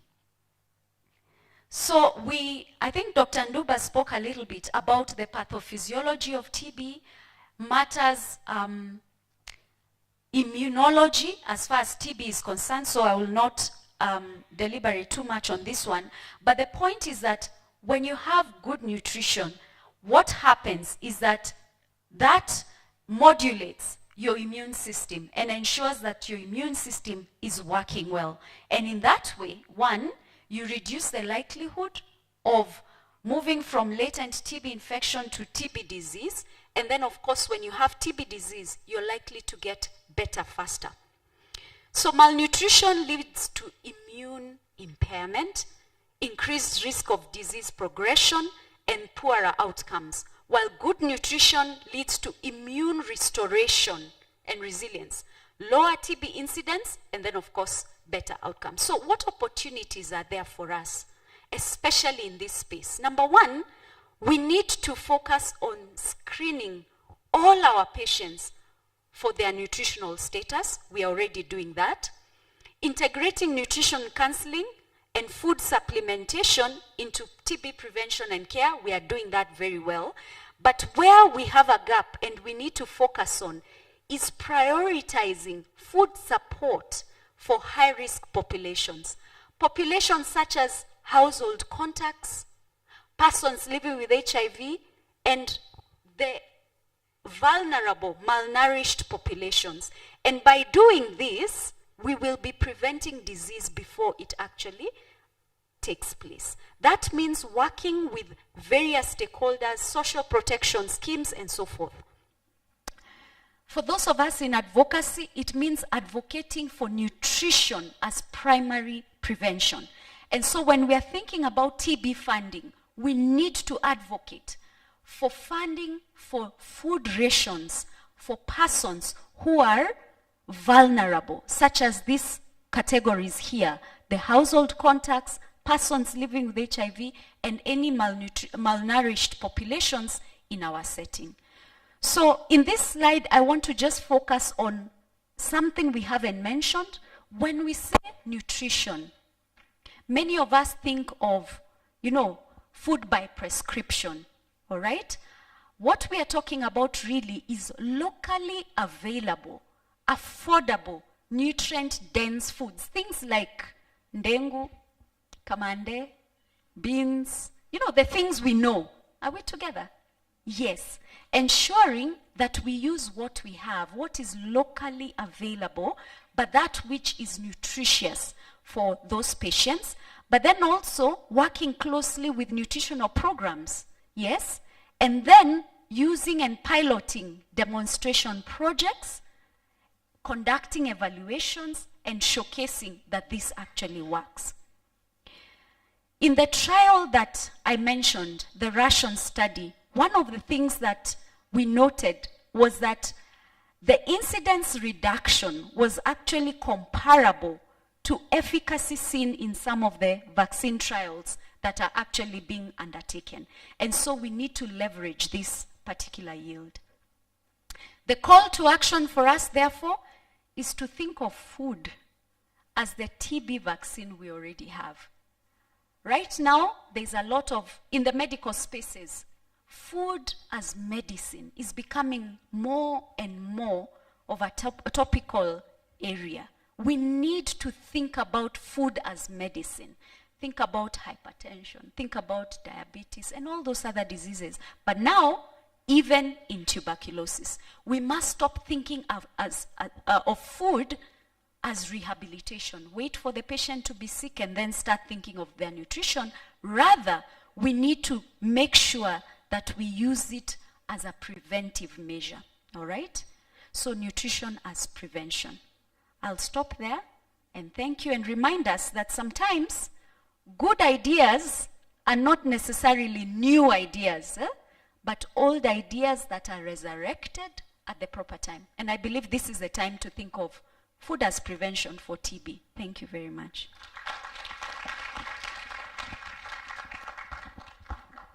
Thank you very much, Dr. Nkirote. Was in that a wonderful session. I observed nobody prayed for us. So yeah, the first session, we were asked, where are we going, where are we where we are, and how do we best improve with regards to TPT. There has been great efforts towards coming up with a vaccine, and finally good nutrition is the TB vaccine that we already have. So we are going to give a few minutes for questions. How many minutes do we have? Okay, so how many questions? Probably 3? Okay, 2 questions according to Dr. Sam. Yeah, we have one here and one this other side.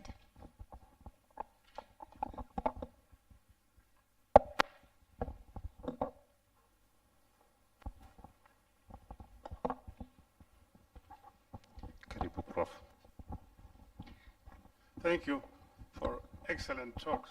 I particularly wanted a little more on the BCG vaccinations. Pity I came to the tail end. But when I was young, I was told that the most effective way of preventing infections of TB is to render those who are infectious bacteria negative. And that was done by effective chemotherapy. Now you have to tell me where the vaccine is now coming in to render them less infectious than before. And number two, regarding your BCG research, you talked for millions of shillings, taking millions of years. Now, is it going to be cost effective? I mean, if you want, you can learn from COVID, is that you can reduce the cost, the duration of research by embracing artificial intelligence in your research. That will take much shorter. In fact, I think we are getting far and far away from this old-fashioned of randomized clinical trial for 5 years and using AI. I know you don't have that data, but you can get the data and use AI to analyze the data and predict which vaccine is likely to be effective. But I'm impressed with Dr. Nyamboga about the going back. I wouldn't call it a paradigm shift. I would rather call it going back to what we had discussed, because when we were told when I was young, the treatment of TB was good nutrition, bed rest, and fresh air. And that's why you see all the infectious disease hospitals are built in a very airy place away from the main hospital, a crowded hospital. Then soon we got away from that, we disbanded the nutrition. I'm glad you are coming about it. But I don't think it applies to TB only, it applies to everything. Because you know, poor nutrition is also affecting your immunity. And that applies to every other infectious disease. Thank you. Thank you so much, Prof. I'll take another question, and I know there are many. So probably 3, since we have 3 presenters. My first question goes to Dr. Kerote. Thank you very much for your presentation, first of all. I wanted your mind on the role of ethnobotany in this food for medicine mind, and also for the researcher who is in the vaccine development. A lot has been said in the past, and there's been a problem in the classifications. So when you're doing like your what you call the development, the clinical trials, you know, they are very expensive. So most of the African people and the local people, because of the costs, they are not able to develop something of their own. They have to rely on the outside people. So what can we do, maybe in terms of policy and all that, to encourage the local players? Thank you. Dr. SK.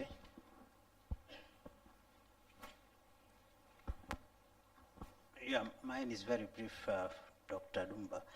Well, I think you talked about many trials that have actually been done and failed. So what could be the probable failure?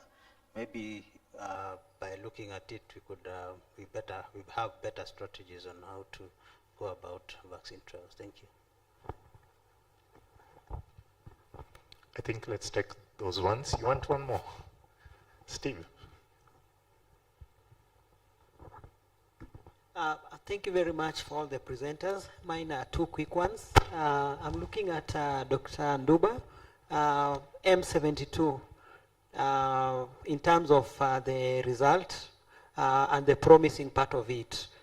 Is the country ready to adapt and accommodate the result now that we usually have hesitance in terms of adapting the research that is upcoming? And the component of CAP, how effective is your community advisory board? And is it open so that we can have some of our TB affected communities being part of it? And how can we be included in terms of participation? To Dr. Nikki, thank you very much. And I like the component of bringing in nutrition as a very key component. I'm looking at, are we going to have a component of changing our guidelines so that the healthcare workers, they know that nutrition is not only about supplement, but the component of food basket, because this is an area that we struggle a lot.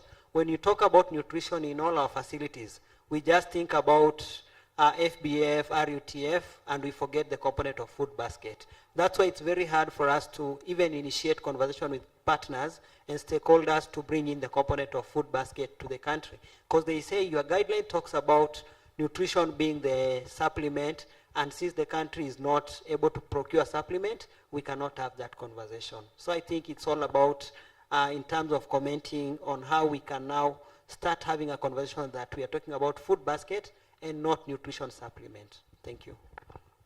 Okay, thank you everyone. Probably also, Grace, you can take a few seconds to also respond on the how best do we improve on with regards to TPT. So I can start with Dr. Duba. Thank you very much. Prof, thank you for your questions. And it's true, we are doing all what you've said. So there's a high use of high throughput computational biology for screening potential molecules. And TB is an evolving science. So like in 2007, when I got into this business, there was very little understanding of the protective mechanisms of tuberculosis. And when we looked at cytokines, there was a focus on, for example, on interferon gamma. And a lot of the initial TB vaccine constructs were just about, if you got good interferon gamma responses, then you had a good protection.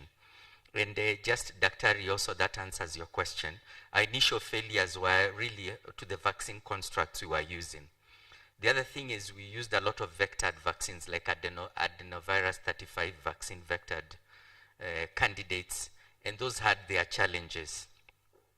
So why can't we use the COVID approach? You see, TB is a severe disease, but is a rare disease. So even if you look at the national survey that was done in 2015, even at 500 per 100,000 population, that's very small.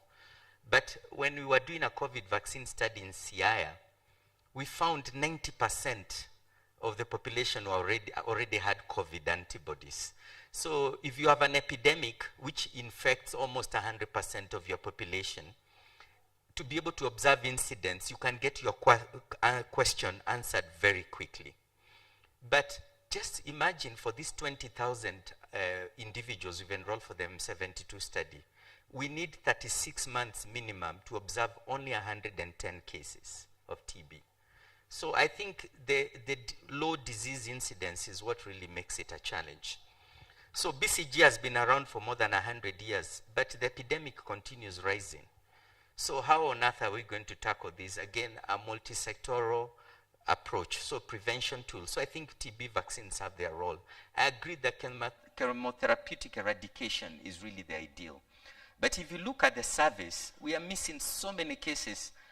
Dr. Jen Ongango, my boss, is really at the head of doing prevalence service in Nairobi, and she can tell you, even we repeated a survey a couple of years ago, and we found some neighborhoods up to 2,000 per 100,000 population cases.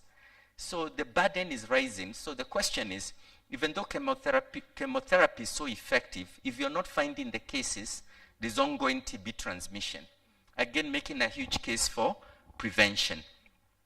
And then there was the issue of the community advisory board. So we formed that, and we have community representatives, affected communities, community TB ambassadors. So I suppose for a small study like we do, 1,000 persons, participants only in Nairobi, a city of 4 million people, there's going to be a limit to how many people you can get involved in your CAB. But I find it quite diverse. So I'll be more than happy to talk to you more and introduce you to Invalata Sakwa, who is a community resource person that leads those efforts. And Professor, I also want to tell you about correlates of protection. So, because we understand a lot about TB, yet very little, one of the things we do is when we find an efficacy signal, we go back and look at people who got placebo and those who got vaccines. Then we go stimulate their peripheral blood mononuclear cells.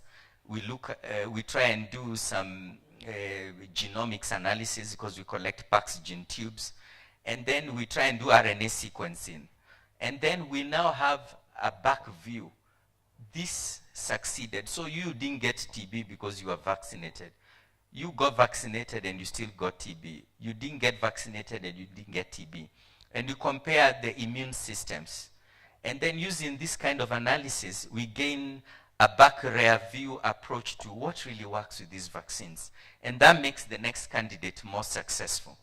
So correlates of protection is also one of the major things we are doing to drive discovery. Thank you.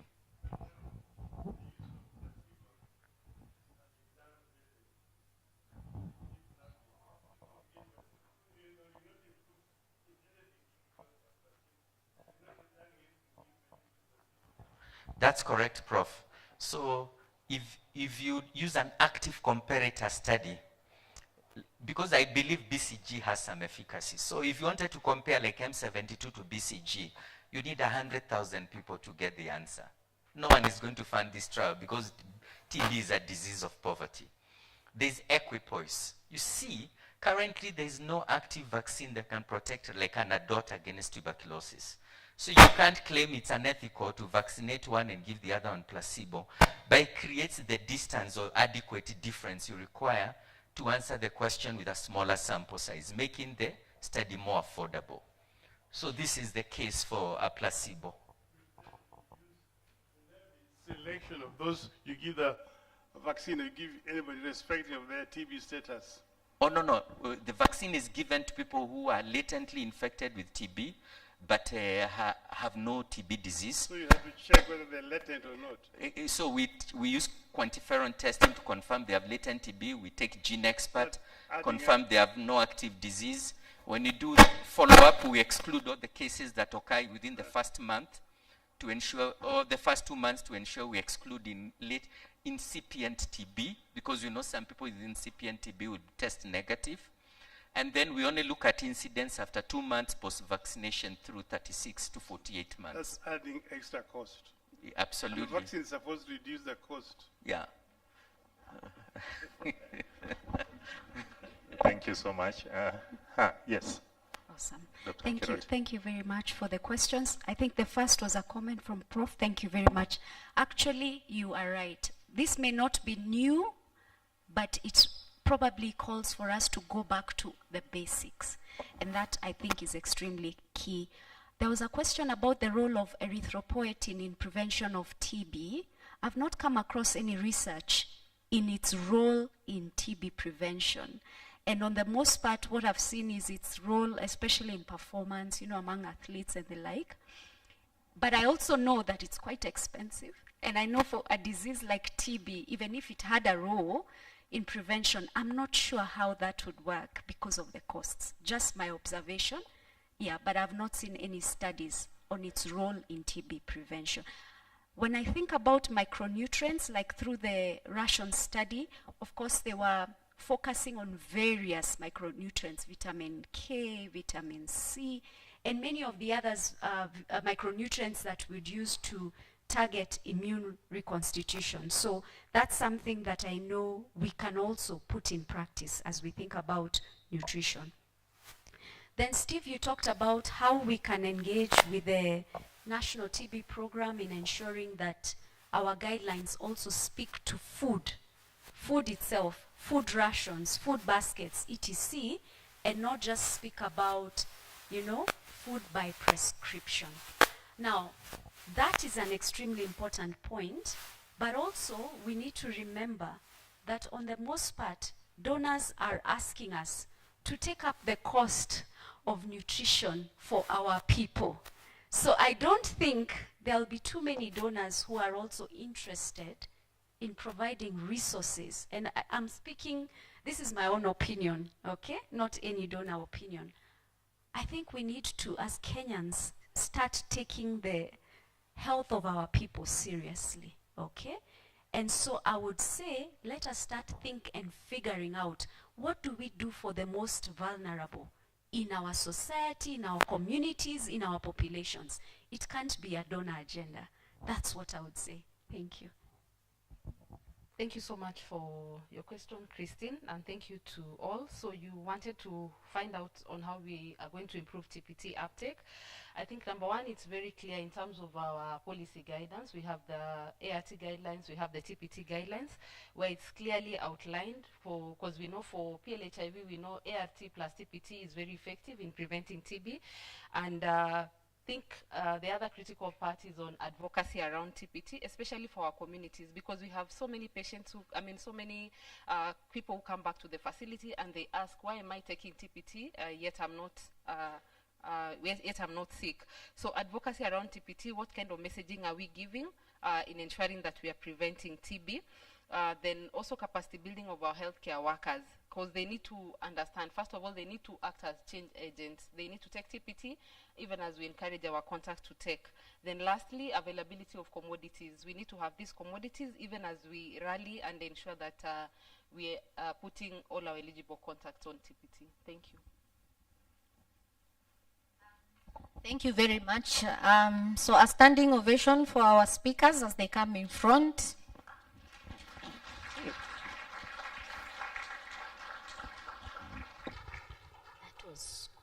All right, as Christine greets and shakes their hands, look for a surface on your seat. I know there are surfaces. We'll give them drum rolls. Dr. Nduba, drum rolls, drum rolls, drum rolls, drum rolls, drum rolls. Dr. Nkirote, drum rolls. And Grace Kwamboka, drum rolls, drum rolls, and our able chair, Christine Mwamsidu. Drum rolls, 1, drum rolls, 2, drum rolls, 3. Thank you so much. We appreciate you for the good work. Asanteni sana. So delegates, you've earned your lunch. We are doing this at 2:40. What time do we come back? Where? And we have some sessions in the afternoon. So can we do 40 minutes? I know we are pressed for time. Is that okay? Can we come at 3:15? Hapo sawa? Now there's also a challenge that lunch is served at 12th floor. Kuna ile kitu ya lift. So those who can use stairs, you're also welcome. All right. Enjoy your lunch. Thank you so much. PA team, you can give me some music.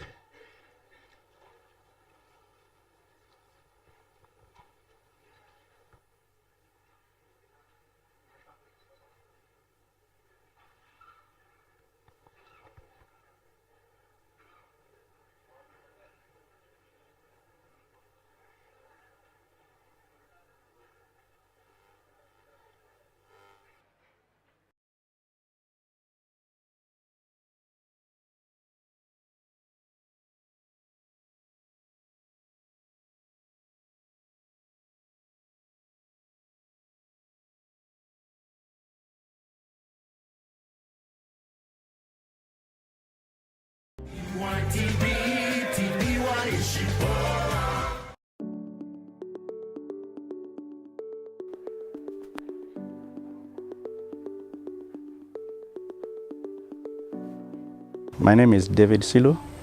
I'm the Director of Preventive Promotive Healthcare Services, Kitui County. Kitui County is one of the high burden counties in the country, actually among the top 16. TB has been a vertical program, mainly run through a program, national program, but the county has been coordinating what is happening here and working with the partners, working with our healthcare workers, putting the structures. The area for Kitui is around 30,400 square kilometers, so it's very vast. And so with a population of around 1.2 million, it also have got one of the highest healthcare facilities in the county. We currently have 311 public health facilities. Per annum, we could notify more than 500 cases. Last year, we had 511. Last year, but one, we had 509.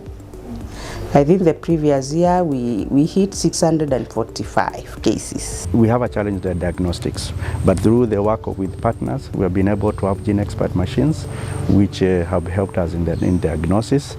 And we want to really thank the partners, especially the CHS. They have been able to help us with the diagnostics, with the gene expert machine and even our staff. And we have now plans to ensure that we can rotate it. We've been facing challenges of loss to follow-up and high numbers of death rates. Reason, some of our patients come to the facilities very late because of the vastness of the sub-county. My name is Grace Mulandi. I'm a clinical officer, currently working at Kisasi Health Center. I run the TB clinic. I've been working and running the TB clinic for 6 years now. You find some patients come at the late stages of diagnosis and managing them so that they can pick and so that we can attain the treatment success. It becomes very hard. And a major challenge we face in our hospital now, the Mwingi is level 4 hospital, which is the main facility and which is in urban setup, is about the homeless or the street children whom we diagnose with TB. Especially now the vulnerables, the street children, they've been beginning treatment and in between the medication, they just disappear and we give them a lost follow-up. When I reported in this facility in 2016, there is one of the boys whom we treated serially. So these are more than 3 files, so we've treated him for more than 3 times. The first time he came, he defaulted and he was a bacteriologically confirmed case, meaning the TB was infectious and he was infecting the rest of the community. He came the second time. Now the third time he came when the CHPs had already been engaged by the government. And now this is where we started. We had one case recently that the client was coming from Nairobi. We diagnosed him of TB. So the first times he could come, we give treatment, but he doesn't really take them. He was like, he's not finishing, he's coming with even medication, a balance of the medication that he has. Now it came, I'll say, a savior when the government engaged community health promoters in support matters community health. CHPs now, as we call them, community health promoters, have been very key people in the grassroots because they work directly with the communities. With Kitui, we have 2,470 CHPs spread across the entire county. In terms of TB, we have been utilizing them like in, they have been very good. We have utilized them in defaulter tracing. Remember, we still have very many hard to reach areas where we may not be able to reach them directly. And the CHPs have been really helping that to trace those patients who have been on treatment and they have been able to default because they are working closely with them. Majina yangu naitwa Caroline Milu. Mimi nafanya community health promoter hapa Kisasi Health Center. Naangalia kwa kitabu kama kuna watu wamemiss appointment, daktari ananipea ndio naenda kuwatafuta kama kuna hao defaulters na warudisha kwa facility. So now that's when we had to engage CHV so that now CHV can be taking drugs to him at a specific time, and we achieved treatment completion, and for that matter we even screened and did follow-up sputums up to month 6, and the boy was cured of TB. Kazi ya community health promoters nimeifanya kwa mwaka mmoja sasa. Huwa ninafuatilia ma clients wale ambao ni defaulters wa madawa, ninawapembeleza wanaendelea kukunywa na madawa. Wale ambao wanashindwa ninawapembeleza tu wanaendelea na wanamaliza madawa. We got also another case who was a street boy from Nairobi. These are homeless boy, although his origin was in Mwingi. When he became very ill, he decided to come home to get treatment. Kuna huyu kijana anaitwa Samuel Mwendo Masaa, ni kijana wa 20 years. Kuna wakati nilipigwa simu na daktari wa chest, akaniambia kuna mgonjwa wa TB amepatikana na TB. Nikuja hospitali, nilikuja nikakuta ni kijana wa street boy, nikaanza kumfuatilia, akaenda akanionyesha mahali wanaishi, ni kando ya nyumba, plot ya mtu. Sasa ilikuwa inabidi tuangane saa zile nitakuwa nampelekea dawa. Sasa akaniambia atakuwa na meza dawa saa 10. Ilikuwa inanibidi nitoke mapema ndio saa 10 ikifika nisije nikamchelewesha dawa nimpelekee madawa. Kwa hivyo nilikuwa nachukua dawa hospitali, nakaa nazo kila siku, naenda nampatia hizo dawa za kila siku. Na after 2 weeks tunakuja hospitali kwa screening. Naitwa Sam Mary Mwenda. Nimetoka mtaa ya Nairobi lakini nimezaliwa huko mtaa ya Mwingi. Lakini vile nilikuwa nakaa Nairobi, nilikuwa nasumbuliwa na kifua, lakini sikuwa najua ni nini inanisumbua. Mimi nilikuwa natumia dawa tu za duka hii pendikelo juu nilikuwa nasikia kama ni vichwa inaniuma. Nilikuwa nasikia kama ni kuumwa tu kila pahali, sikuwa najua shida yangu ni gani. Ile mabesta tulikuja na wao huku. Usiku nilikuwa nimelala. Nasikia nimefungana, hata kuongea sikuwa naongea kama kuamsha mtu yoyote. Asubuhi vile aliamuka, mimi nikakoa damu. Kukoa damu mabesta wakasema lazima nifike huko. Kufika huko madokta wakanipima, wakapata ni kifua. Kuja hapa nikasaidiwa na dawa, lakini wakaona siwezi fika mpaka huko hosi. Wakaniuliza base ni wapi? Nikamwambia ni huko chini. Huyu dokta akakuwa ananiletea dawa huko, dawa na chakula. Wakati mwingine unaenda unamkuta kona njaa, hana chakula, na mtafutia kama ni fruits na nampatia kama chapati 2 anakula kwanza, alafu nampatia dawa na meza. So the CHPs have been coming, picking treatment for them, and now every day they offer them what we call directly observed therapy dots. Nilikuwa nimetulia nikaanza kushindwa na chakula kula. Na kila saa nasikia ni kama malaria, lakini sikuwa najua shida yangu ni gani. Nilikuwa nafikiri nikiamka nasikia kisunguzungu, kuanguka, kuongea nashindwa, na kukula nashindwa. Koa kidogo na koa damu. Koa kidogo tena na koa damu hata mpaka asubuhi. Na kutoa jasho hata nikitembea. Hata kubeba kitu mzito sikuwa nainua, lakini sasa nafanya kazi, lakini si hiyo kazi ngumu. Niliambiwa ni dokta. Anafanya vibarua kama ni kubeba vitu sokoni, anabeba na wheelbarrow ndio aweze kupata chakula chake cha kila siku. Some patients you find that they have a very low socio-economic status, and for TB drugs, for the intensive phase, they are picked every week. They are weekly, so they complain a lot about the transport to come to the facility to pick the drugs. We saw it's important that when we get such situations, we always engage CHPs to be there, their treatment supporters, because we've seen it is important that they'll assist us in getting the favorable outcomes of TB.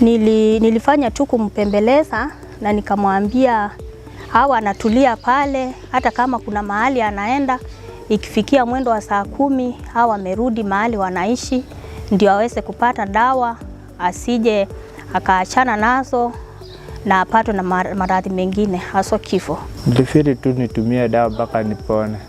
Nikaanza kuzitumia hivyo, kaanza kukojoa damu, akaniambia sipeanza kufanya kazi. Kuendelea hivyo akanipatia pilambe, akaniambia nisipatie mtu yoyote, nikulange nikuwa mahani solo. Kaanza kuzitumia hivyo tu. Mpaka nikakuja nikapata nguvu, akanionyesha bado hujapona kabisa, siende pali yoyote. Nikamaliza miezi 6, nikakaa nikamaliza. Samuel yuko hapo kwa base yao, ni street boy, lakini ni mzima wa afya.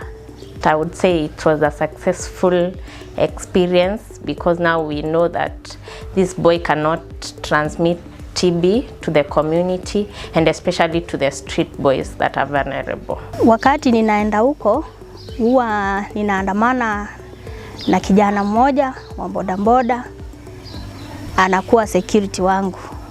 Yeah, if at all we can have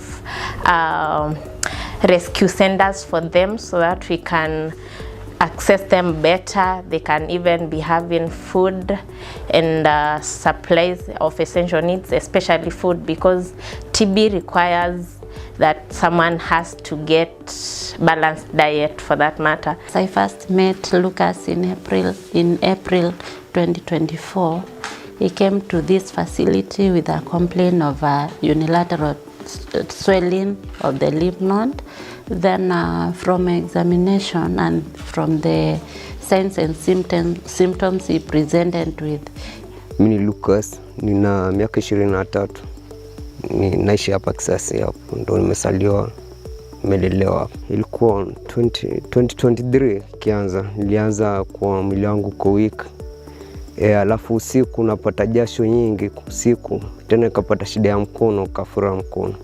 Ndo sana nipo mkono haikufura hivi. Ilianza kwanza kuuma kwanza, mkono yauma wakati haikuwa imefura. So nikaenda kwanza hospitali hapo, nitoa chani dispensary hapo. Wakati nikapewa dawa, sikunisaidia, nikatumia dawa zikaisha. Ndo sasa silipoisha nikaona mkono umefura sasa, imepata uvimbe. I made a diagnosis of TB adenitis because he complained of weight loss, body weakness, he had a lot of night sweats, dredging ones. Ilikuwa kidogo tu, lakini haikuwa na uchungu wote. Ilikuwa ni uvimbe tu, lakini hayumi wala hainisumbui. From the palpation of the swelling, it was non-tender, and then I made a diagnosis of TB adenitis, and from there we started the TB treatment for drug-sensitive TB. Nilianza matibabu ya TB. Baada ya wiki mbili ikakuwa bado hakuna any change yoyote. Ikakuwa bado ile kilo bado yaendelea kwenda chini, haiongezeki, na bado mwili waenda kudhoofika tu. Ile uchofu bado, nile jasho iko kwa wingi. Sikuwa na signs zote za kukoa, but kwa mwili wangu nilikuwa najisikia siko vizuri. So after like a week, it was not improving. The swelling and increased in size, and I decided to do an aspirate for gene expert. Then when I did it, the results came back and it was rifampicin resistant. Nilirudi kwa daktari ndo angalie sana nini shida. Alitoboa ile uvimbe, alitoa usaha. Ile usaha ndo akapeleka kwa kipimo. Baadaye ndo akanambia niko na TB. Lakini vile iko nafaa change dawa. Then I did a culture of the pus and it was rifampicin isoniazid resistant. That's when we made a diagnosis of MDR TB adenitis. Wakati ilipatikana sina kiwango ya kutosha ya damu, alafu mwili una nguvu kwanza. Ilibidi kwanza niende nikaongeza damu ili nianze matibabu ya dawa za TB. Nilienda nikalala Kitui General for 1 week. Ndo nilipata 0.3 za damu. He at times developed gastritis, and when I went there at home, I could find he had not eaten since morning, and I could prepare some porridge for him, supper, then I give him the drugs. Imekuwa ngumu vile nilianza matibabu, sikuwa napata ile shibe vizuri nini. Daktari wakati alikuwa anaweza kuja nyumbani, huwa ananiletea dawa kwa nyumba. Naweza kuja nyumbani apate sijakula tangu asubuhi, sijala kitu. Na kuna mtu, sijala na kuna mtu hapo akunitayarishia chakula.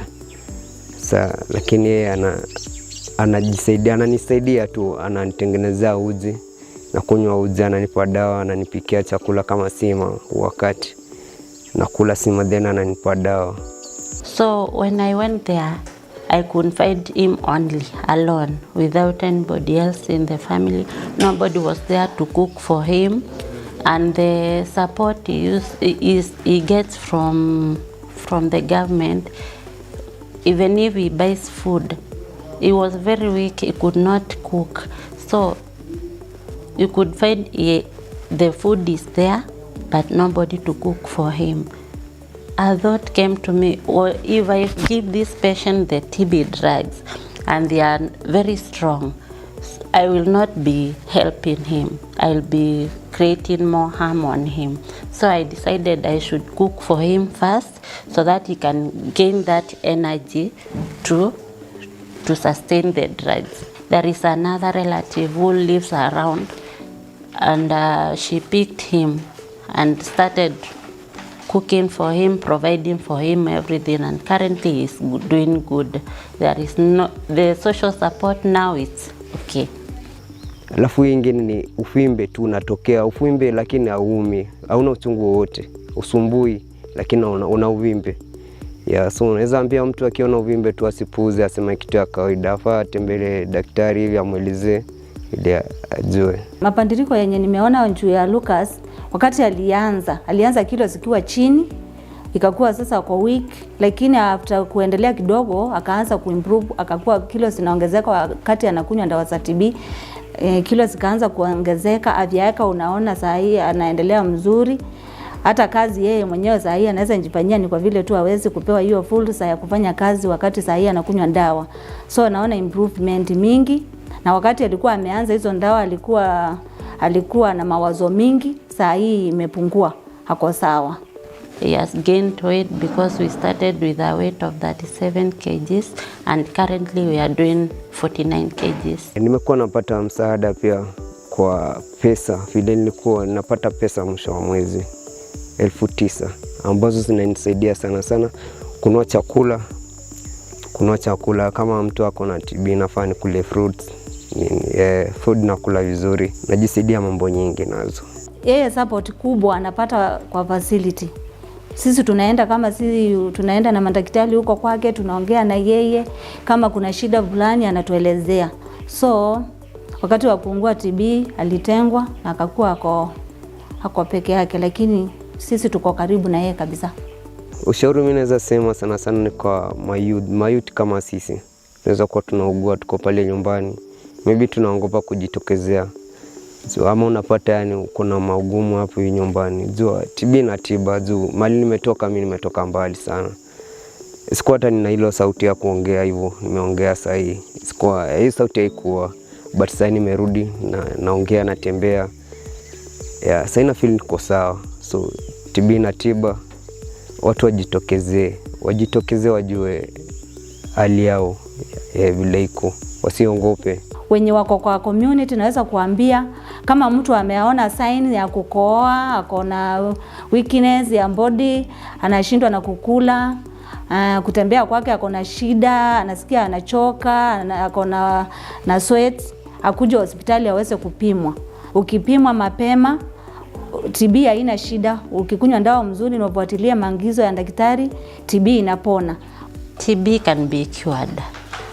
With the early diagnosis, we can have excellent success rate, treatment success rates. Patients who have been on treatment and they've been able to default because they are working closely with them. We have also had a case where we have used them to improve on their adherence because now they follow on the patients who are defaulted and ensure that they complete their treatment. The CHP was of help. They've been quite helpful, especially now for the vulnerable community. Once we engage them, we've seen that the patients are completing medication, and that way we are having less transmission into the community. And we have had cases where patients have been supported, even those who have defaulted and had gone very low and down. We have seen them improving through the CHP. So they have been very instrumental. Same CHPs, now we are using them to do what we call contact tracing and invitation to the facility, so that we screen now the contacts who are close to the index case. We screen them for TB. Those who are symptomatic, we investigate them Those who are not symptomatic, we offer them TB preventive therapy, TB. Kwa watu wale tuko at risk of getting TB, kuna dawa zile tunatumia inaitwa TB preventive therapy, na ni dawa unakunywa once per week for 12 weeks. It is manageable, there is no pill burden, and it is available free of charge. Ningependa kuambia watu wote wale wanafanya katika uunguzi ama hospitalini, kwa sababu sisi tunakutana na wananchi. Tusipokunywa dawa za TB, tunaendelea na kueneza hiyo ugonjwa wa TB kwa wagonjwa wetu ama wale wanakuja kutuona hospitalini. Kwa hivyo ningewahimiza kila mtu yeyote anafanya kazi kwa hospitali na amepatikana na kifua kikuu, tafadhali kunywa dawa umalize, kwa sababu ukikunywa dawa umalize unapunguza infection ama spread ya TB kwa wagonjwa wetu wale tunaona kila siku na kwa familia zetu na kwa community. TB weka ukoewa ni mundu akowa tubatikije tuyuma twethi tumana nzembe twethi tuyulikile nyu. Kwa majina yangu naitwa Miriam Namai, naishi Kitui County, location inaitwa Way location. Nafanya Kitui County Referral Hospital, nafanya kazi ya contact tracing na antifoter tracing. Kama facility tunapata referrals kutoka kwa TB champions, na pia wametusaidia kueneza ujumbe kwa wananchi ya kwamba kifua kikuu iko na iko katikati yetu. Kila mtu anaweza kupata kifua kikuu, na wakati wameeneza hiyo ujumbe kwa wananchi, tumepata kuona wagonjwa wengi wakikuja kwa facility ama kwa hospitali zetu, tukiwaambia tunataka kuwa screen for kifua kikuu, wako na ile morali ya kutaka kujua hali yao kama wako na kifua kikuu ama hawana, na wamekuja kujua ya kwamba kifua kikuu inatibabu, na matibabu yake wakikuja kwa facility zetu wanatuelezea, wameambiwa kifua kikuu inatibiwa bure, hakuna kulipa. Kwa hivyo kupitia kwa champions wetu wa kifua kikuu ama wa TB, wametusaidia kupitisha hii ujumbe na watu waache kuongopa kuja hospitalini kupata matibabu, kwa sababu matibabu iko na matibabu ni bure, na kifua kikuu haishiki watu specific, inashika kila mtu. Ni wengi niwasaidia. Juu najua about TB, nilisomeshwa mambo ya symptoms na signs za TB, na nimeshawasaidia watu wengi sana. We are also giving them key messages on prevention and control. So they have been giving messages to the communities on how to avoid, on how to prevent catching TB. Kazi yangu kama health promoter, huwa nakuja kwa facility naangalia watu wenye wametani TB positive simia. Ninaenda kwa community, naenda kutafuta contact tracing, na kuja kwa facility pia nafanya health talk about TB. Ukienda kwa household, ukipata tu mgonjwa, maybe saa zingine anakuambia sio TB, anakuambia mimi siwezi patwa na TB. Ukipata contact, wanakuambia mimi siwezi patwa na hiyo ugonjwa, labda huyu mtu wangu akunywe dawa. Lakini wao tunawaelezea vizuri, tunawasomesha maana ya kukunywa dawa za TB ukigonjeka, madawa za kuzuia, huwa tunawasomesha. Tunawaongelesha vizuri, tunakuwa friends, alafu wanakunywa dawa. We continue to capacity build. Of course, they still don't have all the information, but we are continuously improving them so that the output is even also improved. Kwa community ni kuwasaidia tu, kuambia dawa ni bure, na akisikia tu, ikiwa sio wewe unakoa, ukisikia mwenzako anakoa, unamtuma, unamwambia enda hospitali ukaangaliwe hiyo kikozi ni ya nini. Juu si ile zigwa za zamani tulikuwa tunasema tukoe mwezi for 2 weeks. Hata kikozi ya leo unaweza kuoa leo na uende hospitali upatikane na TB. Ndio serikali inatusaidia sana, na tunawasomesha kwa community. Ukisikia kikozi unaenda hospitali ndio tupunguze, tumalize TB. My name is Eunice Balana. I'm a TB champion from Kitui County, Kitui West constituency, affiliated at Kaui Sub-County Hospital. As a TB champions at the community level, I do mobilization, again I do sensitization, I do screening, and in case I found someone has the signs of TB, I refer them to the health facility for medical checkups. I found myself in a family where people were infected and affected by TB.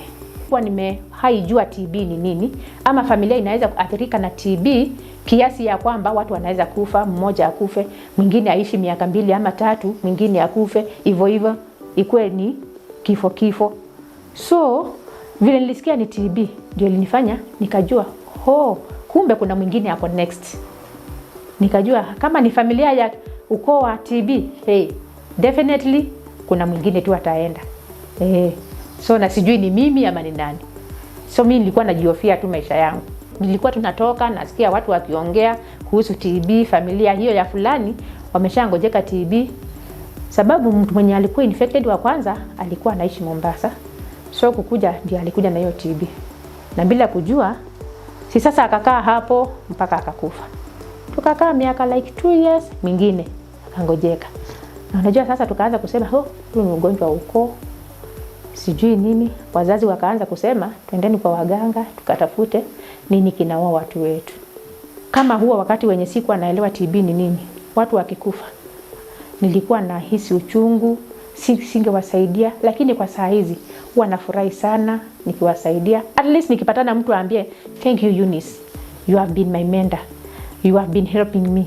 Hiyo kitu inanifurahisha sana na inanipea mtisha hata wa kuendelea kukua TB champion. Stigma for TB is not a Kitui County issue. It is actually a nationwide problem. Okay, some counties may have a lower stigma than us, but again, stigma, remember, is informed by lack of knowledge, lack of information. So continuous sensitization of the communities through all forums. I found myself in a family where people were infected and affected by TB. In that family, people were dying, and the villagers could not come to us. Our ancestors or our elders went to seek for advice from cultural practices without knowing it was tuberculosis bacterium that was transmitted to our family by one of the family members who had TB 10 years ago. I became a TB champion by one day as I was going to the market as usual. I heard a loud voice from a healthcare worker from Kawi Sub-County Hospital, sensitizing the community on prevention, transmission, and treatment of TB. And the moment I heard of TB, I collapsed. I was half dead. I found myself in the hospital, surrounded by doctors and nurses rescuing my life. I was mended and I was sent for a training at Naivasha for TB. Then at Naivasha, I found kumbe people were talking of TB freely. Yani watu walikuwa tu wanaongea tu, hawakuwa wanaona kama TB ni kitu. Nikajipata I was dying of TB. My people were dying of TB. Kumbe TB is a disease that can be cured. From there I came back, that was from Naivasha. I came back as a TB champion. Then I recruited more than 26 champions within the Kitui County, within the 8 sub-counties of Kitui. Wenye nafanya kazi na wao, tunamosensitize the community with them. Na hiyo kazi ndio naendeleza saa hizi ya kueneza injili ya TB. I'm sensitizing the community. I'm also a paralegal advocating for human rights for people living with TB. Kifua kikuu nilisikia mwanzo nikiwa primary school na pia nikiwa secondary school. Kifua kikuu ilikuwa inasemekana inashikanishwa kwa kukula mkitumia kijiko moja ama bakuli moja. Naweza omba serikali ya Kitui County iweze kupeana more information or sensitize the community on TB. Wakiwa hii in case wakuwe na barazas, watualike kama TB champions, tukue tunaeleza watu hata kama ni kwa baraza, wakiwa na mikutano, kitu yeyote yenye wako nayo. The community sometimes stigmatizes those patients, which is very hard for them, and you find for some people can be depressed Wakati daktari aliona status zangu akaniambia niko na TB, kwanza nilijihisi kwanza yani I think nilizi tu ni kama hiyo ndo mwisho wa maisha yangu, sikujua vile nilikuwa sikujua kama nesafika mahali nipo sahi. Niliona tu yani dunia imeisha, nimefika mwisho wangu hapo. Watu wengine wakisikia niko na TB ni kama wananiongopa, pia wataki kukaa karibu na mimi. So nilijihisi kama nimetengwa. It's important to have family support. First, the social one, because when somebody is diagnosed with the TB, it's not an easy thing for patients. They have that thought of this is the end of the world. So they need that social support, that psychological support from the family for them to be able to adhere well to the drugs and recover well. So stigma usually fueled by lack of information or misinformation. If you give the right message to the people, they will be able to identify with it. Not just for TB, even for HIV. Nikawasomesha, hata mama wazee walikuwa wananiambia mbona tulikuwa tunaambiwa hapo enzi zetu ati bwana akikonjeka TB, ati mama akikonjeka TB hawezi karibiana na bibi yake. Nikamwambia hapana. Nikawaelezea ukiwa na TB hakuna kutenganisha kikombe, kijiko, sahani, hata kitanda. Huyo mtu ni mtu kama nyinyi. Lazima muishi na yeye. Maybe ikiwa ni ile TB ya kupeana, mkuje hospitali, kuna dawa za kuzuia, patue dawa za kuzuia. Kifua kikuu, kama mtu ameanzishia dawa, anaweza kuishi kawaida na watu wa familia. My name is Faith Kanywa Mutwiri. I'm a nurse working in Kasevi dispensary, which is in Mwingi West sub-county. Cases like TB, cases when people are infected with the TB, I understand I'm also unsecure as far as TB is concerned. That's why I've decided to work in tracing, in diagnosing, in treating, and referring where necessary. We can have initiatives and then we call people to come so that we test people, we test as many people as possible, and I believe that way we can be able to improve our case findings. We end an outreach this month on 5th May, from which we got several cases of upper respiratory tract infection patients, and immediately we were able to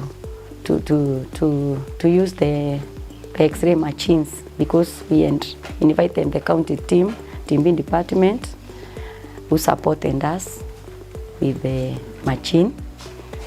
And out of that, we were able to detect or to diagnose 9 cases out of the 64 clients who were tested. Nikaenda Migwani nikaongea na sub-county officer at TB.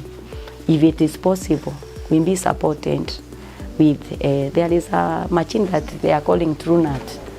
So nilienda nikaongea na wao, wakaniambia inawezekana. So mimi nilijipeleka mwenyewe nikapatana na Dr. Ngondana na Dr. Kioko. Nikawaelezea my problem with the community. Naona wengi wako na hizo dalili za TB, lakini nikiwatuma hawakuji. So ningefurahia sana mkileta hii machine, mupime watu, at least mupime watu kadhaa wale kabisa naona wako asymptomatic. Waliweza kukuja kwa outreach, wakapima more than 60 people, and we got around 9 cases wenye sasa wameanza treatment.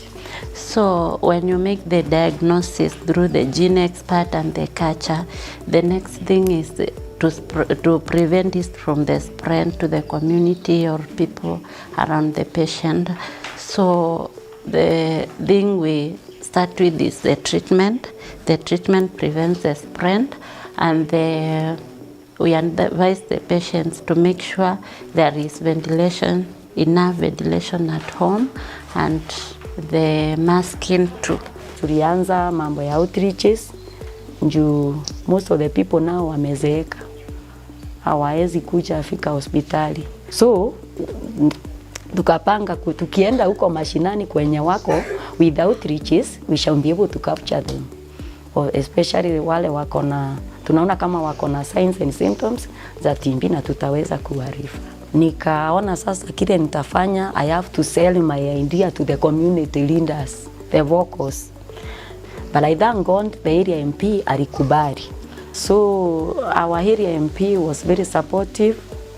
He supported us with some amount, financially he supported us, because at the same time we were holding here One Health together with animal vaccination because of the rabies. So when we are mobilizing people, we were telling them even our area MP won't be there. You come for testing. So wakisikia mheshimiwa atakuja na atapimwa, wote wakatamani kukua pale. Na walikuja in big numbers. We had over 700 people attending the outreach. Ningekuwa na laboratory hapa na lab technician hapa, nikindetect na waambia wapimwe tu papo kawapo, tungekuwa tunaendelea vizuri.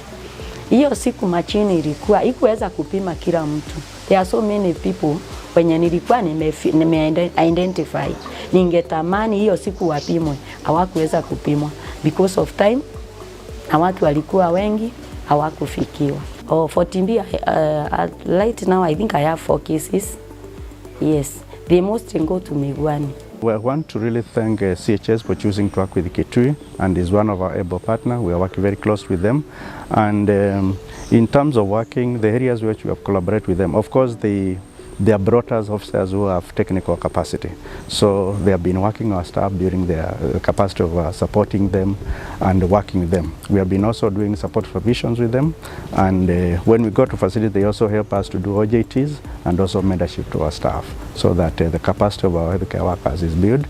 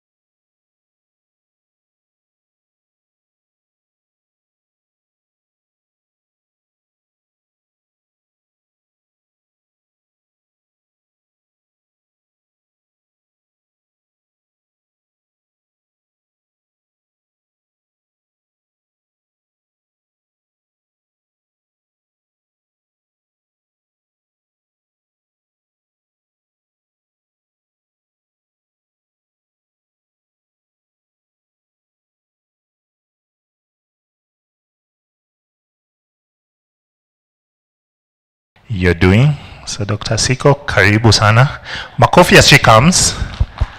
Ajafika, mpaka afike. Karibu, Doc. Thank you so much. Thank you so much, Dr. Munga. Good afternoon, everyone. Yes, so my name is Asiko Ngai, and I'm a research scientist at Kenya Medical Research Institute. And I hope you're ready for a very vibrant afternoon, please. No sleeping. And we're going to talk about something that is very, very important for us, diagnostics, yeah? As much as we have to work together in terms of vaccines, nutrition, social aspect that we've had in the morning, we all know that TB is still a big burden because of mostly diagnosis. So we have very vibrant speakers, 3 speakers, and we will be introducing them as they come for their talk. And I'm going to go directly to our very first speaker, who is Dr. Anne-Marie. Please clap for her as she comes.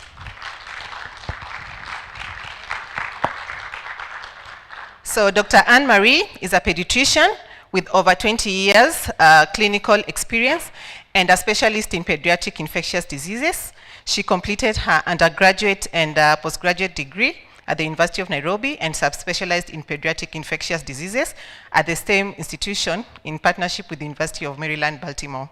So she currently serves as the head of pediatric infectious diseases and head of unit, Kenyatta National Hospital, providing care to children with general pediatric conditions, as well as severe and unusual infections, including immune-suppressed children. She's a member of the Kenya Pediatric Association, European Society for Pediatric Infectious Diseases, Pediatric and Third-Line NASCOP Technical Working Groups, and MOH Measles Elimination Committee. And she's going to be telling us about children, basically, in terms of diagnosis and algorithm. And I hope you enjoy yourself as you present. Thank you. Thank you very much, Dr. Siko. As they load my presentation, we're going to turn away from very complex science, as we discussed in the morning. This is a clinical presentation. So I hope in the audience we have clinicians who are dealing with children and adolescents, because the purpose of my presentation is to simplify or give you confidence in making a diagnosis of TB in children. So a lot of it will be focused on clinical cases. Unfortunately, I have a big repertoire of cases of children who have presented in Kenyatta late. So we'll be discussing a few of them as we go through the diagnosis of TB in children and the lessons that we have learned from our TB algorithm. So 2 slides on epidemiology, then we're going to dive into the cases. One is on pulmonary tuberculosis, the other child has extrapulmonary tuberculosis. So I think we saw this slide in the morning. Where in 2024 we had about 100,000 cases of TB, but you can see that in children, only about 12, they only constituted about 12.8%. And I found this statistic particularly interesting when I listened to the speaker who spoke about TPT. Because if you have an adult in a household who has tuberculosis, I assume a good number of those contacts, you know, if we look at our average household, 5 children, you'll have at least 5 children who are exposed. And I do feel that we have very many children. There's a very big gap in terms of diagnosis for children, and many of them are either diagnosed with other conditions or they end up dying of TB, and because we don't do postmortems, we actually don't know that that is what killed them. So I hope at the end of this, again, we're able to use our algorithm to capture those children. They also have the highest proportion of extrapulmonary tuberculosis. So you can see the 10 to 14-year-olds highest at about 10 to 14%. It's surprising again to me that it is lowest in the 0 to 4 age group, because Dr. Nduba took us through a bit of the immunology. So you can imagine that children with their immature immune systems, if they're exposed to TB, they're the ones who are more likely to progress to severe disease. And indeed, the children who end up getting referred to us from the counties, many of them are coming in with tuberculous meningitis, and that especially has really gone up. We have one of our residents who has done a study, and many of them have poor outcomes. So late diagnosis in children is a big problem. A revision of that slide on the natural history of tuberculosis. Again, I think Dr. Nduba went through this. So you're exposed. About 70 to 90% of people get no infection because of an intact immune system. And out of those who get infected, about 50% will progress to active TB, while 50% will remain in, 90% will get latent tuberculosis, and 10% progress to active disease. And out of those who get active disease, again, if you're treated, you're cured. But those those who are untreated, about 50% are going to die within 5 years. So this the rate of progression to active disease is highest for the youngest children. And you can see that in that age group where they're less than 12 months, about 40 to 50% of those who have latent tuberculosis are likely to progress to get active disease in the next 5 years. And that falls, and you contrast it with adults where it's only about 5 to 10%. We talked about the risk factors that may be responsible for this. Again, we highlight malnutrition. And one place I think we could actually identify children with TB is our malnutrition clinics, because they're just there being given plum peanut, some respiratory symptoms hanging around for 3 months before they land in the ward. Any immunosuppressed child may also develop progress to active TB, and their time to progression is shorter than adults, so within that first year. So again, emphasis on prevention, early identification. And they also have the highest risk of disseminated TB, and again, the emphasis on tuberculous meningitis, just because of the neurological sequelae and what it means for that child. So let's move to our first presentation. This is CM, a 13-month-old male who presented in our ward with cough of 5 months duration and fever that had been on and off for the prior 3 months. All of these are referrals from county hospitals, which I didn't want to name, meaning we are the clinicians there, including sometimes pediatricians. So the cough was non-productive. There were night sweats. The child had now difficulty breathing and was feeding poorly. There was no clear contact, history of contact. So when we ask for contact, what does that mean? Our guidelines tell us it's spending a prolonged period of time with somebody who has TB. But if you look at the literature, exposure for just 4 hours with somebody who has TB counts as a contact. So it doesn't mean that necessarily they're living with them. So let's be very careful when we are taking that history of what constitutes contact. And the child had significant weight loss. At the age of 7 months, they had achieved a weight of almost 9 kilos, and at presentation at 13 months, they weighed only 7.3 kilos. Surprisingly, this was their index admission, but they had had several outpatient treatments for respiratory disease with no improvement. What was significant on examination was wasting, low-grade fever. Again, TB does not give you those fevers of 39, 40 degrees. It's 37.5 to 37.8 most times.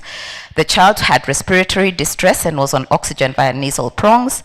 He was pale. He had no oral thrush, no adenopathy, and no clubbing. You're looking at those because you want to see where they're already sequelae. Vital signs were abnormal for saturations of 75 of oxygen, low-grade fever, a tachycardia, and a tachypnea. And the child is assessed by those anthropometric measures, had severe acute malnutrition. The significant systemic exam was mostly in the respiratory system. So in children, you're looking for signs of distress. Do they have flaring? Do they have lower chest wall indrawing? And then you listen, and do they have abnormal sounds? Many times, because their TB sits in the lymph nodes, what you may hear is a wheeze. And we do get children who have been nebulized repeatedly, and eventually the diagnosis we make is tuberculosis. So do a detailed exam, and I think the basic pediatric protocol is also good in guiding what constitutes a good respiratory exam, including giving the age-banded respiratory rates. So I just wanted to point out a few things in the lab investigations. So it was significant for an elevated white cell count, primarily a lymphocytosis, an iron deficiency anemia, and an ESR of 85. So sometimes you find that elevated ESR should make you ask yourself a question or two. The child was on treatment for rickets. That's why that vitamin D is so high. The gene expert was negative. PITC was negative. Does a negative gene expert constitute no TB for children? Yeah. So sometimes we have back and forth even with our own TB program in Kenyatta, particularly when our documentation is not very good. So we send a client there, somebody looks at it, is like, gene expert was negative, take this file back to the ward. And then even the parent is confused, like, you people don't know what you're saying. Yeah. So somebody in the ward tells me I have TB, I go to the clinic, I'm told there's no TB, but luckily we've been able to get together with our team, involve them in our CMEs, and we're having less and less of that disparity. So this was the child's chest radiograph.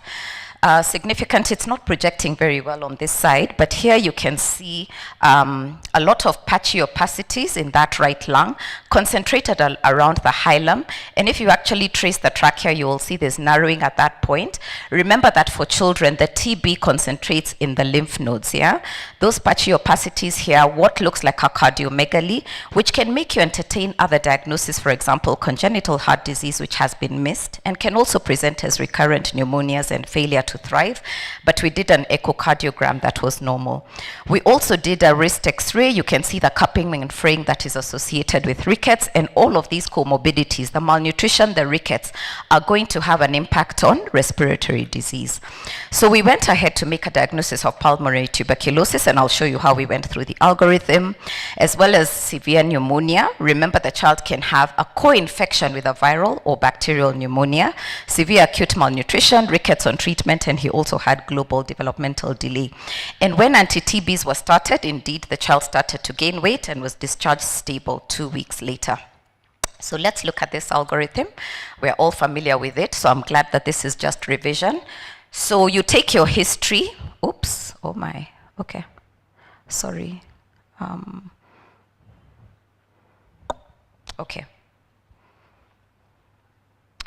Okay, so you take your history and you want to find out, does the child have 2 or more of the following? Cough. Often that cough, if you take a good history, it's there for more than 2 weeks. So for a hospitalized child, I'd actually say cough of any duration. Persistent fever or night sweats, again, longer than 2 weeks. Weight loss or poor weight gain. So get those booklets. When that child moved from almost 9 kilos to 8 kilos to 7. Where were we and what were we doing? We were sending them to nutrition clinic, which is okay, but I think if there are other symptoms, just think about what else could be happening. And then this very non-specific symptom in children, fatigue, lethargy, reduced playfulness. So the child is less active. So what you're saying is that this is a sick baby. So the mother telling you, my child is just not themselves, yeah? So red flag. What is the issue? These symptoms could also represent so many other things, isn't it? It could be heart disease, it could be just that malnutrition, so very non-specific, but take that history. Also ask about positive contact, and remember that contact could be as short as 4 hours. Sometimes even when there's a household contact, we fail to take that history. And then in your physical exam, you're going to the system of interest, which for pulmonary tuberculosis is the respiratory system.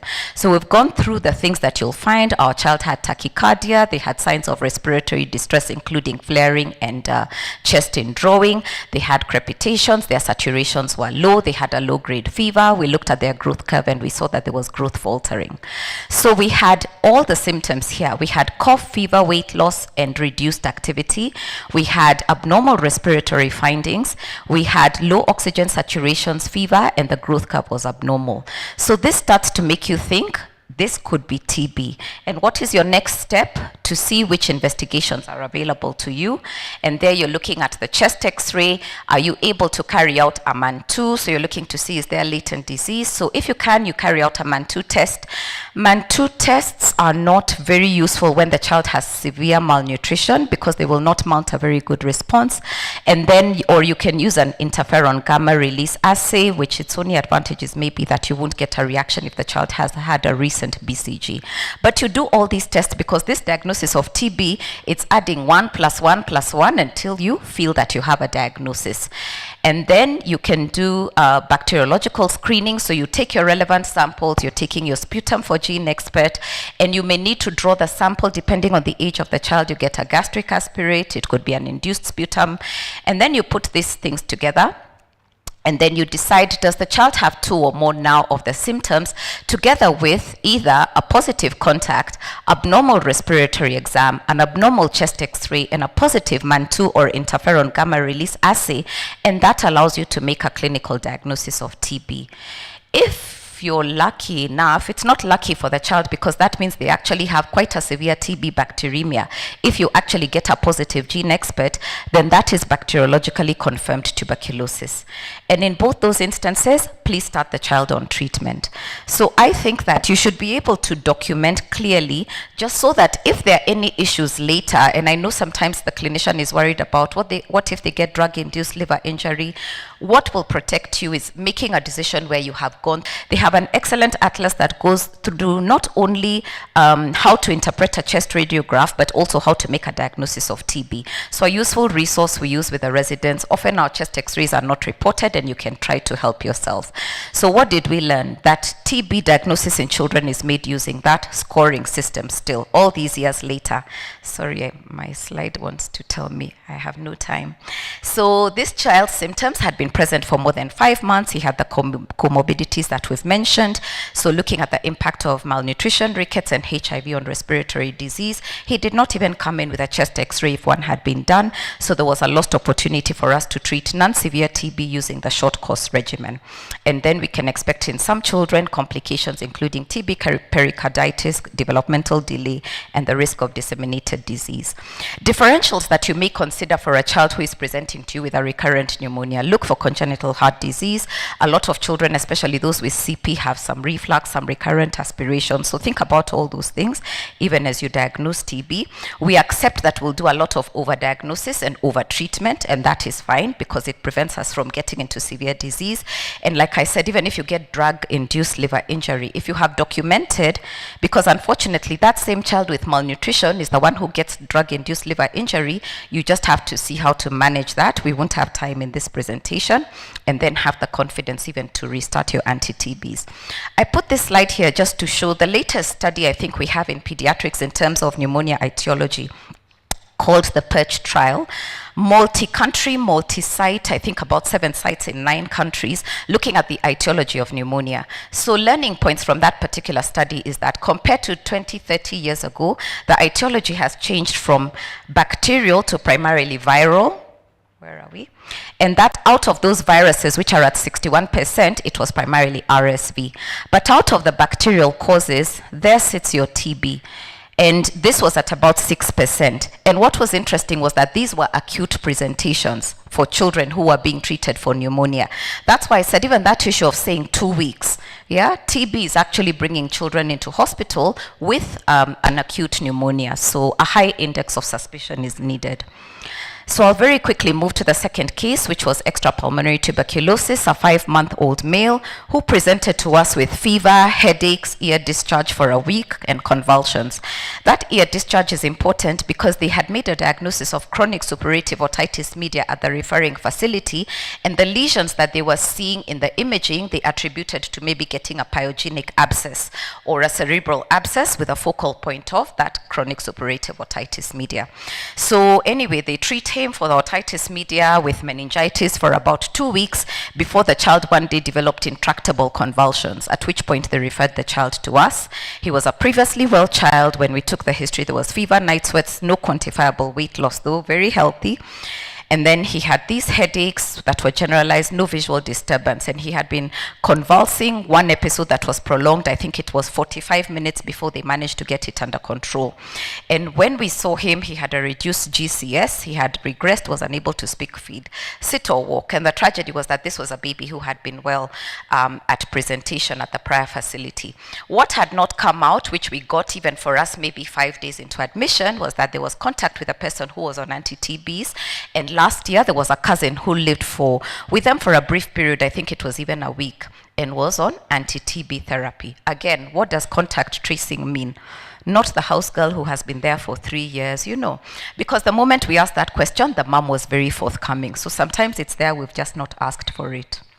So a sick-looking child, SATs were okay, breath was okay, but had a tachycardia, again a low-grade fever. Main findings in the central nervous system where he had a low GCS of 10. He also had anisocoria, so already there was unequal pupils telling you maybe there's a space-occupying lesion. And again, does that mean you don't do LP? Because sometimes when we are presented with a very sick child, now we can't do the LP, which is what is going to help us make the diagnosis, yeah? So lateralizing sign, I'd say contraindication, but quickly get your imaging so that if there are no signs of raised ICP, you get your CSF, which is crucial.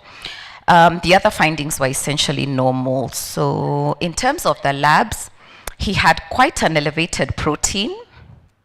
You can see of 1,700.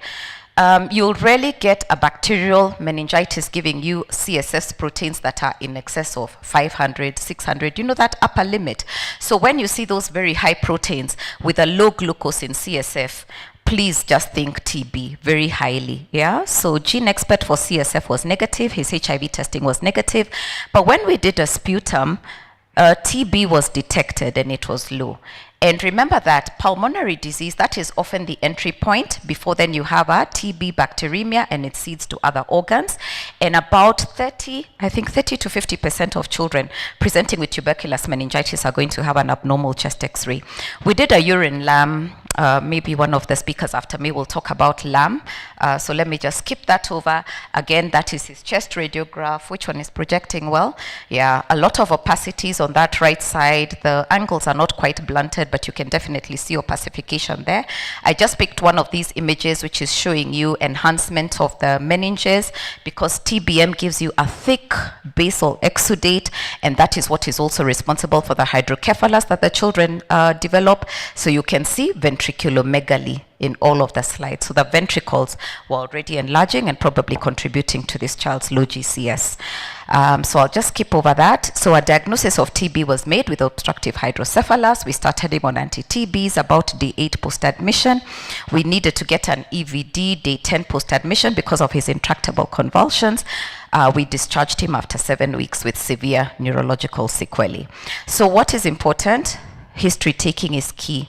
So in this algorithm, we all know what extrapulmonary TB is. So in this algorithm, where we were talking about a symptom of cough up here, you replace that symptom with the organ of interest. Okay, so where you're talking about cough for 2 weeks, for this child we would have looked at what was there in the CNS.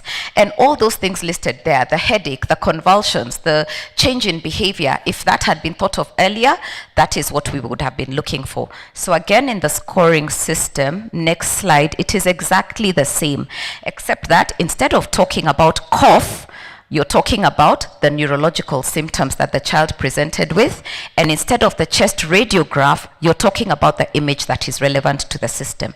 In this case, either CT scan, MRI, whatever is available to you quickly. So make the diagnosis quickly, treat your patient. A word on LAM, we've seen all these children. Now these indications have been extended to children with severe malnutrition.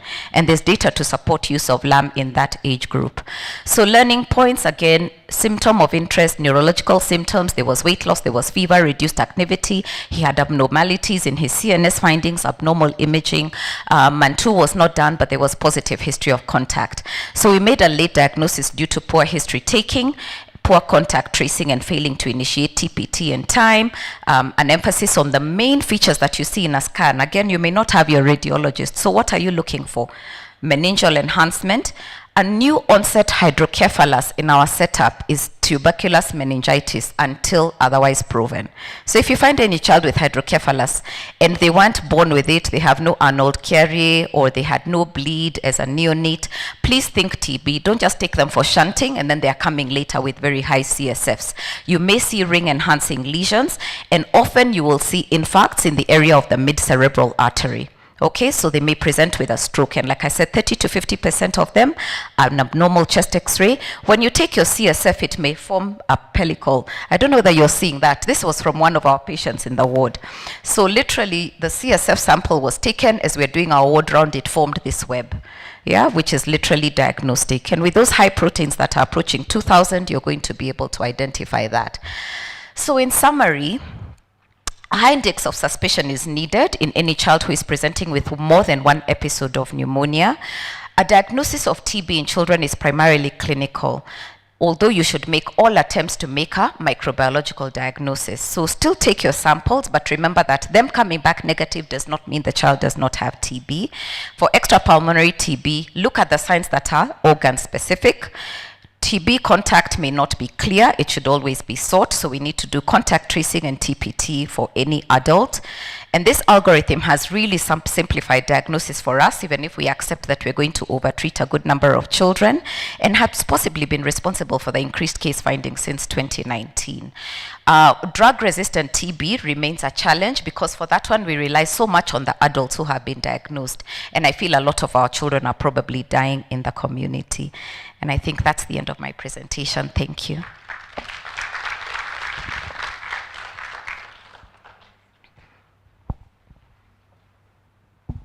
Asante sana, Dr. Anne-Marie. We'll keep the questions to the, at the end, but just to make sure that everybody was listening, Dr. Agisa, who is a pediatric doctor, tell us your take home from this wonderful presentation, please.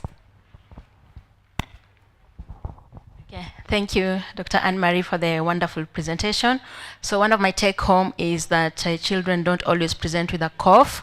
They could be presenting with other symptoms, including convulsions. So we need to look out for that and order specific investigations related to the system that's presenting.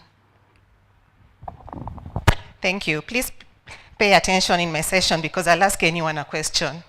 And then, so next we are going to have AI discussion. How many have used AI in the last 1 week? In the last 1 week? Okay, I've noted because I'm going to ask you something after the presentation.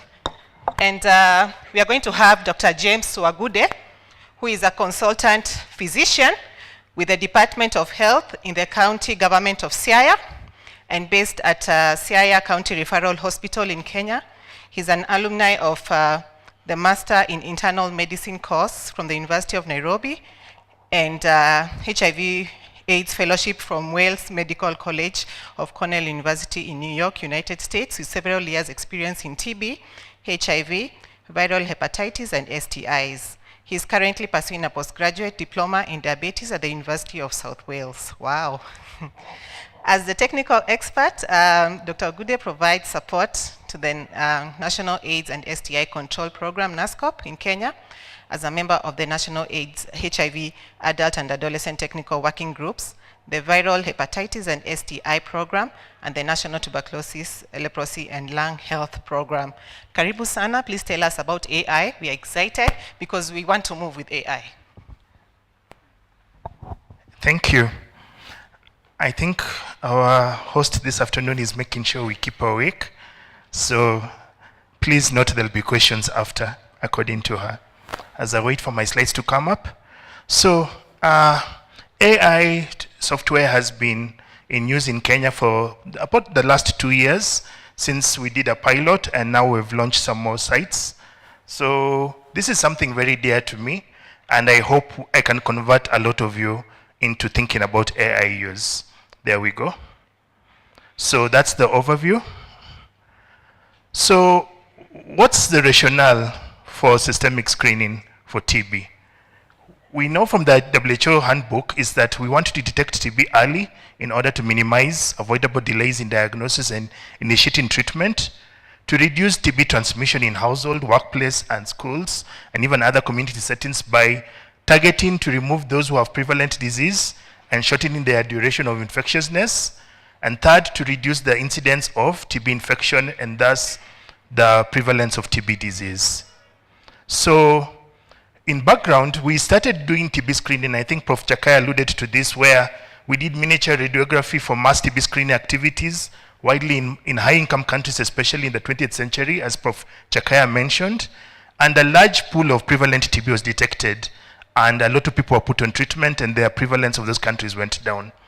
In 1974, however, the WHO recommended to stop this indiscriminate screening by mass radiography due to several reasons, some of which include the cost involved, the uncertain impact on transmission, the logistics, which were a bit challenging at the time, the fact that highly skilled technicians were required, and the variability in reading those X-rays, and the lack of specificity back then.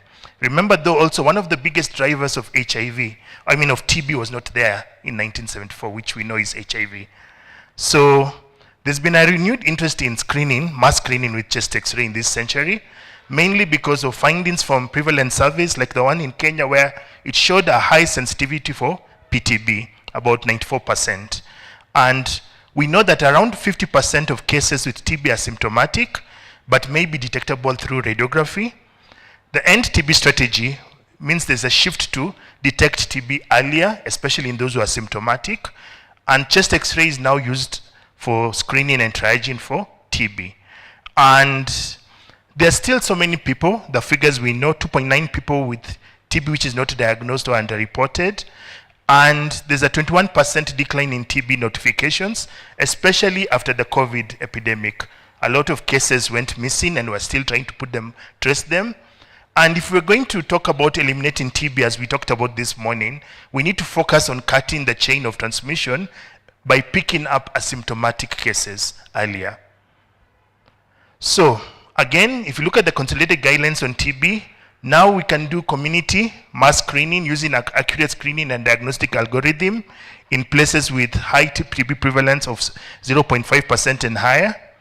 Among individuals above 15, and not in the pediatric group Dr. Anne-Marie was talking about, we can use systematic screen of TB using symptom screen and chest X-ray or molecular WHO recommended rapid diagnostic tests alone or in combination. And in 2021, computer-aided detection of TB was now been recommended for the first time as an alternative to human interpretation of digital chest X-rays. Now, this was very important for Kenya because with the COVID epidemic, digital X-rays were almost upscaled to almost all the 47 counties so that people could try to diagnose COVID much earlier. And so we can use those X-rays that are in the system to actually put the AI. So again, the latest WHO policy statement that just came out this year in around May has looked at which tests can be validated and which ones have performed well in sensitivity and screening. And so CAD for TB was the first one, but the other four include the QRI, the Lunit Insight, the DO, TB screening, Genki, and Interread. So if you're looking to get this AI on board, you must look at the ones which have been recommended by the WHO. The others are actually not, at the time, not really recommended. So now coming to SIA where I work, it has a very significant TB burden. Our case notification rate is about 320 per 100,000 persons, while the national figure is 260, so we are really outperforming. That's why there's a lot of studies, as you heard, and research going on in SIA. We also have about 2,500 to 3,500 new cases reported every year, though we still have a good cure rate. It's one of the top 10 high burden TB counties in Kenya, and the reasons include, I think, the high HIV prevalence. We're the 4th county overall in Kenya. There's also a very high TB HIV co-infection rate, over 55%. We have a lot of challenges in diagnosing TB, one of which we don't have any radiologists in SIA County. So that's a challenge to us. So we don't have someone who actually could report the X-rays. And we saw a lot of poor health-seeking behavior in SIA, especially at the beach where the fishermen go and fish for quite a long time, and when they're sick, they really avoid coming to hospital, and even the elderly population. And also the behavior changed in population after COVID. So we have all those things to deal with.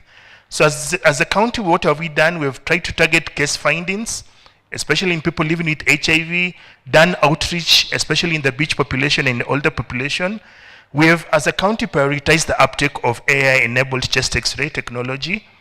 We have also tried to deliberately increase access to chest X-rays in these populations by having partners who can pay for access so that it's free for some populations.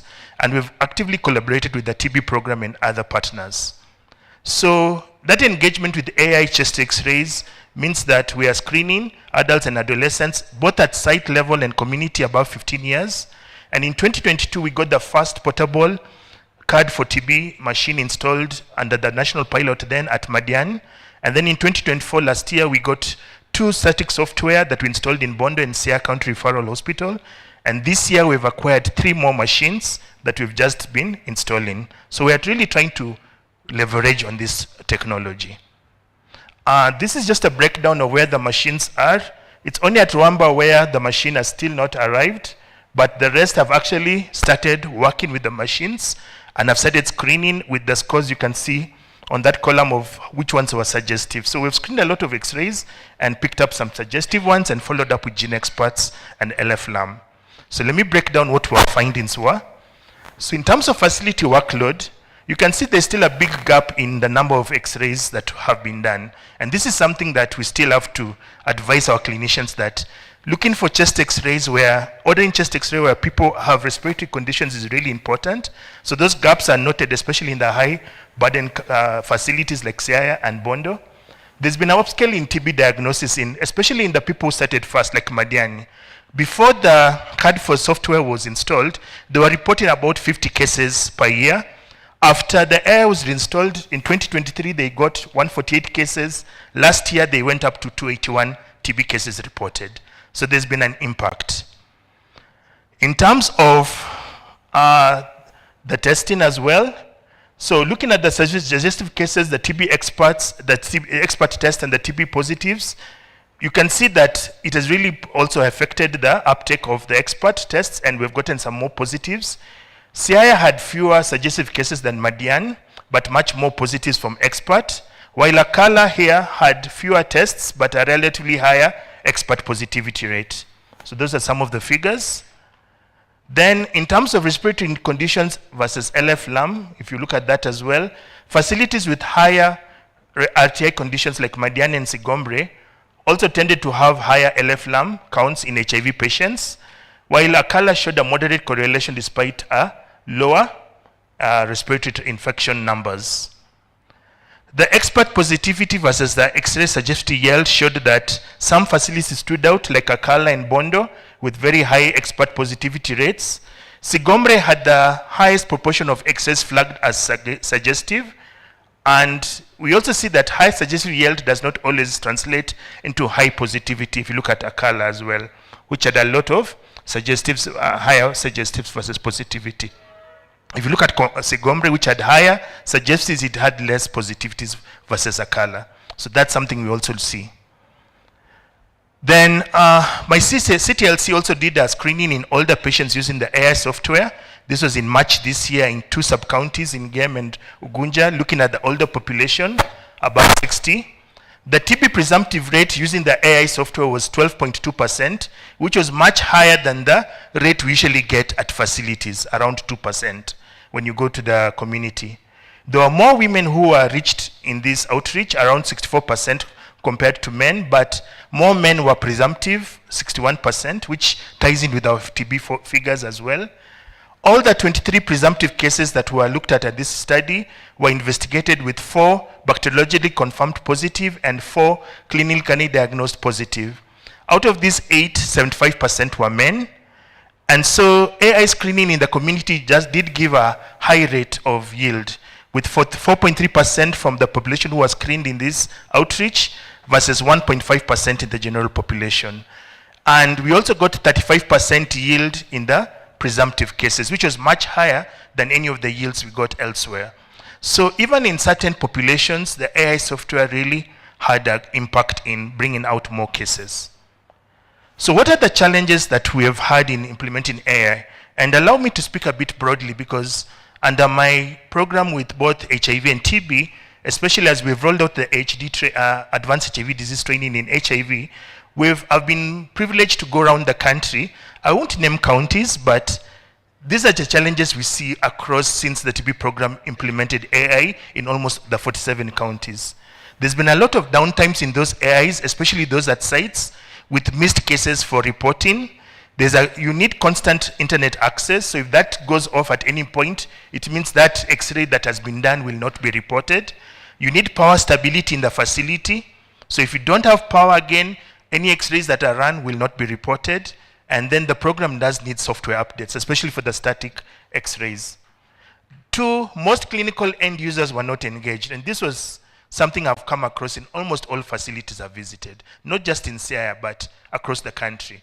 So the TB program did launch and put the QR softwares in 2 facilities every county, but the physicians, the healthcare workers, the doctors were not involved.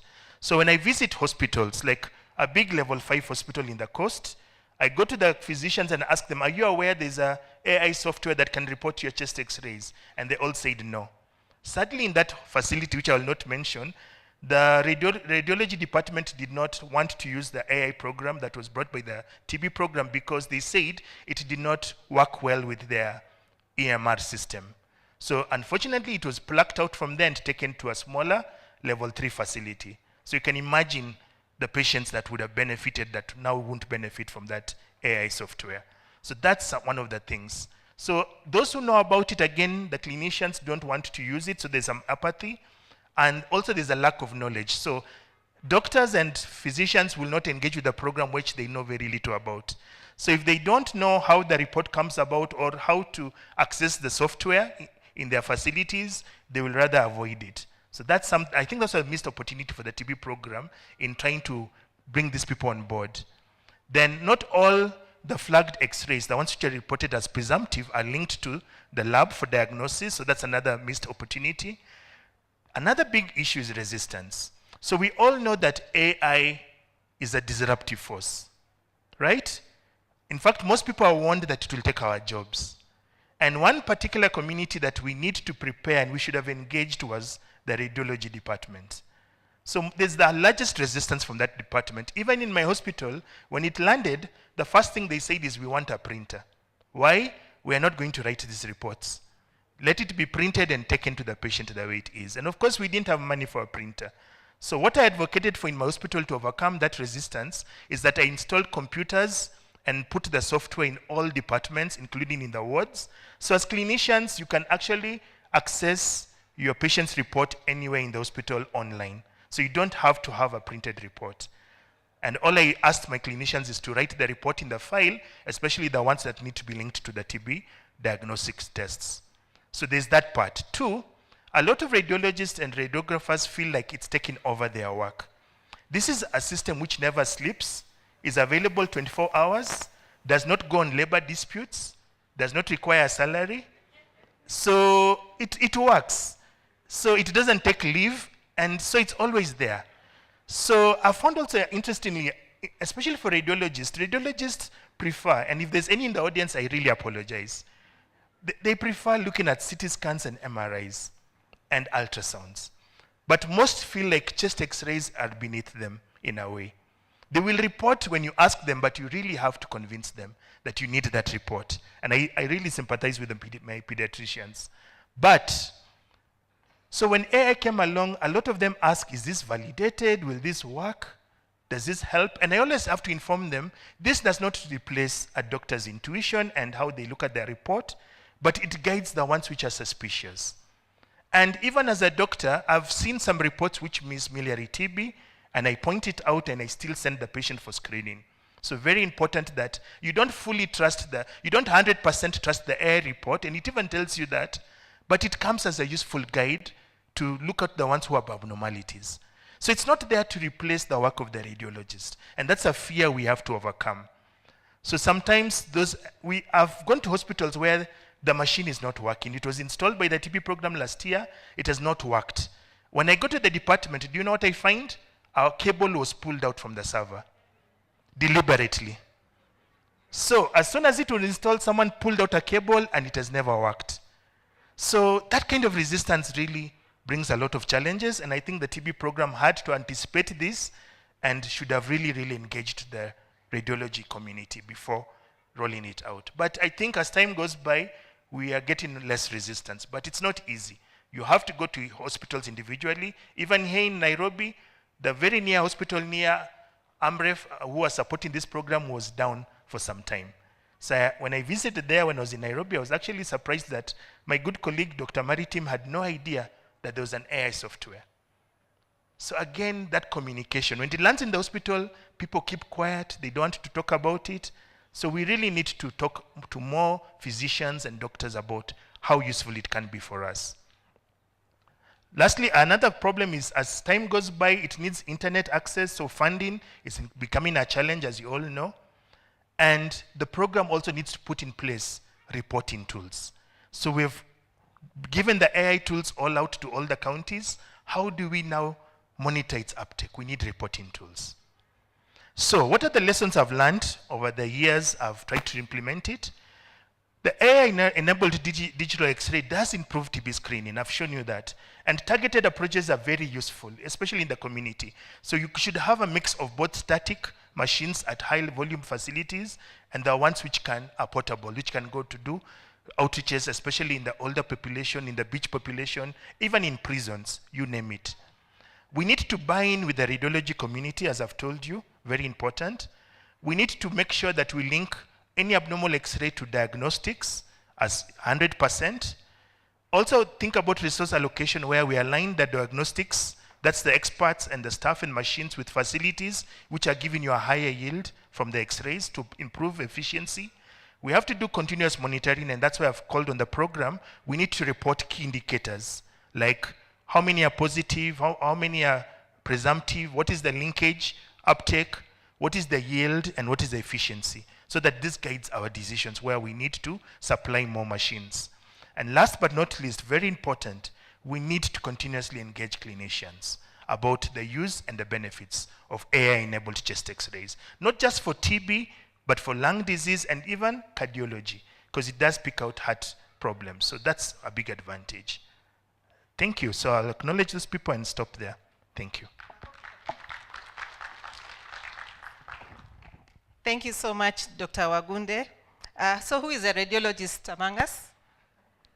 I'm not going to ask you a question, but Dr. Brenda, can we just use ChatGPT to look at our X-rays? Or what do you think from the talk that Dr. Wagunde has given? I think the software he was talking about was the one for computer-aided detection software. Yes, so that's the AI he was talking about. So which WHO recommended software do we know of right now? Questions later, Prof. It's a comment. Okay, a comment from you because you're our father. And I just wanted to take the speaker. I think the way you present AI is the one that makes people don't like it. AI is a tool helping doctors to work better. It is not replacing doctor. It's not working side by doctor. It's just a tool, like you have a loudspeaker helping you to speak loudly. So that's the first thing you should know. Second, you should know that AI analyzes data. That's all. And in this case, in X-ray, is the deep learning subset of AI that analyzes this thing. So it is making work for the doctor much easier. And more important, you see, it doesn't work in isolation. If you just write AI for chest X-ray alone, it should be the whole health system. What you need, the biggest production of data in health is EHR, electronic health recording, which must be highly developed in order to get enough data. Now, what you're using now, the data from other communities from Europe, which gives you a bias, which one of the problems of the AI is there's a lot of bias because of the algorithm used. The algorithm is just a rule that helps the AI make a diagnosis or make us an in without being. And this idea of WHO guideline, now you see, now we moved ahead. Those guidelines of WHO, some they were written 10 years ago. Now with the present use of AI, they call guidelines are living guidelines. They're dated every minute, real time. So the WHO guidelines written 10 years ago are out of date, even the one written last month.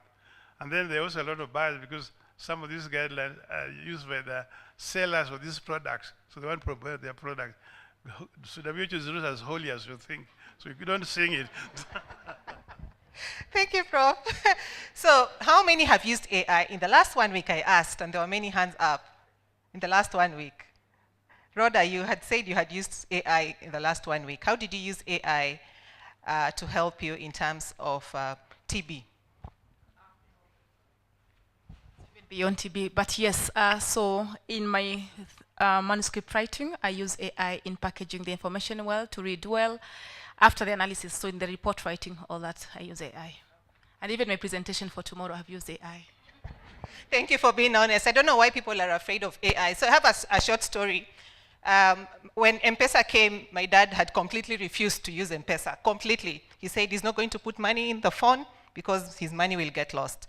So he saw us sending money to my mom, and then akaona, hey, my mom is receiving money and I'm not. So he joined the team. So we should be adaptive to new technologies. Of course, as Prof has said, it's here to help us, okay? Thank you so much, Dr. Wagunde. Okay, so our third speaker is Dr. Enos Masini, who is a public health expert with over 20 years of experience in TB, HIV, and health system strengthening. He currently serves as the Senior Disease Advisor for TB at the Global Fund, supporting several high-burden African TB countries such as Nigeria and South Africa. Dr. Masini has previously served at WHO, the Stop TB Partnership, and Kenya's Ministry of Health. He's also the author of over 30 peer-reviewed publications. Makofi tafadhali. Yeah, so he will be giving us a talk on point of care. We imagine a day when we will have point of care, even from the chemists, okay? Just like HIV peeps, okay? Thank you. That's so kind of you. Good afternoon, everyone. Prof, I think when we had the discussion on TB vaccine by my good classmate, Dr. Fidelis, you said these innovations that take millions of dollars and millions of years to come into fruition is something we should stay clear of.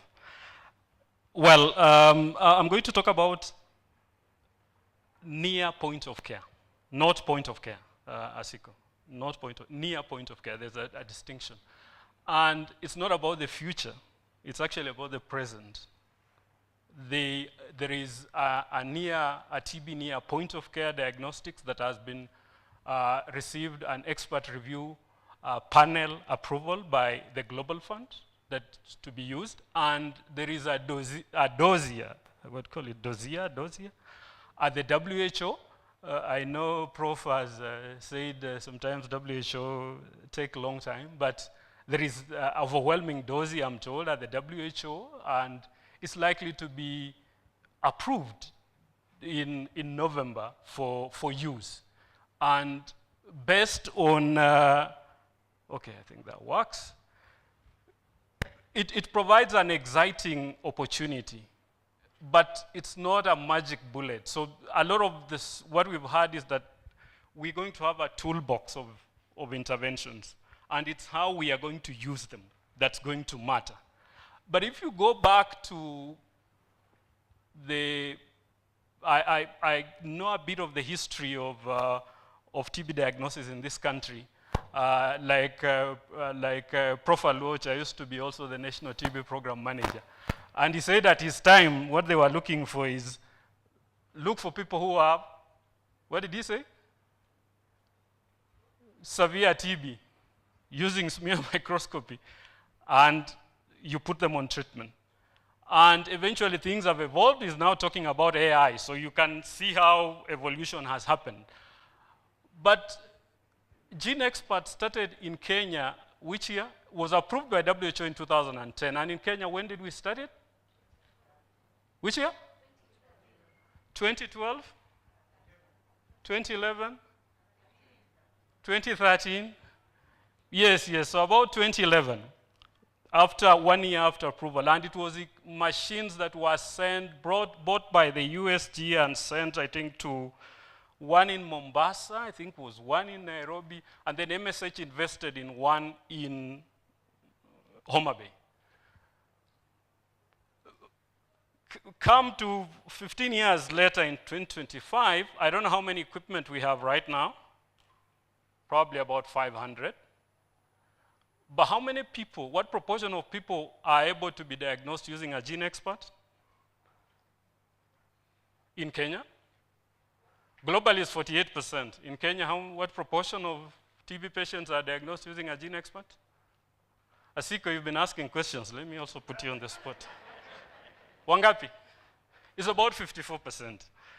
You can use AI. There's this advert that comes on YouTube. Don't use AI like a 50-year-old. Have you ever encountered that advert? That AI has bigger capabilities than to use it to ask a question, where does my neighbor come from? You use it for more important things. So the challenge we've had with the rapid molecular tests as they are right now is listed below. One is the cost. Gene Expert costs, one test costs how much? I met my friend who is CTLC Makadara. How much is Gene Expert cost, one test? How much? 6? Yeah, so it's about $10. And that cost, unfortunately, is prohibitive. For those of you who do, even in this country, a lot of the tests that they want to do have no funding for. So even when they put a global fund application, the challenge comes is that a lot of the tests are unfunded. And then you have to put it at a certain level in, say, Rhodes or in Madare. So there's a limit to the level in which you can put a gene expert because of the things. Then you have to have a sample transportation system. Very difficult to crack. I see my friend Rhoda is nodding her head. Very difficult to crack. I'll tell you, I was listening to a webinar last week on integrated sample transport system. And I'm happy that it's Jeremiah who was leading the integrated sample transport system. We've tried to crack sample transport in Kenya for a long time. So it's about you have the equipment, but people just do not have access. So those are profound problems from a patient perspective. It means they either refer themselves or the results will take a long while to come. That for diagnosis is not good. And it's a big problem for diagnosis globally. So the biggest problem for diagnosis globally, my classmate said very correctly, for children is diagnosis. Even for adults, that's the misstep. Once we've diagnosed, we have a better way of putting them on treatment. And treatment is much easier. There are child-friendly medications, there are adult formulations. So that step is much easier. But the problem is, and we're good also to even AI, the cable is removed and what. So it's, you're working in a bigger ecosystem. But now there comes the NPOC, near point of care. So the potential is that it will increase diagnosis. It will be able to increase diagnosis and reduce initial loss to follow-up, and then allow same-day treatment. And WHO, for all the flack that it takes, has guidelines that tell us on what ideally should be a good product for diagnosis. So its instrument should be battery-operated and not require infrastructure. Those of you, Jeremiah is not here, but you know the headache. Lorraine, you know the headache of maintaining a gene expert fleet across the country. In fact, in some countries, they have what we call a gene expert optimization budget every year, just to ensure there's no dust, to ensure what is done, to ensure the air con is working. It is a big headache. And at any one point, if you calculate the actual modules that are working, you'll find they are probably 30%. So even the actual fleet performance is way below its optimal. So you need something that is ideally instrument-free or a simple instrument. And then it can be done by healthcare workers, but also lay healthcare workers. Because laboratory technologies are not all over. So you need something that you can put at a lower level of the health facility. And then it doesn't require complicated pipetting, minimal sample processing. And this has been the problem with TrueNat. TrueNat has had a lot of challenges in acceptability by the lab staff because of it has multiple steps. So it never quite picked up like that. And then, of course, cost is an important thing. We don't work in we work in a funding situation, less funding. So we have to ensure that for everything we do, what will be the cost? But also sputum and non-sputum. So non-sputum and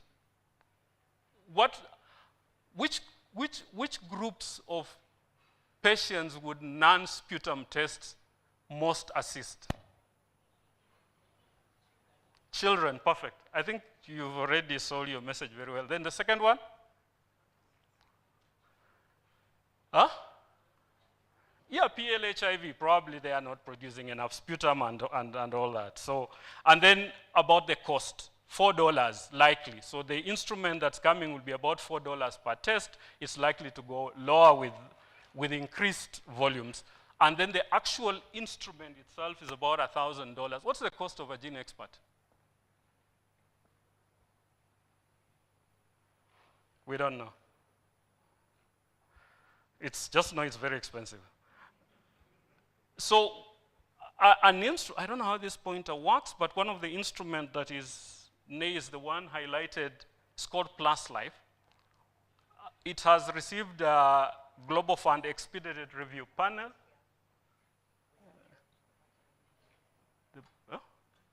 Okay.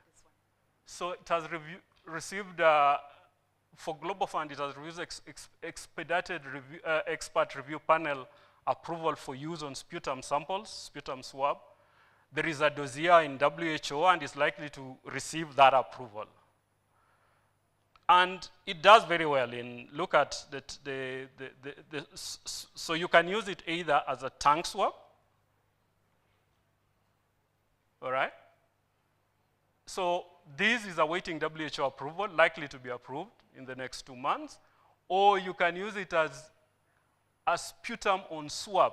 So somebody gives sputum and you dip the inside, and then it's just a 2-stage process. So there's a lysis machine, and then you fill that and you run the test. So the important thing is that it's not a magic bullet, but you can just imagine what it's going to do. It's going to drastically reduce your costs, so you test more people. It's going to allow you to put it at more peripheral health facilities, and that's the key thing. You want to test more people and reduce the patient movement cost. And then it can run on a battery. This is extremely important because electricity is not everywhere. Of course, it has its limitation. It does not have DST, so you need, therefore, to ensure you link it up with GeneXpert. If you test 100 people in Nairobi, in a GeneXpert lab in Nairobi, how many of them will be likely to have TB? Hello? Let's say 10, if you test 100. So it means that of every 10% of the tests will need to be referred to a GeneXpert site. It has multiplexing capabilities, but yet to be approved. And so we need to work on sample transport and work on all those things. But the most important thing is that it will bring us into access. This is our biggest problem. And then it will ensure we don't need to use any more microscopy, but cost containment. Everything is about money. And when we are talking about sustainability, it's very difficult to ask the government to pay for a test that costs $10. Extremely difficult. But a test that costs $3 or so, they will be able to consider doing that. I think the other things are just nice to have slides and nothing really much. So it's about moving.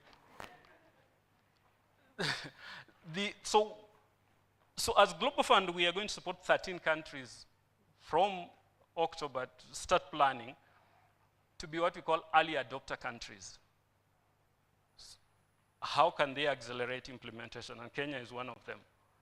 Of this assay. We are hopeful that there will be WHO approval by then. Thank you very much, and great talking to you.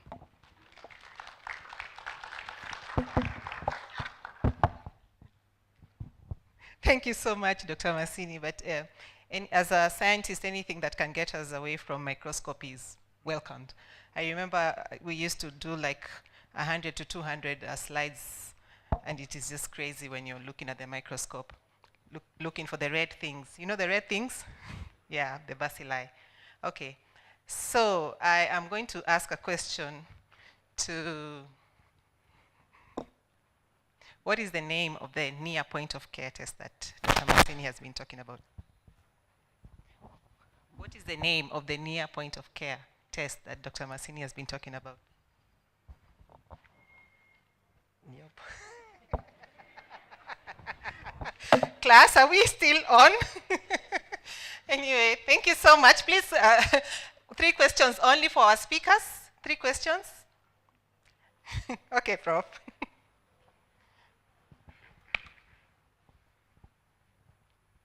Really not a question. You deny the fact that the radiologists are not very much accepting your AI. It doesn't matter, because basically this AI and radiology is meant for remote areas where there are no radiologists, so you don't need them. So that one should not be worried. But you also must also take care about the challenges of AI. Don't be so excited, because first of all, the regulatory affairs, if it proves positive and is actually negative, then who do you sue? Who bears the liability? No, there's so far, there are no regulations in most countries that guide you as to how you're going to deal with the wrong diagnosis or misdiagnosis with AI. So you have to treat it with a caution. It's a good tool, but it's still under a lot of scrutiny, so treat it with care. Okay, that was a comment. Question? Okay.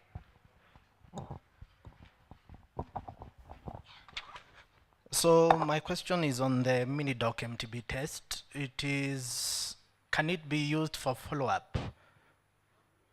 And then the other question is to Dr. Wagunde on what are the things you're doing to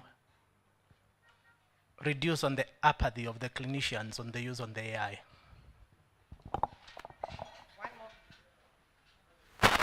One more question from here. So mine also goes to Dr. Wagunde. So what proportions have you found for the non-TB cases using the AI, and what's the county doing about it?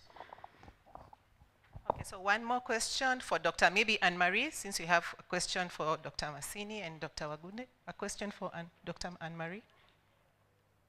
Question? No?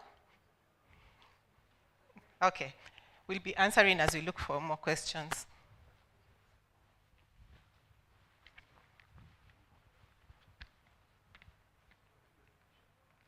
There's a question for Anne, right? At the back. Oh, I'm so sorry, I didn't see your... Where's the other mic? Anyone with the other mic? No? Can you shout? No? There's someone going. Okay, thank you.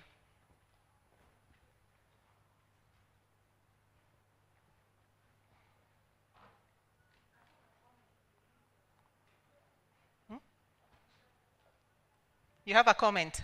Okay, please shout.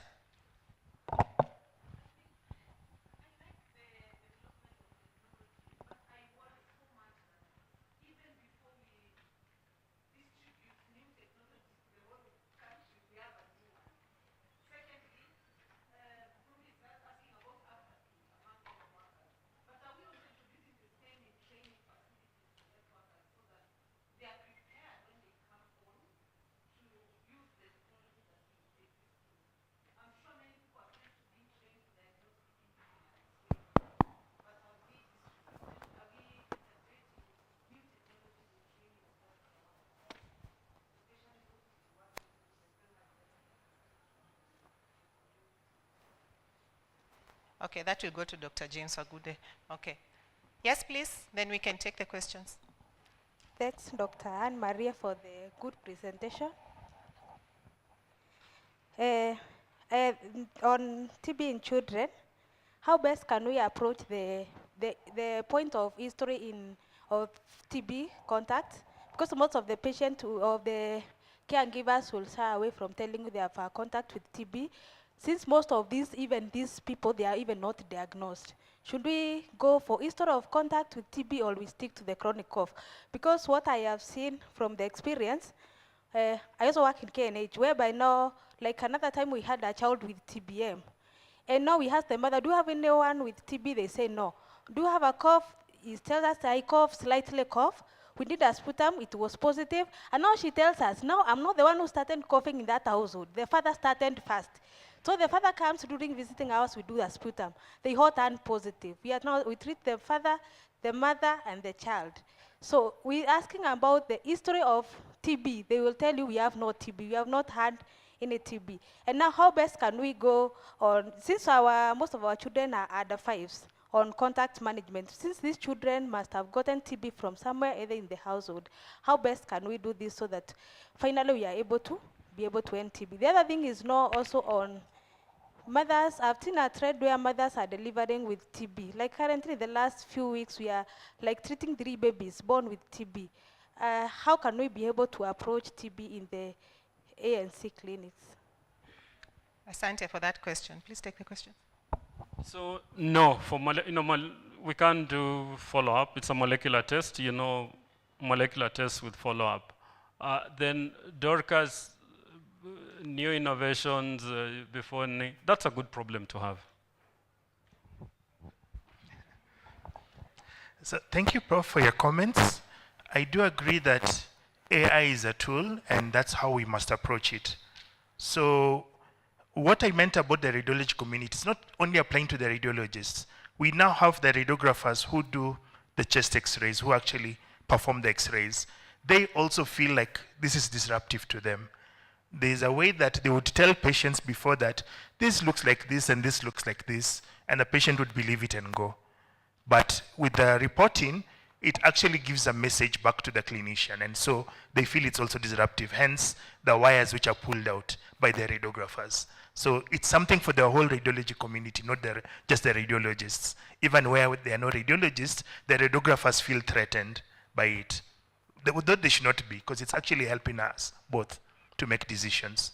So for the question about how do we get the clinicians on board, the doctors on board, one in my hospital, I was very deliberative that the AI, and this is, I've seen it happen in other hospitals because I've been lucky to go around Kenya, and always, whenever I go to a hospital, I always ask them, where is your AI software and are you using it? A lot of hospitals decided it will only be used by the chest clinic, the TB clinic, which is unfortunate. That's not its purpose. So I made sure in my hospital, it can be used in casualty, because mine is it's a static machine, so all you need is a software in your machine, and you can access the report. So it's in casualty, it's in medical outpatient clinic, it's in the wards. So when we're doing a ward round, we can get the reports real time during the round, that this is the report from the AI, and then we look at it and we discuss, do we agree with it? Because as Prof mentioned, it's a tool, but you must also challenge it. Look at it and say, do you agree with this report? Has it missed something? Sometimes it says it's normal, but it has missed miliary TB. Sometimes it says it's normal, but it has missed an effusion. So you know it's learning, it's a learning tool. So that's something you must do. So when you get it integrated, that your interns, your medical officers start learning how to use it everywhere, and that every chest x-ray done in the facility is reported, and they look at it, and the ones which are suspicious, they agree, and we not only stop there and start treatment, but we have to do diagnostics first. There are others that on clinical suspicion, we're like, this is TB, even if the gene expert is negative, this is clinical TB. But majority, we base on gene expert.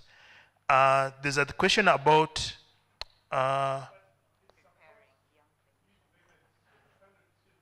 yes, so yes, Prof. I always tell the doctors, this is our tool. So it's us to report. And so when it's put in a hospital and it's only the TB program using it, then the rest of us are not involved. We must own the decisions. And that's very important. And that's why even the radiographers get scared of even writing the report down. They say it's not them who reported, but I understand their fears. So you talked about non-TB, so like cardiomegaly, right?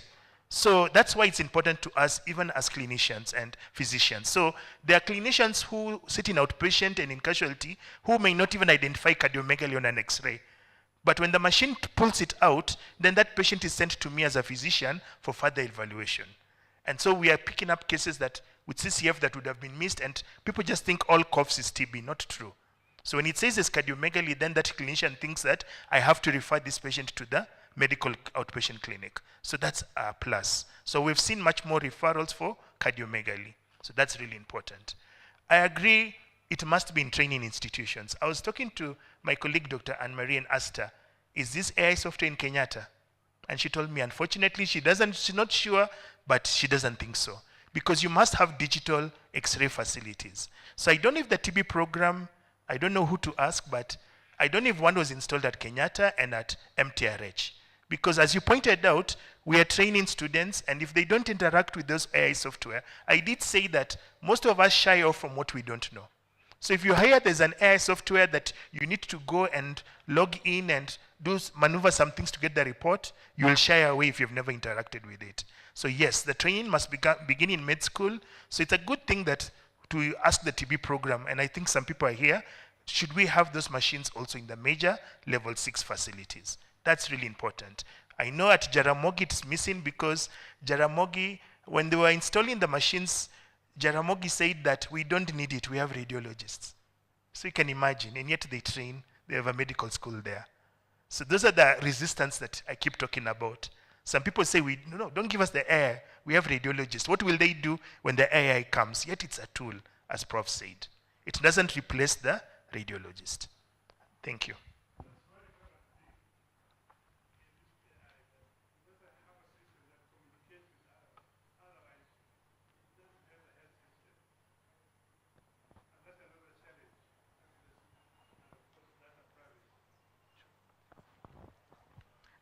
Yes, thank you for your question. I agree it is a challenge when your patient, the primary patient, is a pediatric patient in terms of doing contact tracing, especially if the caregiver or parent has no symptoms. And I don't think, first of all, I'm glad that at Kenyatta we have started actually testing the mothers, because I think even a few years back we would treat the child but not really go to the extent of doing a chest radiograph or asking a mother for a sputum sample. So already we've taken one step that we're screening a lot more caregivers when their children are admitted in hospital. I think the approach that works best for parents is to show them the benefit. So they should understand that if they're not treated, for example, and they have active tuberculosis, they could reinfect that baby. There are other children in that household who continue to be at risk, including anyone who is coming into contact with them. So it is a matter of patient education that they could be infected and also infectious to others despite them not showing overt symptoms.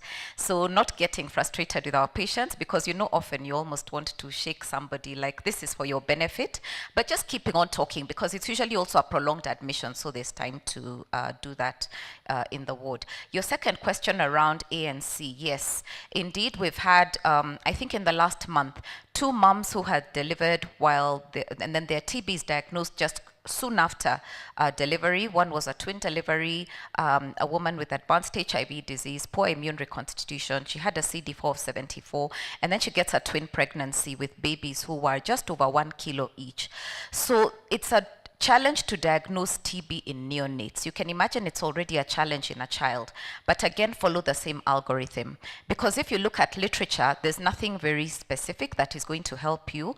Old algorithms like Cantrell scoring systems, you look at them and they are not very useful. So again, back to clinical in terms of diagnosing for the neonate. And indeed, when we screened those children, one had a very high CSF protein and there was no bleed. So we started them on TBM treatment at the age of 2 days. They're doing well and tolerating treatment. So thinking about hematogenous spread of TB when a woman is pregnant. What can we do in the ANC clinics? Work with the clinicians who are there. That if they have a mother who is presenting with symptoms, they should be screened just like any other patient who you're suspecting to have TB, and have a management plan for after the child has been born, meaning you screen them depending on how long that mom has been treated. If you eliminate active TB, you delay the BCG vaccination, you put the child on TPT, and thereafter you give them the BCG immunization. And when in doubt, maybe you can consult. Thank you. Thank you. I have nothing else to add. A round of applause for our rapporteur and for our speakers, please. Yeah. Gerono, please join us. Back to you, Dr. Munga. Thank you so much. Amtaenda hivyo. I have to appreciate you. Just come, Doc. I wanted to do something with you. Dr. Masini, Wagude, please, you will start from here. We are walking to the end. It's like a 2-minute walk test for, and as you walk, the guys will be clapping. You can enjoy the clap as we go. Twende. Oh, good. Walk. Let's walk this way. Yeah, ladies first. Yeah. Yes, Dr. Masini. You've done a good job. Asanteni sana. As we reach the end, I welcome Dr. Karuga to take us through the next session. Dr. Karuga, are you with us? Hawajaka, continue, please. They are still enjoying their clap, It was full of knowledge. Dr. Masini identified many classmates. Yes, Karibu Karuga. All right. Thank you, Dr. Sam Bunga. Good evening, ladies and gentlemen. All protocols observed. We're going to go to our next session, Symposium 5. And we have some very interesting topics complementing what we have just covered in the last symposium. And we are going to have our first talk to complement one of the talks that we had on diagnosis of children. So what are the new updates that we have on the shortened treatment of TB? So we'll have, and as she works here, karibisheni Dr. Evelyn Agisa Kegode, a consultant pediatrician and pulmonologist, karibu daktari, based in Nairobi, a lecturer in pediatrics and child health at MKU. She's a medical doctor, has an MD in pediatrics, a fellow in pediatric pulmonology, and is currently a PhD candidate in infectious diseases. Karibu. Bana hii mwatutishia maisha kidogo. Karibu sana. Thank you. Karibu.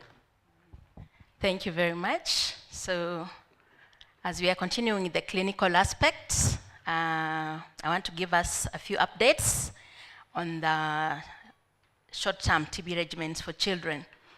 So, it's already on. So, the current TB treatments have been in use for over 40 years, and children usually lag behind in terms of medicines. A lot of them we adapt from adults. So, we used to have the 4 drugs, then the fixed dose combinations came, and then the children now got the dispersible tablets. And now we are happy to say that we are now embracing a shorter term regimen, which instead of 6 months, we use 4 months, but for children with non-severe tuberculosis. So I'm not going to repeat a lot of the slides that have been presented. Dr. Annie Marie said the burden of TB in children is on the rise, and as per 2023 data, we are already seeing we actually have a problem despite all our efforts. And also drug-sensitive TB, which I'll also be calling drug-susceptible TB for my topic today, is the one that is sensitive to the core drugs, first-line medicines, and practically usually isoniazid and rifampicin. So they should be sensitive to at least those 2. So very new from the kitchen, WHO recommendations, 2025, we have new updates, 2 for short-term regimens for children, 1 targeting children below 12 years, and another one, children between 3 months and 16 years, and the other one above 12 years, sorry. Actually, they did on 16-year-olds, but we are adapting it for 12-year-olds because some centers are able to manage children up to 18. But I know the government facilities discharge children when they reach to 12 years. So in private, we see up to 18-year-olds. So some of them still come to the children's clinics. So I won't talk about the 6-month regimens, but an update on the 4-month regimens. So the first one, which adapts 2 months of intensive phase, still constant, 4 drugs, inclusive of ethambutol for the children who qualify, isoniazid, rifampicin, and pyrazinamide. And then the shortened version is the 4 months one that has been reduced to 2 months. So still using isoniazid and rifampicin. So this was based on evidence from the SHINE trial, which was a shorter treatment for non-severe tuberculosis in children in Africa and India. So this was published in 2021, and as a country, we adapted this from last year, January 2024. So it's already in use. As a clinician, I haven't been able to prescribe it because I'm disadvantaged. I tend to see the severe children, unlike the non-severe TB. So a lot of children who come to me are usually severe in respiratory distress or complicated tuberculosis. So for the non-severe tuberculosis, this involves maybe pulmonary tuberculosis limited to one lobe and not in distress. They should not have any danger signs of childhood diseases. So they should be able to feed. They don't have central cyanosis, no convulsions, and are not having vomiting of everything. So they should be able to feed. So those are the children that qualify for this kind of regimens. They should also not have extrapulmonary tuberculosis, apart from either TB cervical lymphadenopathy only. The rest, they don't qualify for this kind of management. So TB meningitis, TB of the spine, osteoarticular TB, they are excluded. Also, intrathoracic lymphadenopathy are also excluded. So this was an open label study, randomized, and they showed it was an inferiority study. So children who were treated for 4 months responded same as those who used the standard 6-month regime. So that was the evidence behind that. So the other regimen that we haven't adapted yet is the 4-month rifampicin regimens with or without moxifloxacin for also children above 12 years of age. So this is also new. The evidence is out there that these regimens are also working, and they could help us shorten the burden of treatment for children who qualify. So these are children above 40 kgs. So most of them are adolescents. And they should also not have severe HIV disease and also not having severe disease. So the rest of my presentation is a repetition of all this. We can look at the guidelines. They are out there. The 2025 WHO Operation Handbook is out with the recommendations. They are requesting countries to adapt the 4-month regimen for children with non-severe tuberculosis. So very highly recommended, but conditional recommendation because there are children who don't qualify for that. So this other one, we haven't adapted it yet, but maybe very soon we'll have our own data to go with that. I was asking around the people who are prescribing the medicines. I haven't been able to prescribe the 4-month regimen because of the children I'm able to see. However, I was told that they are already in use. So maybe next year during the scientific conference, we'll have enough data on how the children are doing. So the rest of the regimens remain standard, 12 months for TB meningitis and TB spine and osteoarticular tuberculosis. So I know we are all very, very tired, and it's towards the end of Symposium 5, and there are 2 other speakers coming after me. That was the recent updates with the evidence behind it. And these tables just show a summary of the other recommendations. And the change was important because the burden of TB medicines is still high on children. The availability of medicines is still a problem. The fixed dose combinations have come in very handy, and shortening the duration will be good and improve uptake of children with non-severe tuberculosis and also to their parents. So as they are taking, I know we are monitoring so that we see if they are doing well in the forms that are available in our various facilities. And next year we should have some good data to see how the uptake has been, and if the children actually responded well, or those who don't respond by the end of 4 months should complete the 6-month regimen. So children who are not doing well on the 4 months should continue to 6 months.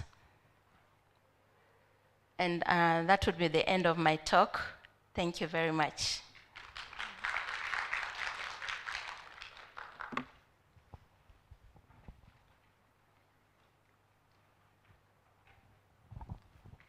Thank you, Sana, Dr. So kindly note your 1 or 2 questions for Dr. Regarding the shortened treatment regimens that the country has adopted. As I welcome our next speaker, my friend and colleague from Kule Mwambao, Rhoda Paula. She's an epidemiologist and an early career researcher with the Light Consortium based at RESOC. And she's a clinician by backgrounds and holds a master's degree in the field of epidemiology from Kenya Feltep, and has further training in epidemiology, including the PATS medical course, earning her membership to the Pan-African Thoracic Society and the American Thoracic Society.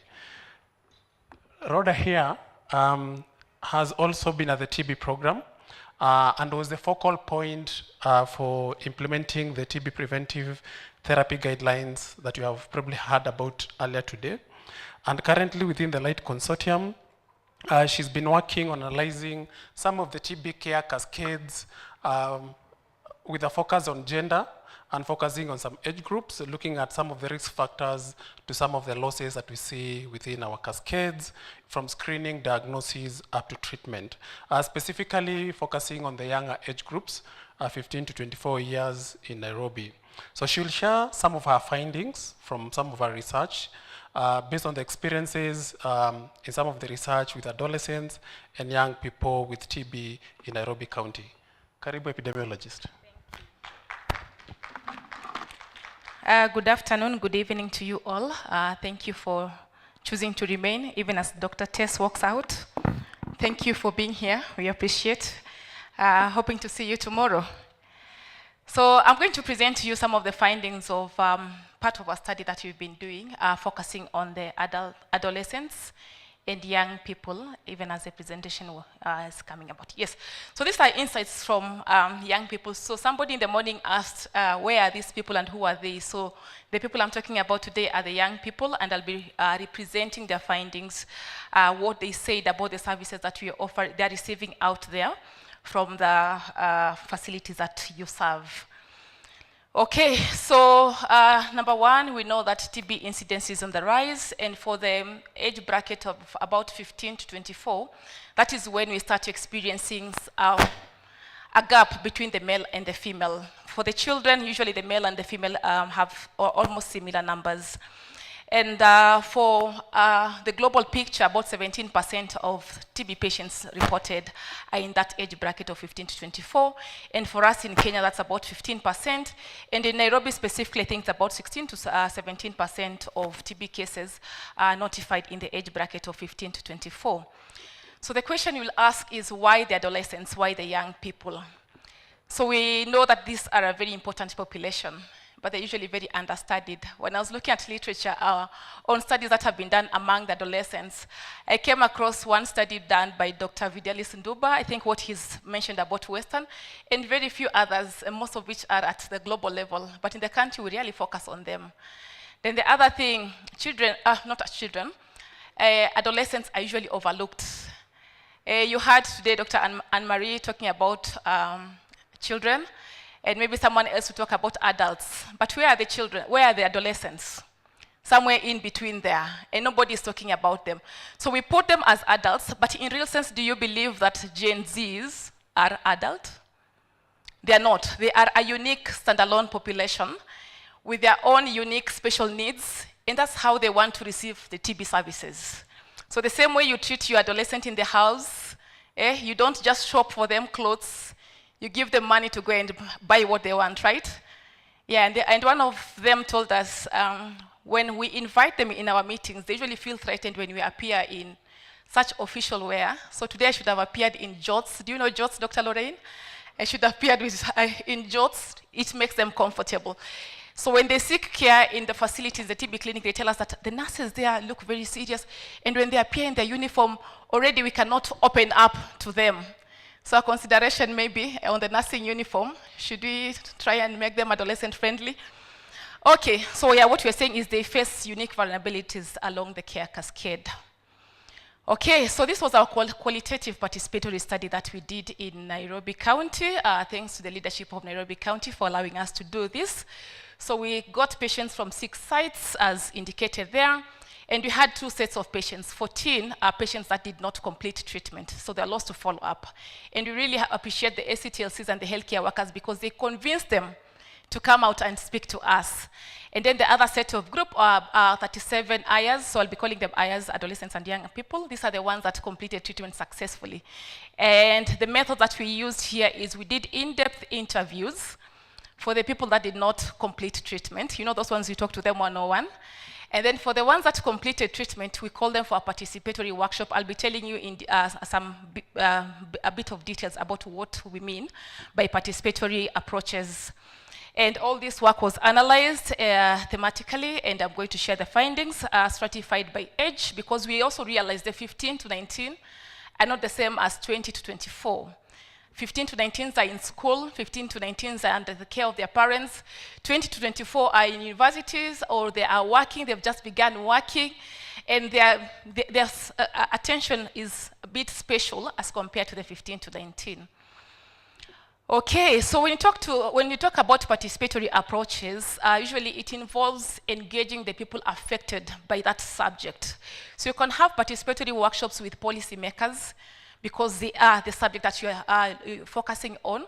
And for us, our subject of interest were the young people. So we did workshops with the young people. And why we do this is because you get to hear not only their problems, but you also give them a chance to share you give them a platform to share their recommendations, like what do you think can be done better? And today when Dr. Masini was presenting, I remembered one of the young people told us, why is it that you guys take a lot of time to diagnose TB? Why can't you have a simple test where you can just prick me and tell me that I have TB? Why do I have to go around and have my sample collected and transferred? So when he talked about the near point of care, I was like, okay, maybe the young people had a vision of where we are going, and I'm happy that we are almost ending there. So for us, we used an analogy of the river. So for them to give us this story, we didn't just tell them to tell a story from the blues, like the way your grandmother would tell you the stories. So we told them to use an analogy of a river. You know how a river flows. It has a beginning, it has an end. In between, it has turbulence. In between, it has streams of water flowing in and streams of water flowing out. And what you see there is an example of the rivers. It may not be very visible, but at each and every point of the river, the young people told us their stories, and I'll be highlighting some of their findings. So at the end of the day, they identified common challenges that were affecting them. That is what I'll be highlighting today. And we co-created solutions. So I hope at one point, when you have a platform with the National TB program, we will share the co-created solutions that the young people came up with, and we see if some of them can be adopted into policy. So for us to understand their story, we had to use different illustrations. The first thing is using turbulence or waterfalls to show some challenges that they faced. And I picked this river because I felt this lady did it well. So where you see some green plantation, that was life before they got TB, and life was good. They were healthy, so they were telling us what they were able to do in those green plantation areas. So some of them were footballers, and they would play so well without experiencing difficulty in breathing. The ones that are in school were in school, and they were doing well in school. But along the way, now they started experiencing the waterfalls. And at each point, so the black things you see there for this particular participant, they highlighted what particular challenges they faced. And then throughout their journey, they experienced some nice experiences, either support from family members, support from healthcare workers. So that was supposed to be demonstrated by streams of river joining the main river. And then there were points in life where they felt like giving up. They felt like, no, I can't do this anymore. And most of them talked about weight loss. I didn't know weight loss is an issue for the young people. They were worried about their looks, they were worried about their future, they were worried about their boyfriend's perspective about the change that has occurred to them, and the point that, the fact that it took too long for them to get this diagnosis. And I'll be, oh, what has happened? Is it me? Okay. Okay, and then the areas of improvement towards the end, they were either supposed to use some fish, some flowers to tell us at the end of the day, at the end of this course, what was a success story that they were happy. So the overall goal was to understand their experience and identify opportunities for improvement in terms of care and support for TB. So these are the findings. So I mentioned that the analysis and dissemination of the findings will be based on different themes. So our themes have been structured based on the different steps of the care cascade, the initial care seeking, the pre-diagnosis, diagnosis to treatment, and completion. So now we start with the initial seeking. So what came out is that the young people, when they are unwell, they don't like coming to the hospital. And maybe some of us also do that. So their first to-go point is the chemist. And some of the reasons they told us are the chemist services are affordable. It's just a matter of me saying, nakohoa, I'm being given a cough syrup, and life goes on. And some of them are telling us there are no long queues, unlike in a hospital. And then for the men, they were telling us, for a man, you have to work at the same time, take care of your health, so I don't have the time to go and queue in those facilities. So it is easy for me just to believe on my own strength, but also visit the chemist. For the young women, they talked about using some home remedies. Most quoted was dawa. So anytime they have cough, for them, make dawa and move on. And this was also linked to the caregiving responsibilities. They are mothers, young mothers, some of them, I think you saw one of them today was here with their babies. They do not have that time to go and spend time at the health facility. So I put here a quote from a male patient. I shouldn't have put the facility. Okay, so this is from Mbagathi County Referral Hospital. But remember, this is a quote about that step. It is not at Mbagathi. So the story about Mbagathi came after TB had been diagnosed.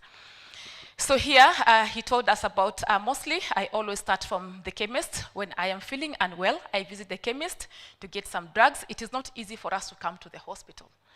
So for your case detection, Lillian Kerubo on ACF, and you're waiting for the young men to come, they will not come to the hospital, they will go to the chemist. So the 40% that we are missing, most of them are still buying the cough syrups and other antibiotics at the chemist. Hawajafika hospitali bado.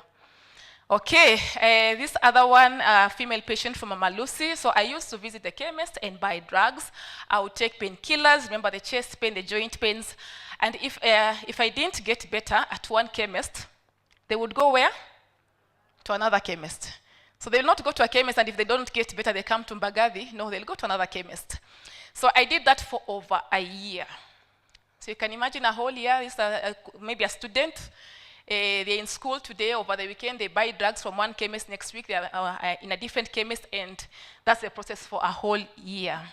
So think about the transmission, think about the delayed diagnosis, think about the poor outcomes in the future. Okay, so finally, they have maneuvered their ways, chemist is not working, now they decide, okay, now we are going to the hospital. So they describe this as a journey of confusion and delays. So the chemist did not work, now they have decided to visit this facility. And take note, it's not the 6 facilities we're talking about here. It's that nearby facility, a facility next to your family, because these are your children, these are your younger siblings. If they're in the university, it is that clinic maybe outside the, within the university, or even just next at the gate of the institution. So there was a lot of misdiagnosis, and this is where they were telling us, why don't healthcare workers diagnose TB so easily? It's easy for somebody to be tested for HIV and be told, it is HIV.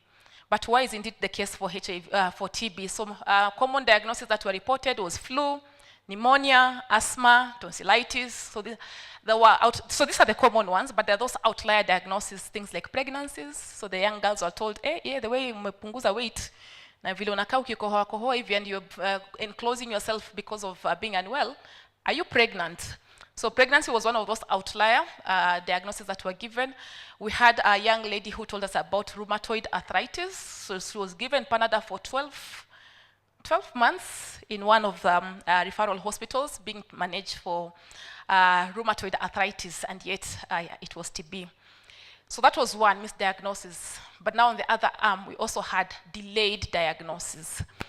So before, on average, they would take about 2 to 3 months for them to get a confirmation.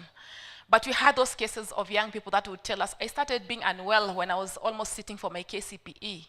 But finally, my diagnosis was done when I was in Form 2. So that is 2 years later.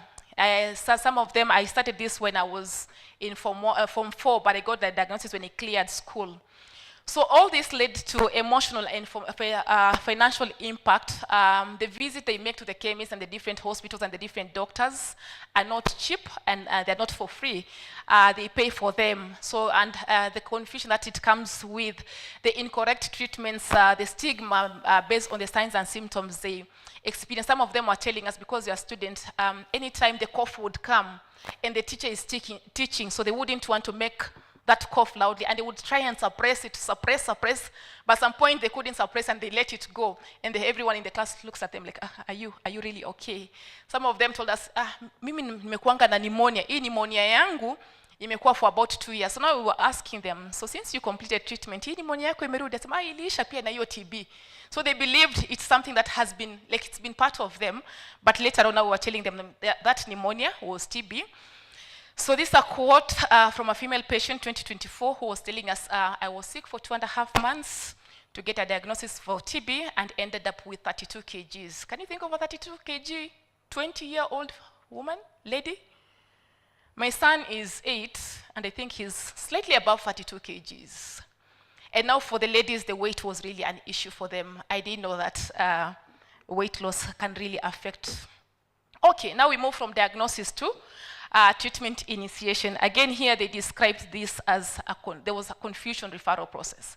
So remember, we said these patients have not fika Mbagathi, hawajafika Mbagathi, hawajafika Mama Lucy, so they are still in this other chemist. So they get diagnosed in a facility that is not a treatment site. Finally, sample has been collected after those number of months, taken to where it was taken, and now the results are back. So number one, the referral itself was an issue. So you're being told, okay, hapa, hatutibu TB. We want you to go to where? Mbagathi. We want you to, they're like, why? But I came to your facility.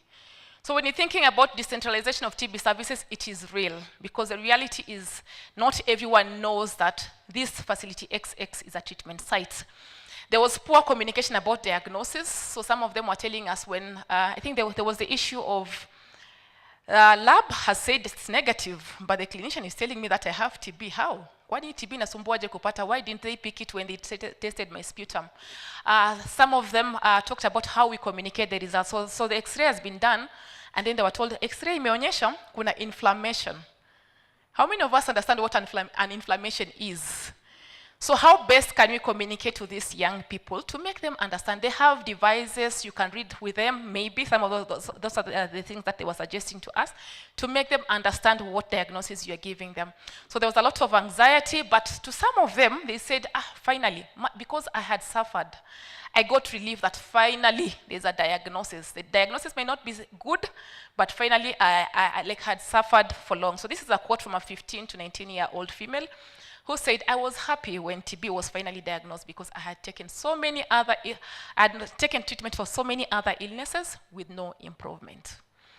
Okay, and this other one, I didn't really understand what she did. She sent me to the blood section and for an X-ray. So 2 things were done. Blood was collected, maybe a hemogram, we don't know, and an X-ray. After that, they entered me for information on the computer. The way we do, we don't communicate, we deal with our devices, but didn't explain much. And finally, boom, go to the TB clinic, you have TB. So do you understand how confusing that process can be to our young people? And now imagine this is your relative, or this is even your child, God forbid. Okay, so finally we have taken treatment. Now this is where the good stories were coming from. And if there are any healthcare workers from these 6 facilities that I mentioned here, kindly let's clap for them. Clap, clap, clap, clap, clap for them, clap for them. Because now this is where the story was becoming nicer. They were even, like you would see from their faces, they were smiling. Finally, when I went to Rhodes, finally, when I went to the healthcare workers, so they talked about very supportive healthcare workers. So you people in the TB clinic give good counseling, good reassurance.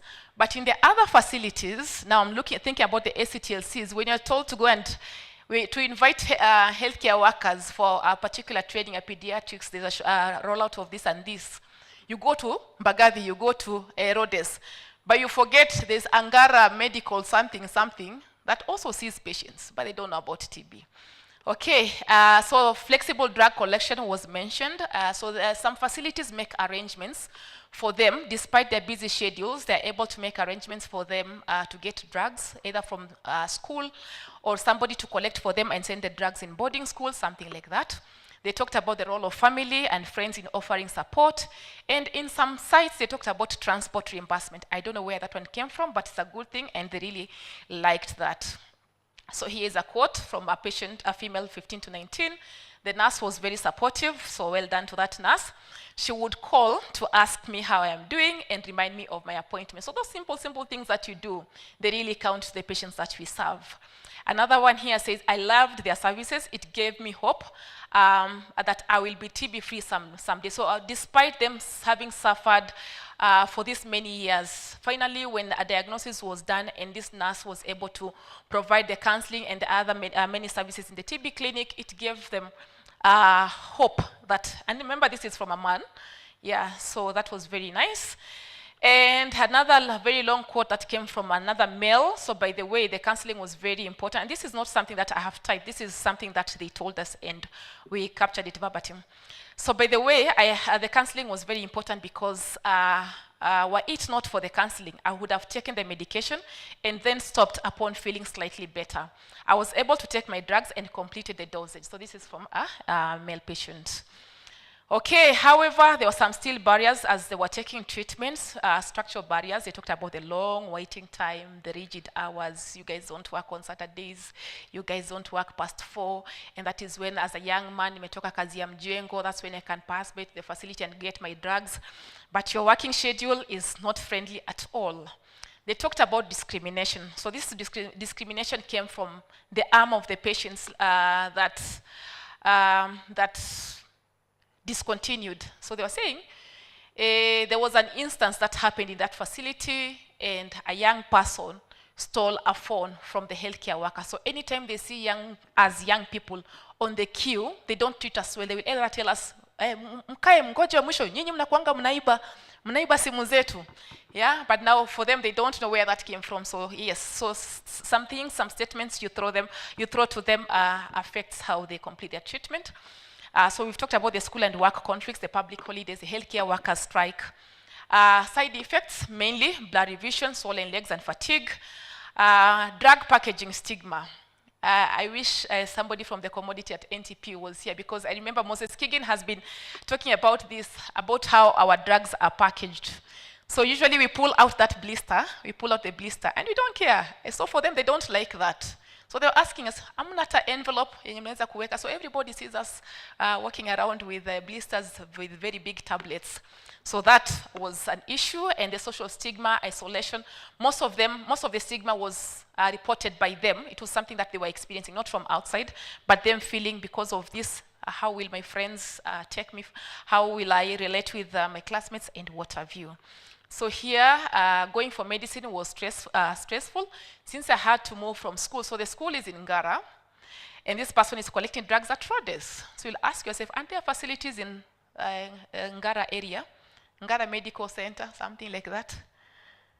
Do they have to transfer all the way to Rhodes? But because that is where they were either referred or maybe that is where diagnosis was made, they're okay going to Rhodes and not complaining. But remember, they're in school somewhere else, so that is stressful for them.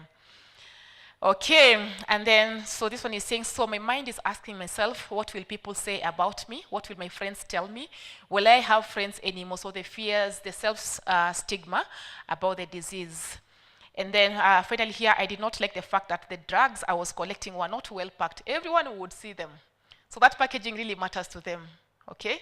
So I don't know which are some of the simple ways you can apply or implement at the facility level to make sure that that packaging, there's some privacy in the packaging. So finally, treatment has been taken. They have gone through all this, and now they're towards the end of the river. So the positive outcome, sense of relief that, finally, TB has been treated and it's over. It they demonstrated resilience that we have fought this battle, and they were eager to return to their normal life. Some of them were telling us, I can't wait to go back to my football or sports work, to school, because of what they had to adjust when they were unwell. However, there were still some challenges even after treatment. So some of them lost their jobs, the ongoing stigma, the disrupted education. So some of them had to change either from a boarding school to a school in the neighborhood so that they can take their medication and the likes. So there's a quote here: after I completed my treatment, I went back to the company I was working for, and I was told there was no work for me there. Okay, so for the arm that disengaged, these are some of the reasons that came out from most of them. So number one, side effects. So as you initiate TB treatment, we know they will face this side effects. It's important you preempt, just tell them, discuss with them so they get to know. If my urine, and by the way, that change of urine, hey, kumbe it's an issue to men because of the kind of toilets they have. So everybody sees the red, and it's an issue to them. So talk about the side effects that they need to expect. And when it occurs, at least they will know, daktari aliniambia. And then, so common cutting across was the side effects, but specific reasons for disengagement among the men was the work versus health. So I am a provider, I need to work.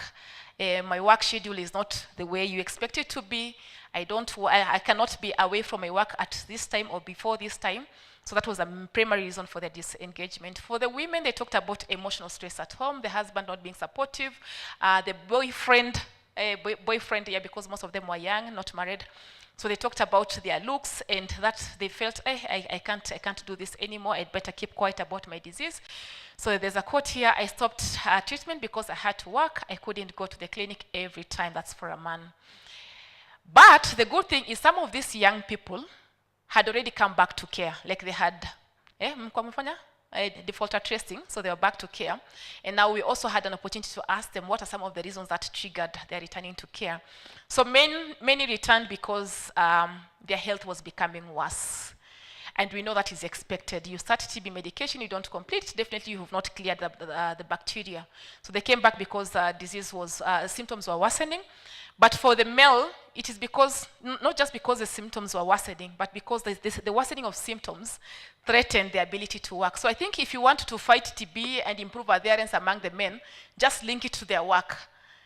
Tell them if you don't do this, you will not be able to work. That way they will understand your language. For the female, they talked about compassionate follow-up. So they like the way the nurses would follow up, would make a phone call and ask them to. And also the peer educators to come back to treatment. That one they liked. So in summary, we are saying the young people face different challenges along the care cascade. Most of them systemic health system related, but also social and gender barriers across the TB care cascade. We've seen the role of social and supportive support from healthcare workers and counseling as a good enabler, and some of the things that could help influence health system gaps, social and psychosocial dimensions strongly influence whether your patients will adhere or take treatment to the end, or they will disengage. So some of the recommendations that they came up with, they need youth-friendly services. So they were telling us pregnant women in that clinic are given a priority. The young women, the young children are also given their priority. But for us, we are not treated in that special way. So let's make the clinics welcoming, have the flexible clinics. It may not, flexible does not mean you open past 6. But if I'm coming at 6 and the other departments in the facility are working, how best can I collect my medication? And then faster services to accommodate the school and work schedules, they enhance communication. So I said healthcare workers need to learn how to communicate the results and all those steps of the work that we do. Counseling is important to address their fears, misconceptions, and the potential side effects.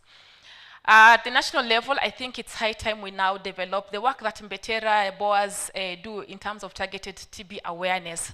But they were telling us, kindly use platforms that we understand.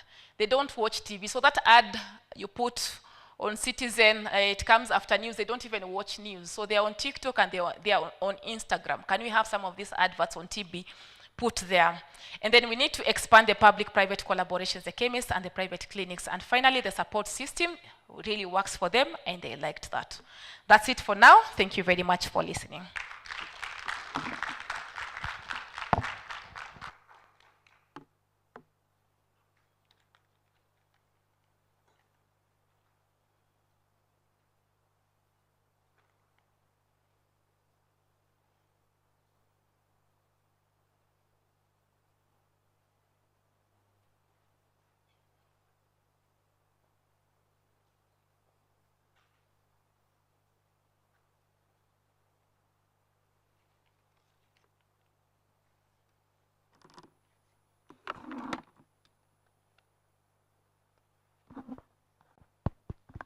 Yeah, so before anyone else walks out, I think I'm getting the vibe.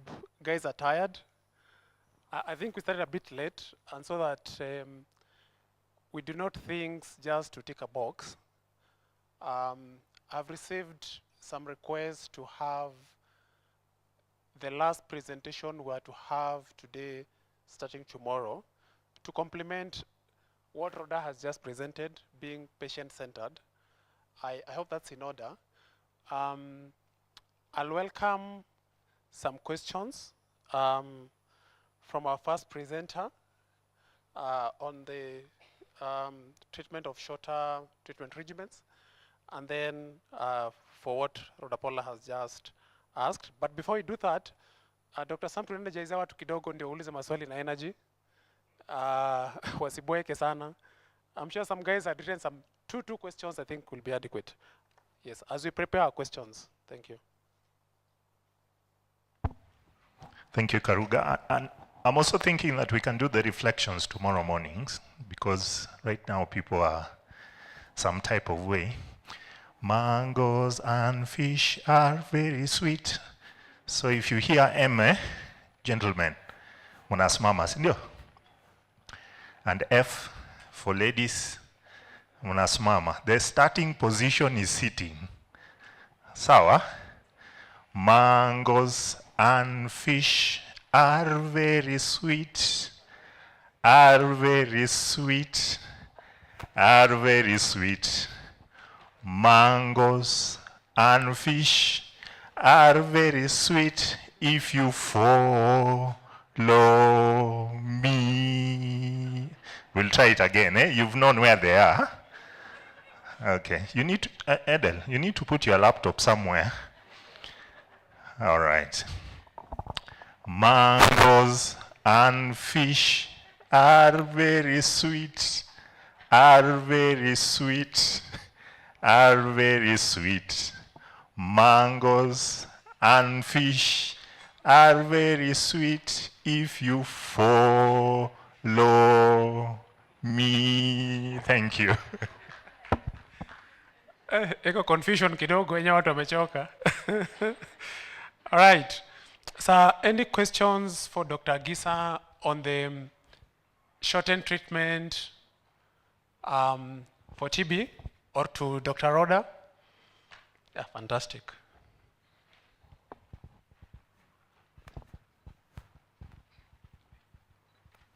Any others? All right, and then one at the back. My name is Gladys. Thank you, Rhoda, for that presentation, and the fellow presenter. My first question is, it's just a reinforcement on packaging of anti-TBs. It doesn't only affect the young people, even the adults. A client one day collected drugs and put in a carrier bag green, which he put bread on top of that carrier bag. Along the way, somebody was very angry and snatched away the carrier bag and went with the drugs.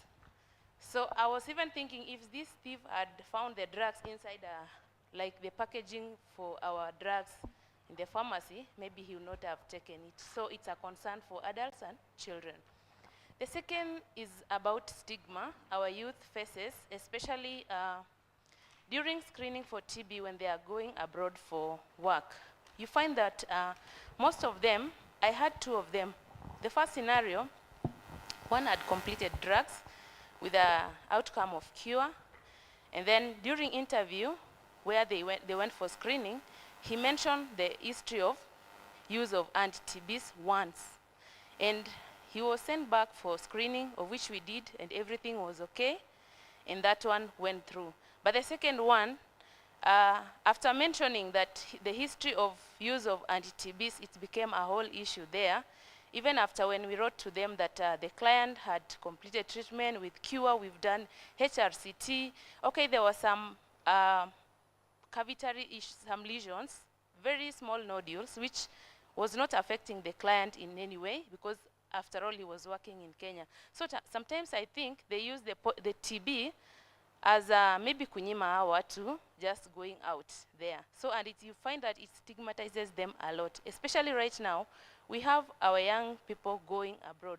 So TB should not be the one that is rejecting them their greener pastures. So we need to look at something. If those people don't know our guideline in Kenya that after treatment and the person has been cured, there is no infectious process on the radiographs, then that person is okay.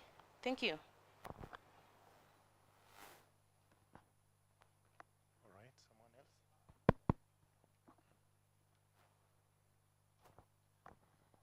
Thank you, Dr. Gisa and Rhoda, for your presentations. I have a question for Rhoda. In the facilities where the clients were seeking care, were there any youth-friendly centers?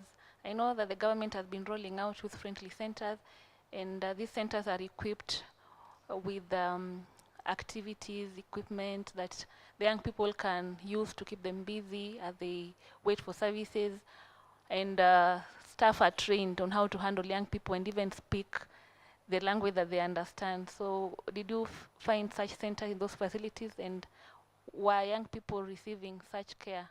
Thank you.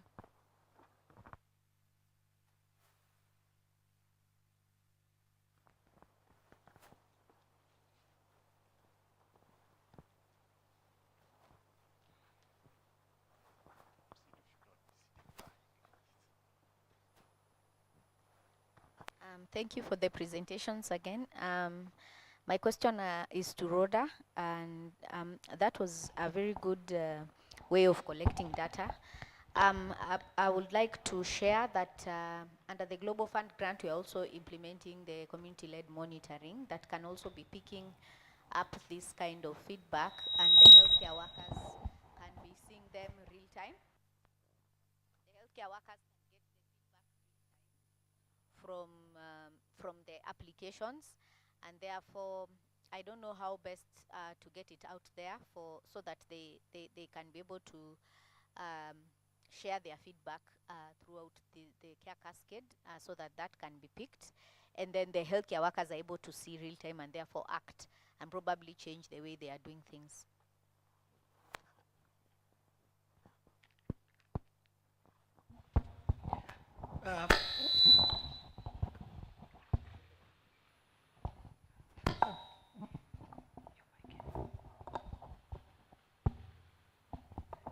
Okay, thank you very much, Rhoda. And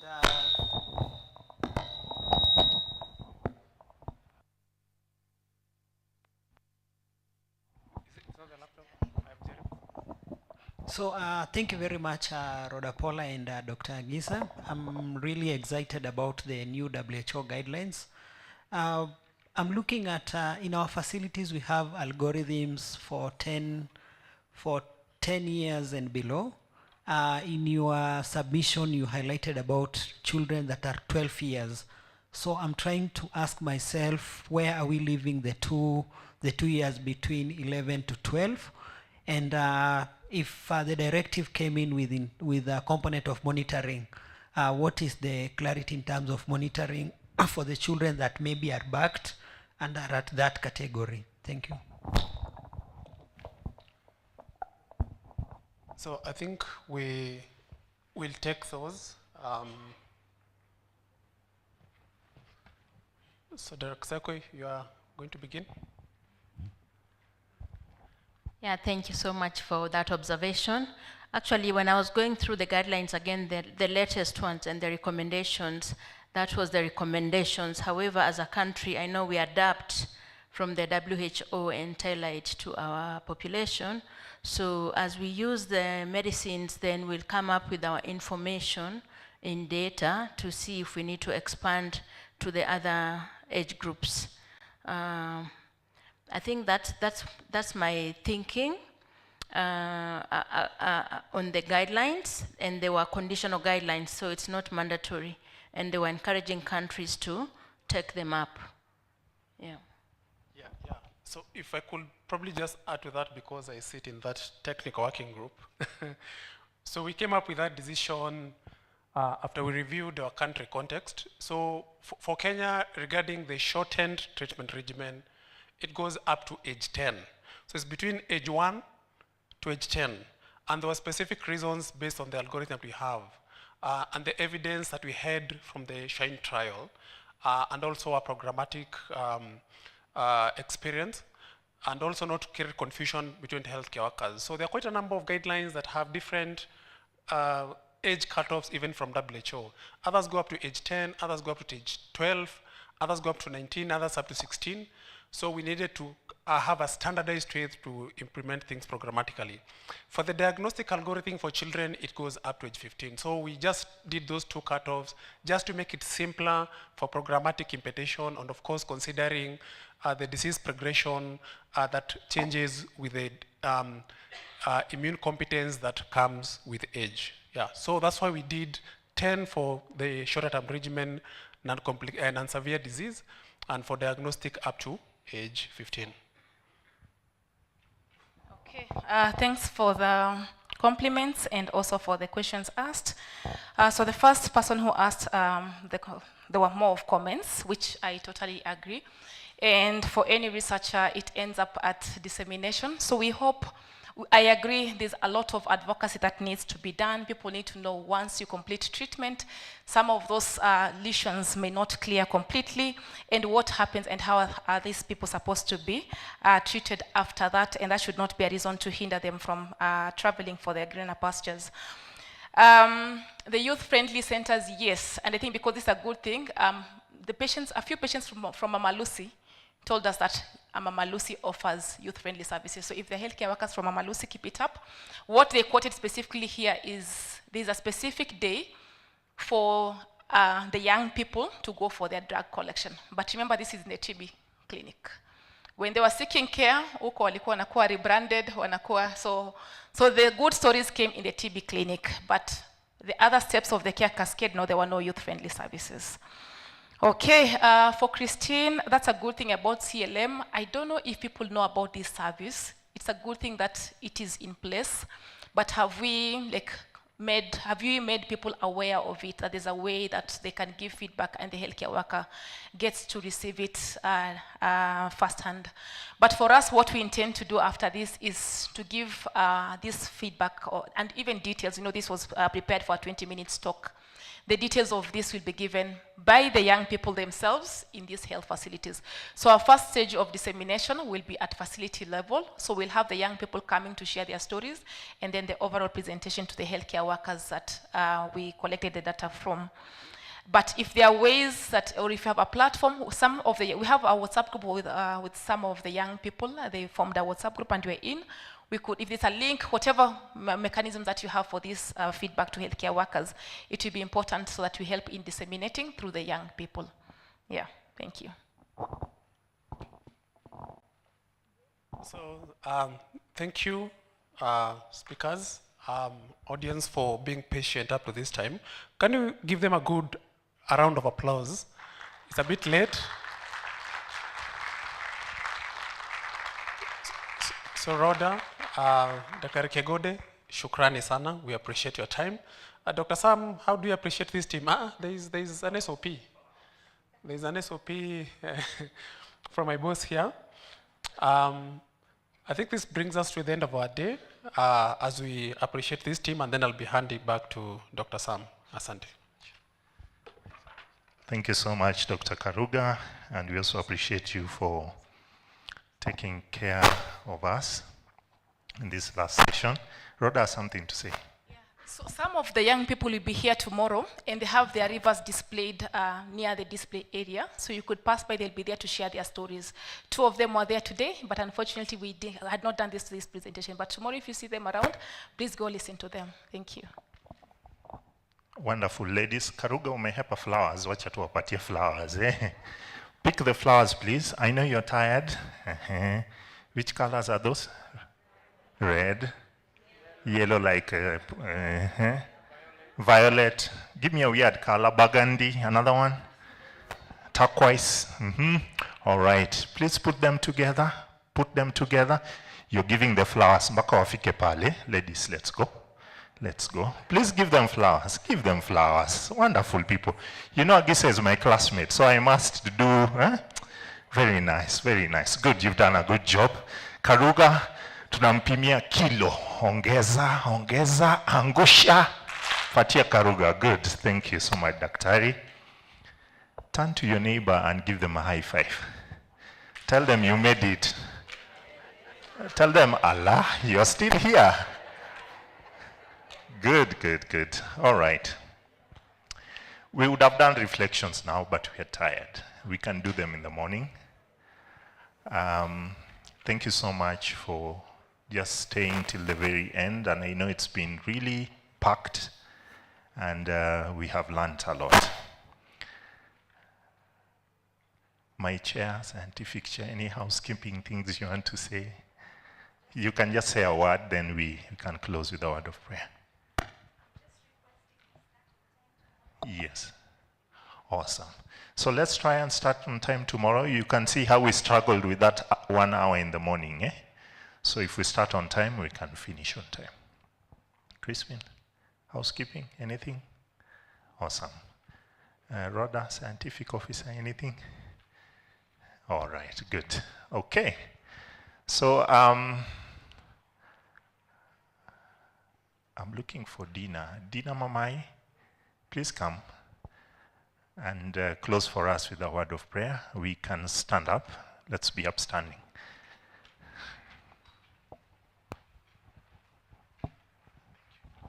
Okay, let's pray. Lord Jesus, we thank you for your love. We thank you for your faithfulness. Thank you, Lord of mercy, because your presence has been with us from morning up this particular time. As we depart, I pray, Lord of mercy, for journey mercies. I pray that you protect each one of us with the mighty blood of Jesus. And even as we'll meet tomorrow morning, we will turn all glory and honor unto you. For it's in the name of Jesus Christ I've prayed. Amen. Thank you. My name was Dr. Sam. I was your MC for today. I appreciate. Thank you. Please have journey masses and enjoy your evening. DJ, you can give us some music.